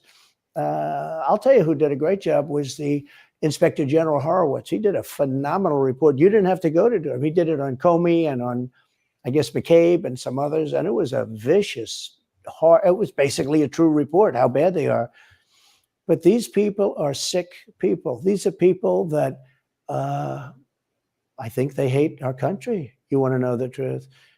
When you see open borders, when you see these policies that they have, and so many other things, it's so sad to see. You know, we have a country that's very fragile right now. I've never seen, I will say, look, I ran in 16, which was 15, but I ran in 16, election in 16, and there was tremendous spirit. In 20, there was even more spirit. We got millions and millions more votes. You know, it wasn't even a contest. People said, well, what'd you think of 20? I said, we did much better. We did. You got to base it on the number of votes. We got many more votes in 20 than we did in 16. But the election was rigged. It was a rigged election. And with COVID, they used COVID to cheat in a lot of different things. And we have so much on it. It's like so easy. But we had judges that didn't want to look. We had people didn't want to get involved. They called you, he's a conspiracy theorist if you say anything about the election. But I have never seen spirit like there is right now. Even coming down here, just the people on the road that are just absolutely going crazy. And the reason is, I think they like me, and I know they love my policies. I hope they like me too. You know, a lot of people say they don't like me, but they like my policies. I think they like me. But I have never seen spirit like it is right now. And the reason is because crooked Joe Biden is so bad. He's the worst president in the history of our country. I don't think he's going to make it to the gate, but, you know, you never know. But he's a corrupt person, so corrupt that I took the name off Hillary. You know, I don't do two people at one time. I took the crooked Hillary and I retired the name. I want that. I just want that. I don't do two people at one time. Donald Trump right there. I don't do two people at one time. Good day for her. I bet she was very happy. And I used it for Joe because it's crooked Joe. But Joe is really. But you don't think he's going to make it? I think Sleepy Joe is. Well, I think he's worse mentally than he is physically, and physically he's not exactly a triathlete or any kind of an athlete. You look at him; he can't walk to the helicopter. He walks. He can't lift his feet out of the grass. You know, it's only 2 inches at the White House, right? It's not a lot. But you watch him, and it looks like he's walking on toothpicks. And then you see him on the beach where he can't lift a chair. You know, those chairs are meant to be light, right? They're like 2 ounces. You lift him up. He can't lift the chair. He can't walk to the chair. And I don't know what they're doing with the beach. You know, this beach is seeming to play a big role, but they love pictures of him on the beach. I think he looks terrible on the beach. He looks terrible on the beach. Skinny legs. Well, he can't walk through the sand. You know, sand is not that easy to walk through, but when he walks through it, he can't walk through the sand. And there's somebody in there that thinks he looks fabulous at the beach. I think he looks horrible at the beach. Plus, the beach doesn't represent what a president's supposed to be doing. You're supposed to be working. You're supposed to be getting us out of that horrible, horrible war that we're very much involved in with Russia and Ukraine. You could do that. You could do that very easily. I believe you could do that I don't believe he could do it because he's just incompetent. But that's a war that should end immediately, not because of one side or the other, because hundreds of thousands of people are being killed. Can you imagine you're in an apartment house and rockets are going into that building and blowing it up and knocking it down? And why should anybody, human beings, these are human, whether they're Russian or Ukrainian or whatever they are, it's got to be stopped. And it can be stopped very easily. It would have never started. If I were president, it would have never started. So back to Biden, I'm interested. So you think he's failing? He obviously. I agree. If he had been elected, then I think that he had Putin in a place to where everybody always wants to say. I mean, we heard it during the debate, right? We heard it. Trump and Putin were like best friends. Trump and Putin were like best friends. He called him a genius. All that kind of bull crap that they try to push. No. What Trump did, and he was very good at this, he did it with Kim Jong-un, he did it with Putin, is like, because when you meet somebody, I've met Democrats where, like, they are some of the, like, in terms of policy and the things that they would push, I think it's abhorrent. Right. Like, especially in terms of a lot of gender stuff. Like, I think it is it is blatant, in my opinion, child abuse. But personally, I think they are interpersonally to each other, we're cordial and in some ways very nice people. And just like Putin can do absolutely insane things, bad things to people, but when you meet a person, you're like, I think that he was nice to me, kind of thing. I think he's a very smart guy. You could think somebody's smart and they're still an abhorrent individual. And so, but what Putin literally said, I don't have the exact quote, but I know that Putin said something to the effect of, like, he was worried about, and I'm paraphrasing, but he was worried about what Trump could do or would do. Right. Well, and I agree. I mean, I said it, you know, if Trump was in office, that would not have happened. And I think Trump had the way, I mean, this is what you do. If someone's giving you an issue, I mean, and I'll take this to a student level. If a student's giving me an issue, sometimes the aggressive approach doesn't work. The ignoring approach also doesn't work. Sometimes you got to go, hey man, what's going on? How's your day? I think they call it the 5 for 5. You take 5 minutes every day for 5 days straight and talk to them, not about school, just about them. At the end of that 5 days, they're on your side because you have made a personal connection with them. That's exactly what he was doing with these leaders, just to a different, of saying, hey, I'm going to humanize you. I'm going to talk to you man to man. We're going to get to know each other. But so when I do need to call you and say, hey man, what are you doing? We now know each other at a different level. And that is like, hey man, what are you doing? Also, by the way, I got these nukes under this red button. Like, right. I mean, I put it as like, if you do something I don't agree with, I'm going to call you and say, hey dude, let's talk about this. Yeah. And it's not gonna be an issue. No, he was very good at that level of diplomacy. I will give him that. He is failing. I think it's clear to everybody. But that would make Kamala Harris the candidate? Well, not really. I mean, I guess they'd have maybe a free-for-all. A lot of people say she has to remain for certain reasons, the candidate. She has to. I don't think that's true, actually. I don't think that other people would stand for it. She has some bad moments. Her moments are almost as bad as his. I think his are worse, actually. Yeah. But she seems pretty senile, too. She speaks in rhyme. It's weird. It's weird. But she has bad moments. And in rhyme? What do you? Well, the way she talks, the bus will go here and then the bus will go there because that's what buses do. And it's weird. The whole thing is weird. This is not a president of the United States future. And I think they probably have some kind of a primary and other people will get involved.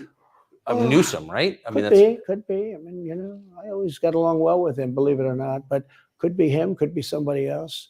He's got a big load on his shoulders because you look at California, what's happened. But I don't know if the American people really, the people that vote for him, I don't even know if they care. You look at so many of the things that are going on and people. Fun fact real quick too, is that Gavin Newsom is actually the ex-husband of Kimberly Guilfoyle, who is currently Donald Trump Jr.'s girlfriend. Just saying. Don't seem to be. In the old days, if you had a bad record, it meant a lot. Today, if you have a bad record, it doesn't really mean anything. He looks good. He's a nice looking guy, speaks well. But Biden, every time you watch him talking, it's like he's walking on eggs. You're waiting for him to collapse. And he almost always does. And I got to know the leaders of all of the countries, essentially, but the big ones. And the bigger, the tougher the leader. It's like sort of, I guess maybe that's the way it's supposed to be. But I got to know President Xi of China and Putin and Kim Jong-un, North Korea. Did a great job with North Korea, kept us out of a nuclear war. We would have 40,000 dead soldiers right now. They'd drop a nuke right on top of the military base. But we have 40,000 soldiers over there. And I did great. I got along with him great. That's a positive. The press said, he said nice things about Kim Jong-un. I also said horrible things at the beginning. What did He wanted to talk. And we talked and we met in Singapore. We met actually twice. And we had unbelievable meetings. I know him very well. We were in great shape with him. What do you think he and Xi and Putin think of Biden? I think they can't believe it. I think they probably say this is some kind of a system. They had great respect for our country. They respected me. They had great respect for our country when I was there. Every one of them. Look, if you go to North Korea, you take a look at what happened. The Olympics was dead. South Korea spent billions on the Olympics. Nobody was going to go. They didn't want to get blown up. They called me and they said, we are going to let the Olympics proceed. This is North Korea. I said, you should go into the Olympics. Put your athletes in. It wasn't like, they were big on athletes because, famine. But they went in and they actually participated. And within about 2 days, the entire thing was sold out. And if it wasn't me, that would have never happened. But I got along very well with him, and that's a positive thing. He does have massive nuclear power, by the way. And if Hillary would have gotten in, or if the Obama thought process continued, it would have been a nuclear war, absolutely, with North Korea. He was expecting to go into a war, and it would have been a nuclear war. So do you think the rest of the world looks on at Biden and thinks someone else has got to be running the government? Well, somebody else has to be. I don't think he's capable of doing anything. Look, when I debated him, I said, how come, and this was in front of probably not a friend of yours, Chris Wallace. He was the moderator. Not a friend. I said, why is it? He wants to be Mike, but he doesn't have the talent. It's one of those bitchy little man. He wanted to be his father, but he didn't have the talent of his father was great. His father, bitchy little man. His father interviewed me in 60 Minutes. It was actually a 10. Can you believe it? No, I totally. His father had talent, at least. I may have been the only guy that he gave a good 60 Minutes to. He was rough. Really? His father was tough. He was great, though. He was great at what he did. But Chris Wallace was so upset. He was guarding this guy who wouldn't do a show, by the way. He wouldn't do. I figured I didn't mind Chris Wallace because Biden wouldn't do a show. And it was very obvious. He kept asking him and asking, but he wouldn't do the show. So I figured he's got to like me. But he came from a different planet. But remember when I asked the question, why is it that the mayor of Moscow's wife is allowed to give you $3.5 million? Don't forget, that was brought up. Now it's brought up all the time, but that was brought up by me long before anyone ever heard of it. I said, the mayor of Moscow's wife giving you $3.5 million. What did you do to deserve $3.5 million? To Biden. And Chris Wallace said, this has nothing to do with the debate. I mean, he got in the way of the question. No, it was crazy. And I said, well, wait a minute. He got $3.5 million from the mayor of Moscow's wife. Now, people forget that, but if you go back and take a look, you will see. And Chris Wallace didn't want me to ask that question. I said, I think it's a very appropriate question. It turned out to be much more appropriate than people thought. Amazing. So do you have a preference in, assuming you're the Republican nominee and all goes as you plan it to go, do you have a preference in who you run against? In many ways, I'd love to run against him because his record's so bad. You know, it's still horrible when you look at inflation and everything else, but others also have very bad records. I mean, California's a bad record. So, you know, should it be Gavin or should it be somebody else? When I look at San Francisco, what's happened to that incredible city? That was one of the greatest cities in the world just a short while ago. And now it's very sad when you look at it. Los Angeles, every city practically, all the Democrat-run cities, you know, Republican-run cities are doing very nicely because they arrest people when you have crimes. And they don't go after political candidates because they think it's good. You know, I mean, it's like been amazing. My poll numbers are the highest I've ever had. But because people understand it. Can I just ask you, that gets back to my original question. So if the protest didn't work, you got elected anyway. Yeah. Impeachment didn't work twice, obviously. Indictment is not working. Your poll numbers go up. When they raided Mar-a-Lago in August of last year, your numbers went up. They can indict you 20 times and you're not gonna lose the Republican primary because of that. Well, so it makes it look even more ridiculous. I mean, the 4 indictments, and maybe there'll be more. I don't know. These people are crazy. But they're counterproductive. So if you chart it out, it's an escalation, is what I'm saying. Yeah. So what's next after, you know, try to put you in prison for the rest of your life? That's not working. So like, don't they have to kill you now? I think the people of our country don't get enough credit for how smart they are. And I'm not sure I would have said this 10 years ago, but they get it. You know, they really get it. When somebody gets indicted, your poll numbers go down. When somebody gets indicted, you announce, ladies and gentlemen, I'll be leaving to spend time with my family and to fight for the rest of my life for this stuff. But you're out of politics. I got indicted 4 times. All trivia, nonsense, bullshit. It's all bullshit. It's horrible when you look and you look at what they're doing. The boxes hoax, I'm covered by the Presidential Records Act. I'm allowed to do exactly that. He's not covered, and he's got 25 times the number of boxes, and he's got them stored in Chinatown. He's got them stored in a flimsy garage underneath his Corvette at Penn. And by the way, at Penn, he gets millions of dollars. China pays this guy millions of dollars. See, I think he's the most corrupt president we've ever had. And he also has the distinction of being the most incompetent. And I believe both. I mean, he's both incompetent and corrupt. So and I actually believe he's compromised because China knows so much about him. They know where the money comes from. They know where it is, who paid it, and they probably paid it. Well, they do pay Penn, and he gets $1 million. I think he takes $999,000 because, keeps it a little bit under $1 million, like by $1. But he, in many ways, is a Manchurian candidate. We have a Manchurian candidate. And he's afraid to tell Russia to get out of Cuba. He's afraid to tell China to get out of Cuba. He's afraid. China now is building, think of this. China is building military installations in Cuba. The Cuban population of Miami is not too happy because they're never going to be able to go back. And you don't even hear about it. And the worst culprit is the press, the media, because normally, when I first heard that China is building installations in Cuba, and installations means military installations. Okay, they said just some communication. They did that on the islands with Japan. They took the island, they started this massive construction, and they told everybody, including the Japanese have to be very careful. They told everybody that this is a housing development. They're going to build a housing development. And I said, how come the runway is 20,000 feet long? Private jets need 4,000 feet. They don't need 20,000 feet. The big ones need 20,000 feet. They don't even need 20. And I looked at the runway. I said, that's the largest runway ever built, both in width and length, for housing development. There's nobody that has a plane that big that you would have a runway that's Why is for China testing. Allowed to conduct imperialism in our hemisphere? Well, yeah, and it's far beyond Cuba. It's all over South America. Yeah, in the Caribbean. So we built a thing called the Panama Canal. We lost 35,000 people to the mosquito, malaria. Yeah. We lost 35,000 people building. We lost 35,000 people because of the mosquito.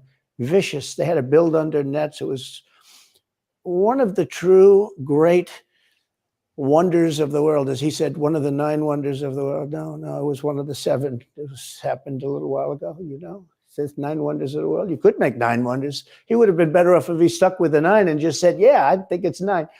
But this is one of the true 7 wonders of the world. And you take a look at the Panama Canal. It was such an incredible engineering marvel. We sold it under Jimmy Carter. We sold it to Panama for $1. The following day, they quadrupled the amount of money that ships had to pay to get across. They didn't lose one ship. And now they've made it much bigger, and now they've widened it. They've doubled it, right? They've more than doubled it. And it's one of the most profitable things. Any time it's just incredible, right? We gave it away for $1. China now controls it. They actually control the Panama Canal. They run it, they control it. And we shouldn't let that happen. And see, that's where the issue lies. So I know we haven't interrupted in a little bit, but I actually have interesting. I have been to the Panama Canal. Mm-hmm. And so Josh, do you know the history of the Panama Canal and how like, and I honestly don't really know how we got it. Well, we got into this because of the China imperialism and China controlling all this stuff.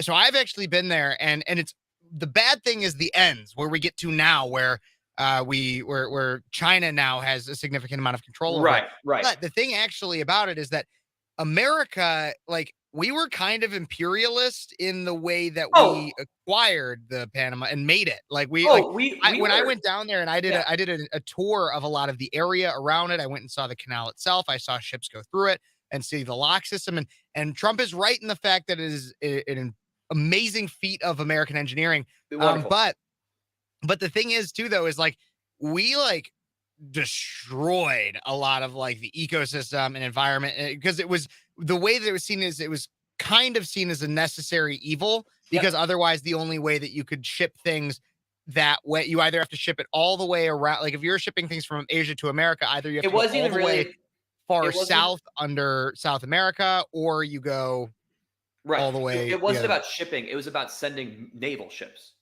That was why it was built. It was naval. So I mixed the small detail, but yeah. No, it's small detail, but that's why it was built. It was a naval thing because we said if we need to get our ships to the other side of the country because some country over there, because Japan started getting a little aggressive at that point. People don't realize that Japan was very aggressive way before World War II. We need to get our Navy there quickly, so we're going to build this Panama Canal, and that was Teddy Roosevelt. I mean, that was Teddy Roosevelt's idea.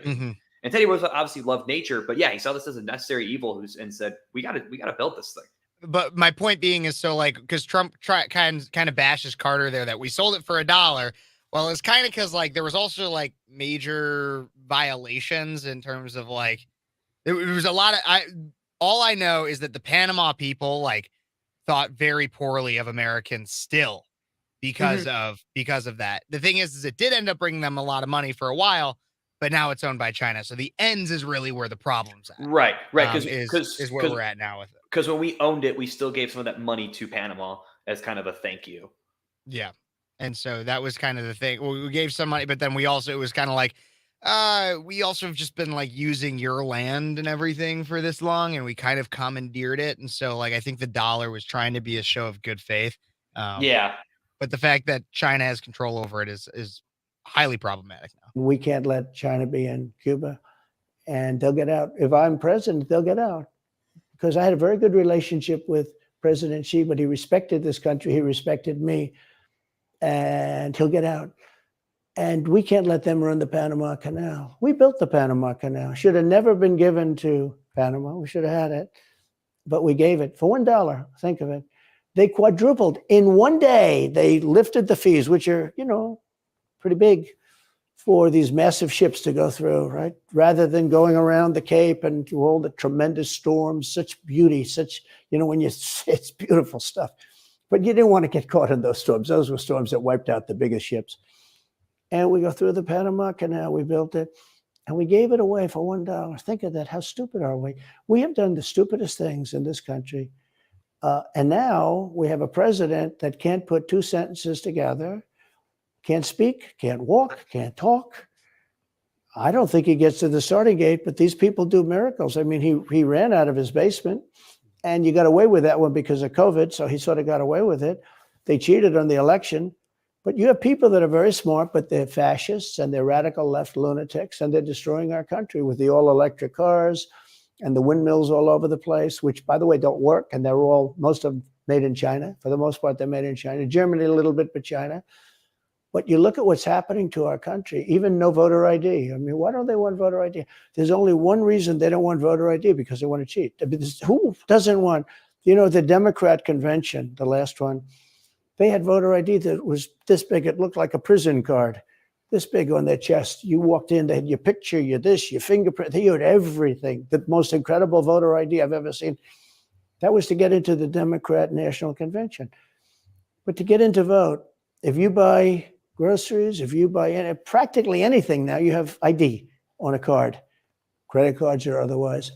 But don't you think it's racist to have to show your ID? Well, they probably say that. They use anything not to show ID, because voter ID is pretty simple. And we could go back, and we should go back to all paper ballots, voter ID, same-day voting. France did it. France had mail-in ballots, and it was terrible. Anytime you have mail-in ballots, you're going to have massive cheating on your elections. Anytime, but not just the presidential election. Anytime you have... Isn't that the whole point of them? Yeah. So you can Oh, cheat? yeah, sure. It's their whole point. That's their whole point. They want to cheat. Yeah.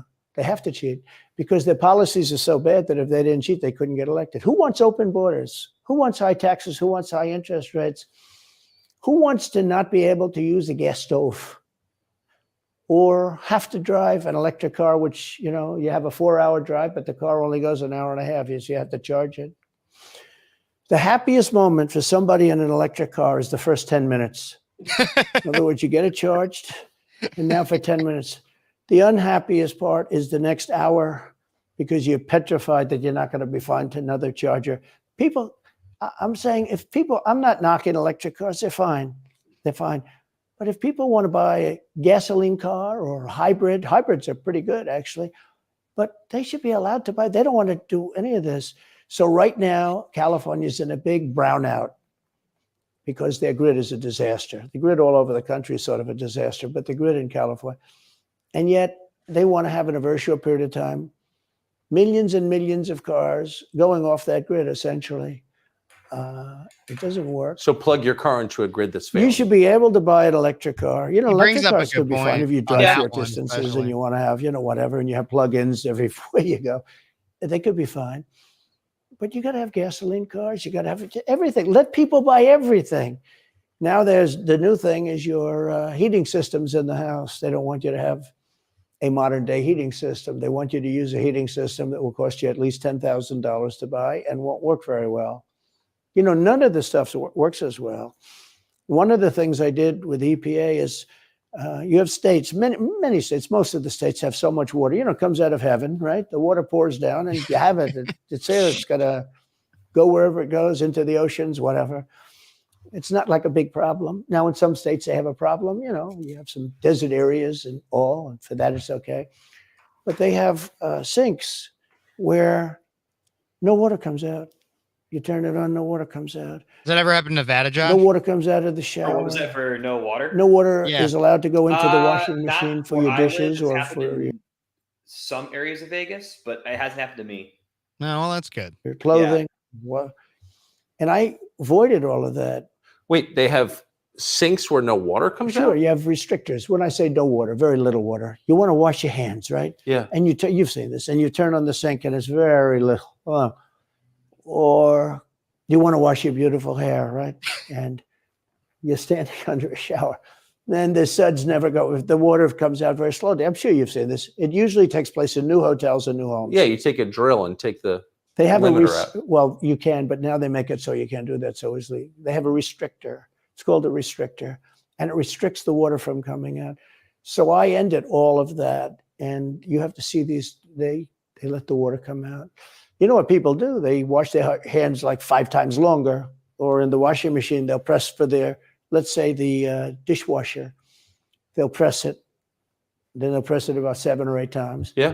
They'll end up using more water, and it still won't be very good. I met with the head of Whirlpool. They were practically going out of business during my administration, and they said to me, from Ohio, incredible, great state, I love Ohio, and they were really doing badly because people were dumping washing machines all over, mostly from South Korea, but also from China. And he was explaining it's just a terrible situation. I said, let me ask you, how's the quality? He says, we're better, but they are good enough quality. But, of course he's going to say that, but, they are better. He said, but they don't allow us. They're dumping these machines. They're cutting us in half. They're killing us. And on top of it, the government won't let us use water in our machines. I mean, he shows me like a quarter of a bottle of water. That's supposed to be washing clothing. And I freed it all up, and I put tariffs on these countries that were selling and the machines coming into the country. And that company went from a big... Look, here's something that I want to say, because I think it's important. And Josh, I'm sure you want to tack onto this a little bit too. But look, like, Trump says some things in this that I think are important. Like, yeah, like there's a lot of weird clean energy crap that the Democrats try to push. Sure. Panama Canal, another issue. I mean, the larger issue being Chinese imperialism in terms of industry. Yeah, important issues to be discussed. But I would love to know what Trump would have to say about education. Yeah. And what we have to, because yeah, I could make a guess, and I'm sure somebody in the comments of either this or when I cut this for its own thing is going to be like, well, this is what he would actually say. Well, I want to hear it, and I want him to have to defend that and say, here's what I agree with about the other people that are running for president. And so this is so, because that's what I keep thinking when I keep hearing him kind of drone on about some things that I think don't need to be droning on about. Right. Is that I think this is what he decided to do instead of the debate. And I'm not impressed. I got to be honest. Yeah, I'm not impressed. There's some things that I think are funny, but I'm not impressed. I'm bored.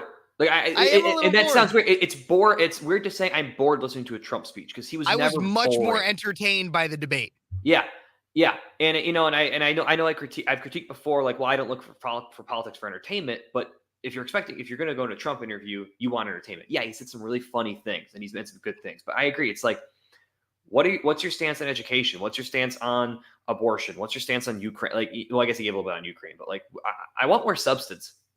Yeah, I definitely want more substance. And because I see Jonathan coming down here saying, well, I think he's going to say that more on the campaign trail. Sure, he might, but he has no one. I mean, I'll give it to you. I don't want to say that this is an easy interview by any means, but Tucker's not. He's not going to Chris Wallace the guy by any means because he knows that what happens then. But he's just letting Trump talk, which is the thing I actually love about Tucker for the most part, is he'll ask a guiding question and then just kind of let the person go. And sure. I think that really works well for things like Andrew Tate, like that kind of interview. Like it's great. But I wish you would make Trump hone in on something a little bit more here because I'm like you said, I'm getting a little bit bored. I think that I would want somebody to ask him where he has to answer for a little bit more instead of just letting him talk. Yeah. So let's hear what else Trump has to say throughout this. We got about like 10, 15 minutes left in it. All the washing machine companies, they make washing machines, they make dryers, they make all of the different machines that do this kind of work, including dishwashers. And they went from a disaster area to being just thriving. But can I ask, they love me in that part of Ohio. Well, I bet they do. But why should EPA? No one at EPA was elected by anybody. Yeah. Why do they have the power to decide how much water your washing machine uses? Shouldn't Congress in a democracy get to vote on that? Yeah, you could say that. They do things that are not very. So how do you? That's my question. How do you, if you get elected again, go back to Washington? How do you keep the agencies under control? How do you keep FBI and CIA specifically under control? The way you do it, like I fired Comey, that was a big deal. You know, a lot of people said, and I fired him very early. Somebody said, oh, I wish you would have fired him. There was a real question about firing him. Anyway, you understand, because, you know, when they have a 10-year term, there is a question. I fired Comey. That was a great thing. If I didn't fire Comey, maybe I wouldn't be talking to you, or I'd be talking to you about real estate or something else other than politics, right? That was a coup, in my opinion. That was a very sick deal. That was the insurance policy. You remember the insurance policy? Oh, she's going to win, darling. She's going to win. But just in case she doesn't, we have an insurance policy. An insurance policy was what they were doing. And we caught them with that. That was a very important tweet or whatever it was, text. It was a big deal. That was a big deal. The insurance policy. She's going to win 100 million to 1. That's not good odds. At least they gave me one, right? 100 million to 1. But just in case she doesn't win. We have an insurance policy. And everybody said, that's strange. That's strange. But we caught all that because I fired Comey. Because when I fired Comey, it was like throwing a rock into a hornet's nest, into a nest of bees, and the place went crazy. So when you were president, are you confident that you knew everything, say, CIA was doing around the world? No, I'm not. It's a very interesting group of people. I had very good relationships, I thought, but I was a little surprised when I got out that, things go on. Look, it's... What were you surprised by? I was surprised. I think it's some of the people. I was surprised that there was... I had a group of people. Look, we killed many, using the CIA, I have to say this, very bad actors. We were very good at it. You look at Soleimani, you look at al-Baghdadi, bigger than Osama bin Laden. I mean, Osama bin Laden, but al-Baghdadi did ISIS, and he was rebuilding ISIS very strongly. And that was the CIA that did that. That was really us that did that. Yeah. That was really us that did that. And Soleimani was us that did that, not so much CIA. But we did some very good work with the CIA. But I started, when I looked at the 51 intelligence agents saying that was the laptop from hell was Russia disinformation, when I took a look at that, I said, that's a horrible thing. They knew it wasn't. They knew it was not. And by the way, you're talking about cheating on the election? McLaughlin and Fabrizio, great pollsters, they said a thing like that plus other things meant anywhere from 10 to 17% of the vote would change. Whatever happened to Mike Pence? You've always been nice to Pence. I've never heard you criticize Pence. You've defended him in public many, many times. He's out there attacking you. Mm-hmm. What is that? So Mike wants to run for president. You got to understand, in my opinion, Mike Pence had the absolute right to send the votes back to the legislatures. The Democrats and everybody said, you don't have the right. In other words, what I said, is he a human conveyor belt? You mean if he finds fraud in Pennsylvania, in Georgia, in any of these states, Arizona, he has to send them to Mitch McConnell, right? That's right, sir. Well, if he finds fraud, he has to? Yes, sir. I said, so he's a conveyor belt. Boom, put him in. I said, I don't agree with that. And we had some lawyers, not all, we had some lawyers that said, no, you do have the right to send them back to the legislatures to be rechecked. Because if you looked at what went on in Wisconsin, who, by the way, now agree with me, Wisconsin has been virtually, other than the fact they're not allowed to do anything statutorily, but Wisconsin has been, what they found is incredible. we won Wisconsin. But Mike Pence had the right, in my opinion, to send him back. Do you ever talk to him now? No, I haven't spoken to him in a long time. I was very disappointed in him. I didn't want to do what Thomas Jefferson did. Thomas Jefferson, it was Georgia. And it was, hear ye, hear ye, the great state of Georgia is not capable or allowed to tabulate their votes. And Thomas Jefferson, who was the vice president, said, is Georgia sure that they cannot tabulate their votes? Georgia is sure. He didn't send them back and have them redo it. He said, we will keep the votes of the great state of Georgia for Thomas Jefferson and his president. I didn't ask him for that. Could have done that too, but I didn't. Can you explain the historical context on that, Josh? I'm not going to lie. I don't know what the hell he's talking about. Because for everybody out there, if you did not know, Josh is a history teacher that simps for Thomas Jefferson. I love Thomas Jefferson. I don't know what the hell he's talking about. I look into that a little bit more. I'm curious. Yeah. I thought that would be turmoil. I asked him to send him back to his legislature, to the legislatures, in Wisconsin, let's say. But why didn't he? You'd worked together for 4 years. You're the president. He's VP. You say you're aligned on everything. I think he got very bad advice. I really do. Now, let me tell you what happened. I sat there with a few people. I think his lawyer was in the room too. His lawyer was very much against it. There were other lawyers that felt you could do it. It was one of those things. I think you could have done it. I think you can always do something if you see fraud or if you see problems. But it's very interesting. So after the election was over, the rhinos got together with the Democrats And they redid the election, so you couldn't do it anymore. So then I called the people. I said, so in other words, you're saying I was right. You could do it. Yes, you could do it. In other words, they took the Voting Act and they redid it so the vice president no longer has the power to do what I said he could do.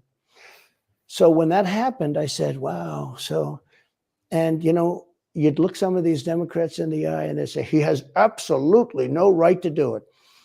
And immediately after the election, they met rhinos, could name them all, and Democrats, and they approved legislation that takes away the right of the vice president to do it. So I said, so you're saying I was find anything, right. Josh? The vice president did reading have an the article. right to do it, and they said, yes, he did. So if you're saying they stole it from you last time, why wouldn't they do the same this time? Oh, well, they'll try. They're going to be trying, yeah. But, and not only me, you know. Look,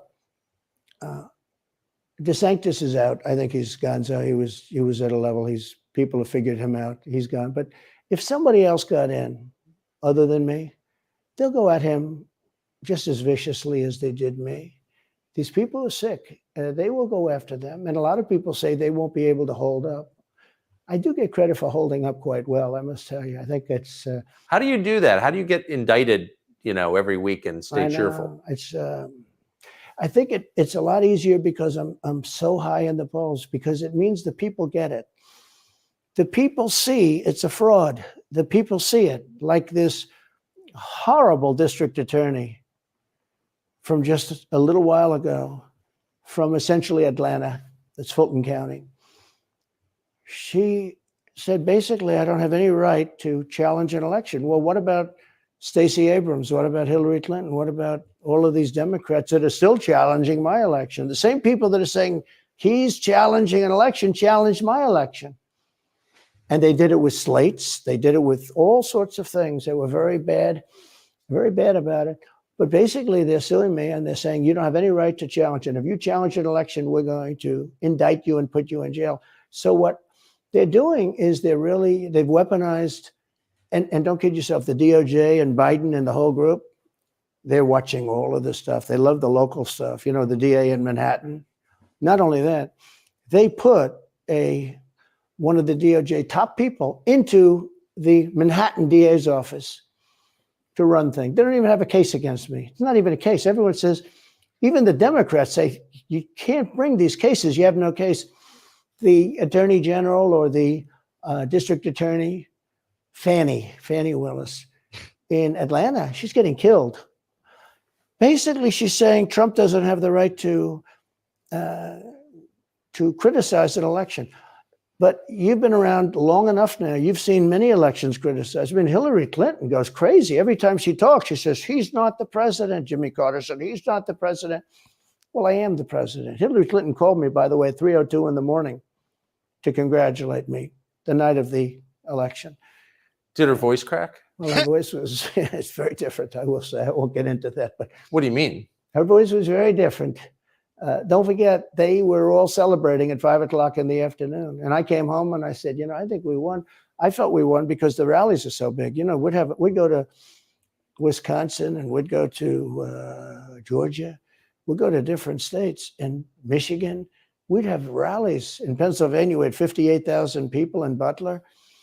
And I said, you know, how are we losing this? How do you have a rally where you have from 50 to 100,000 people, many of them, you know, I did 7 a day for a couple of days. That's a lot. That's a lot. These are big rallies too. And I didn't hold back. I didn't say, let's make them let's do abbreviations, right? But they challenged this stuff. Yeah. Hillary called me up and conceded. Now, the word is that Obama said you have to do that. But she called up and totally conceded. But now, you know, every time you see her on television, she's saying like, well, she's challenging the election. Do you think so? That would mean that she should be indicted, but that would mean also that Stacey Abrams in Georgia should be indicted because she still thinks she won the election for governor. She still thinks that. She's never recanted. And do you think Stacey Abrams will be indicted for that? No, of course not. She won't be. The Democrats don't get indicted for things like that. They don't get impeached. No, it's a different thing. With that being said, yes, I had great support when they did impeachment hoax #1 and impeachment hoax #2. Jim Jordan, the House was fantastic. And actually the Senate was very good for me, other than, Mitch McConnell. I think if he had, it's too bad I endorsed him. He was begging, he was going to lose that race, and I endorsed him, and he ended up winning the race because of my endorsement. He was down, he was going to lose to Amy McGrath. She was $90 million in cash, all set to go. She was leading by 3. He was going down. I did him a favor, and then 3-4 months later, he really wanted to impeach me. He's a bad guy. But if you look at what's going on politically, so interesting.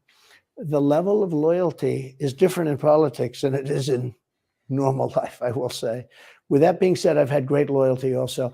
But the House was fantastic. The Senate was very good. They overrode Mitch McConnell. Mitch McConnell, in my opinion, was trying to get senators to impeach me, especially for the second one. And on the first one, he acted very, very slow. He should have gone much faster.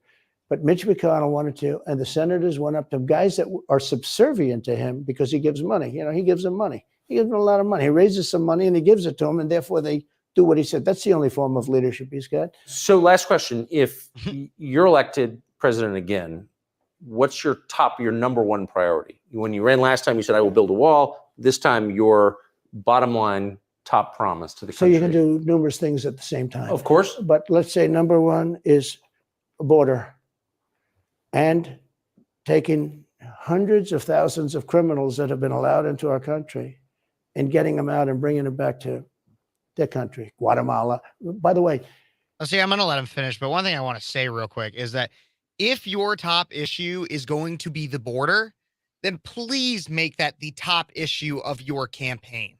Because at least from what I see, and maybe it's just because of the indictments, maybe it's just because of the way the media is pushing it, whatever, but from everything that I see when I remember back in 2016 when the main issue of his campaign was the border. And so, yes, even the bad press would cover that it was the border because they'd be like, oh, well, he called Mexicans rapists and all this stuff, but it was still focused on the border. And so if your main topic is going to be the border, which is fine, which is what won you in 2016, then control the narrative, because that's what he did back in 2016. He was able to control the narrative because, again, he was able to make it so that even the controversies were about his main issue, which was the border. Yeah. And so that's my problem, is you're focusing so much on, or so much of it is being focused on 2020, what happened there. And again, maybe it's the indictments, maybe it's because of the news coverage of the indictments, but when the words out of your mouth, he talked so much, not a single ounce of this interview was about the border until he says, what's your number one issue? Yeah. If that was really your number one issue, then. Yeah. And I did find a little bit on that story he was talking about. So apparently election of 1800, because the way the Constitution was written was that whoever got the most amount of votes was president, second place got vice president. Yep. Well, at that time was when partisanship started coming. So the Federalists were going to lose, the Republicans were going to win. So Thomas Jefferson and Aaron Burr tied for the presidency. Gotcha. Thomas Jefferson was the vice president. So he oversaw, and that means he's the Senate, the president of the Senate. So he oversaw the voting. There was a rumor that Georgia had some fickle little business going on with their voting. And that happened actually under Adams as well. When it happened under Adams, Jefferson said, whatever happens, we're not going to challenge it. If Adams says that he won, we're going to trust that, because that's what I think. He's a man of integrity. Same thing happened with Jefferson. When Jefferson was going to do it, he could have sent the votes back and said revote. Instead, he said, we are going to follow through, and Aaron Burr agreed. Whoever Jefferson says wins will win. Gotcha. So I don't exactly get the understanding here, because Trump is saying he should have sent I guess he's saying, I shouldn't have done what Jefferson did. But the whole point of Jefferson saying that was saying, I'm not going to put myself above where I think the electorates are, and I'm going to trust the system and trust this person. So Gotcha. Yeah, very, very interesting. Yeah. Interesting context there. I didn't know about that. No, but the good thing, it's always a learning experience and an opportunity. I had a few more minutes. Remember, he just said that his top priority was immigration. He has not talked about immigration pretty much at all the entire interview, but now let's see what he has to say. Not only the 4 countries that we think of as neighbors, all over the world. Last month, we had 149 countries represented. Think of it. We had 149 countries represented, Tucker, from places that many people never even heard of, coming into our country. And they're coming in from mental institutions, and they're coming in from prisons. They're emptying out their prisons all over South America. They're emptying out their mental institutions. Terrorists are pouring into our country. We have no idea. I had the strongest border in the history of our country, and I built almost 500 miles of wall. You know, they like to say, oh, was it less? No, I built 500 miles. In fact, if you check with the authorities on the border, we built almost 500 miles of wall. And I had another 200 that I was going to build. You know, it's like water, it seeks. And we're going to build another 200. We built it. It was all set to go. All they had to do was install it. It would have taken 3 weeks. And that's when I found out. I said, I think these people actually want open borders. The first thing I would do would be I would seal up the border good and tight, except for people that want to come in legally. Do you think we're moving towards civil war? There's tremendous passion and there's tremendous love. You know, January 6th was a very interesting day because they don't report it properly. I believe it was the largest crowd I've ever spoken before. And you know some of the crowds I've spoken before. And like July 4th on the mall, I think they had 1 million people there. But I think that the biggest crowd I've ever spoken before was on January 6th. And people that were in that crowd, a very, very small group of people. And we said, patriotically and peacefully and patriotically, right? Nobody ever says that. Go peacefully and patriotically. But people that were in that crowd that day, very small group of people went down there. And then there are a lot of scenarios that we can talk about.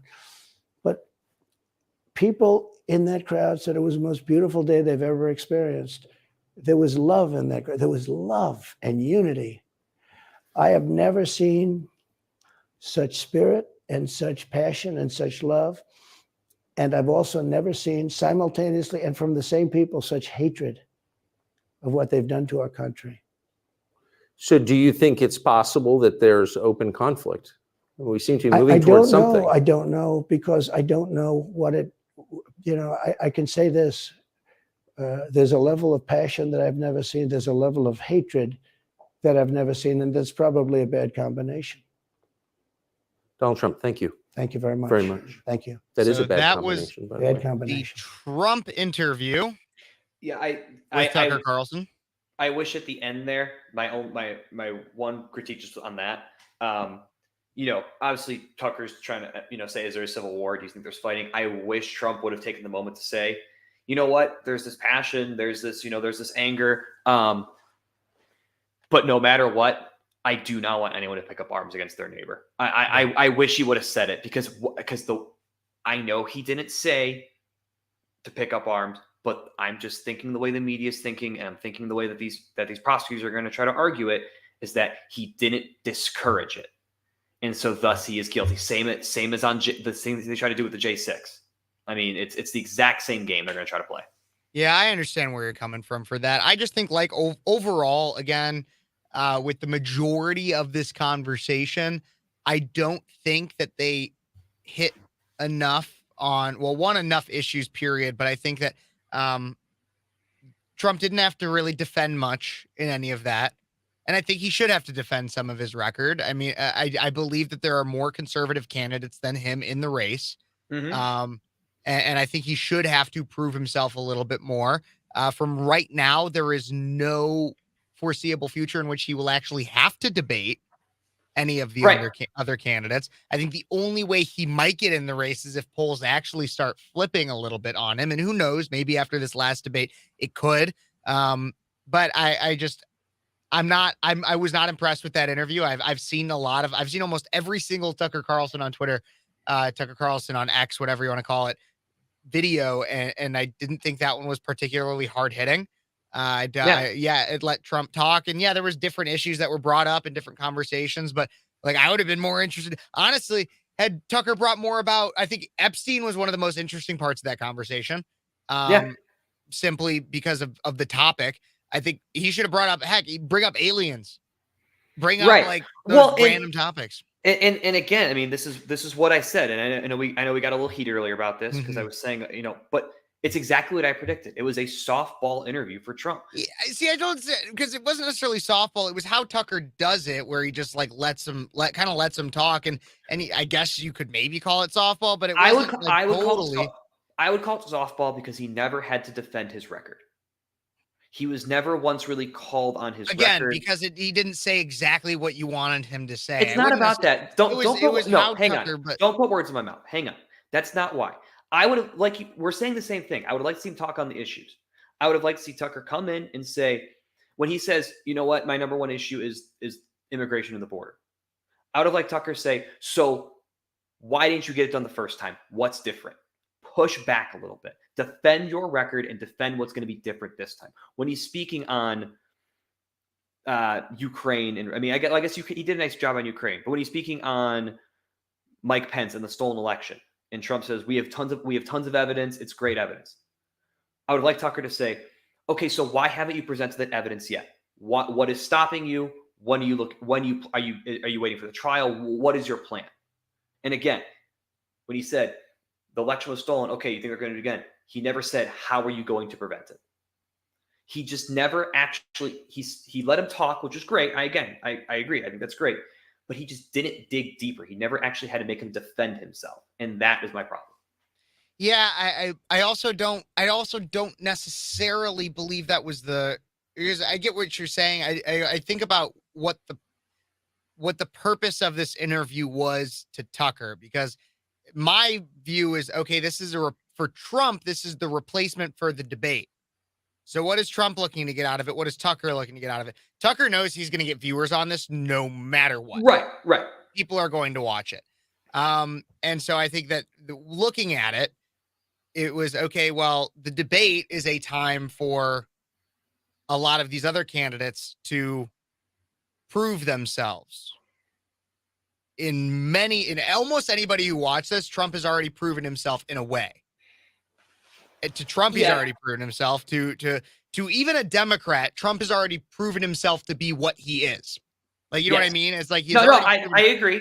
And so the purpose of this interview, thus, was no longer to prove himself, but rather to get a different message out there. And I think it was lackluster. I think it could have been better. I still would not be the person to describe it as a softball interview, because they hit on different, like the Epstein thing was a different topic when I was not expecting. Sure. Everything came out. So I wouldn't necessarily call it a softball, but I know what you're saying. I don't know. We're going on 5 hours here of this.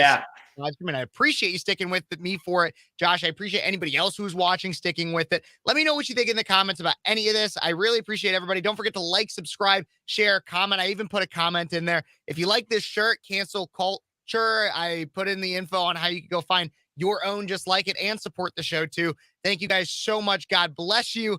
I got to get out of here. It's almost midnight where I'm at right now. But it's 10. It's 10. Have a good one, Josh. Good luck at work tomorrow. See everybody later. God bless you guys. You've been watching Speechless, the election special.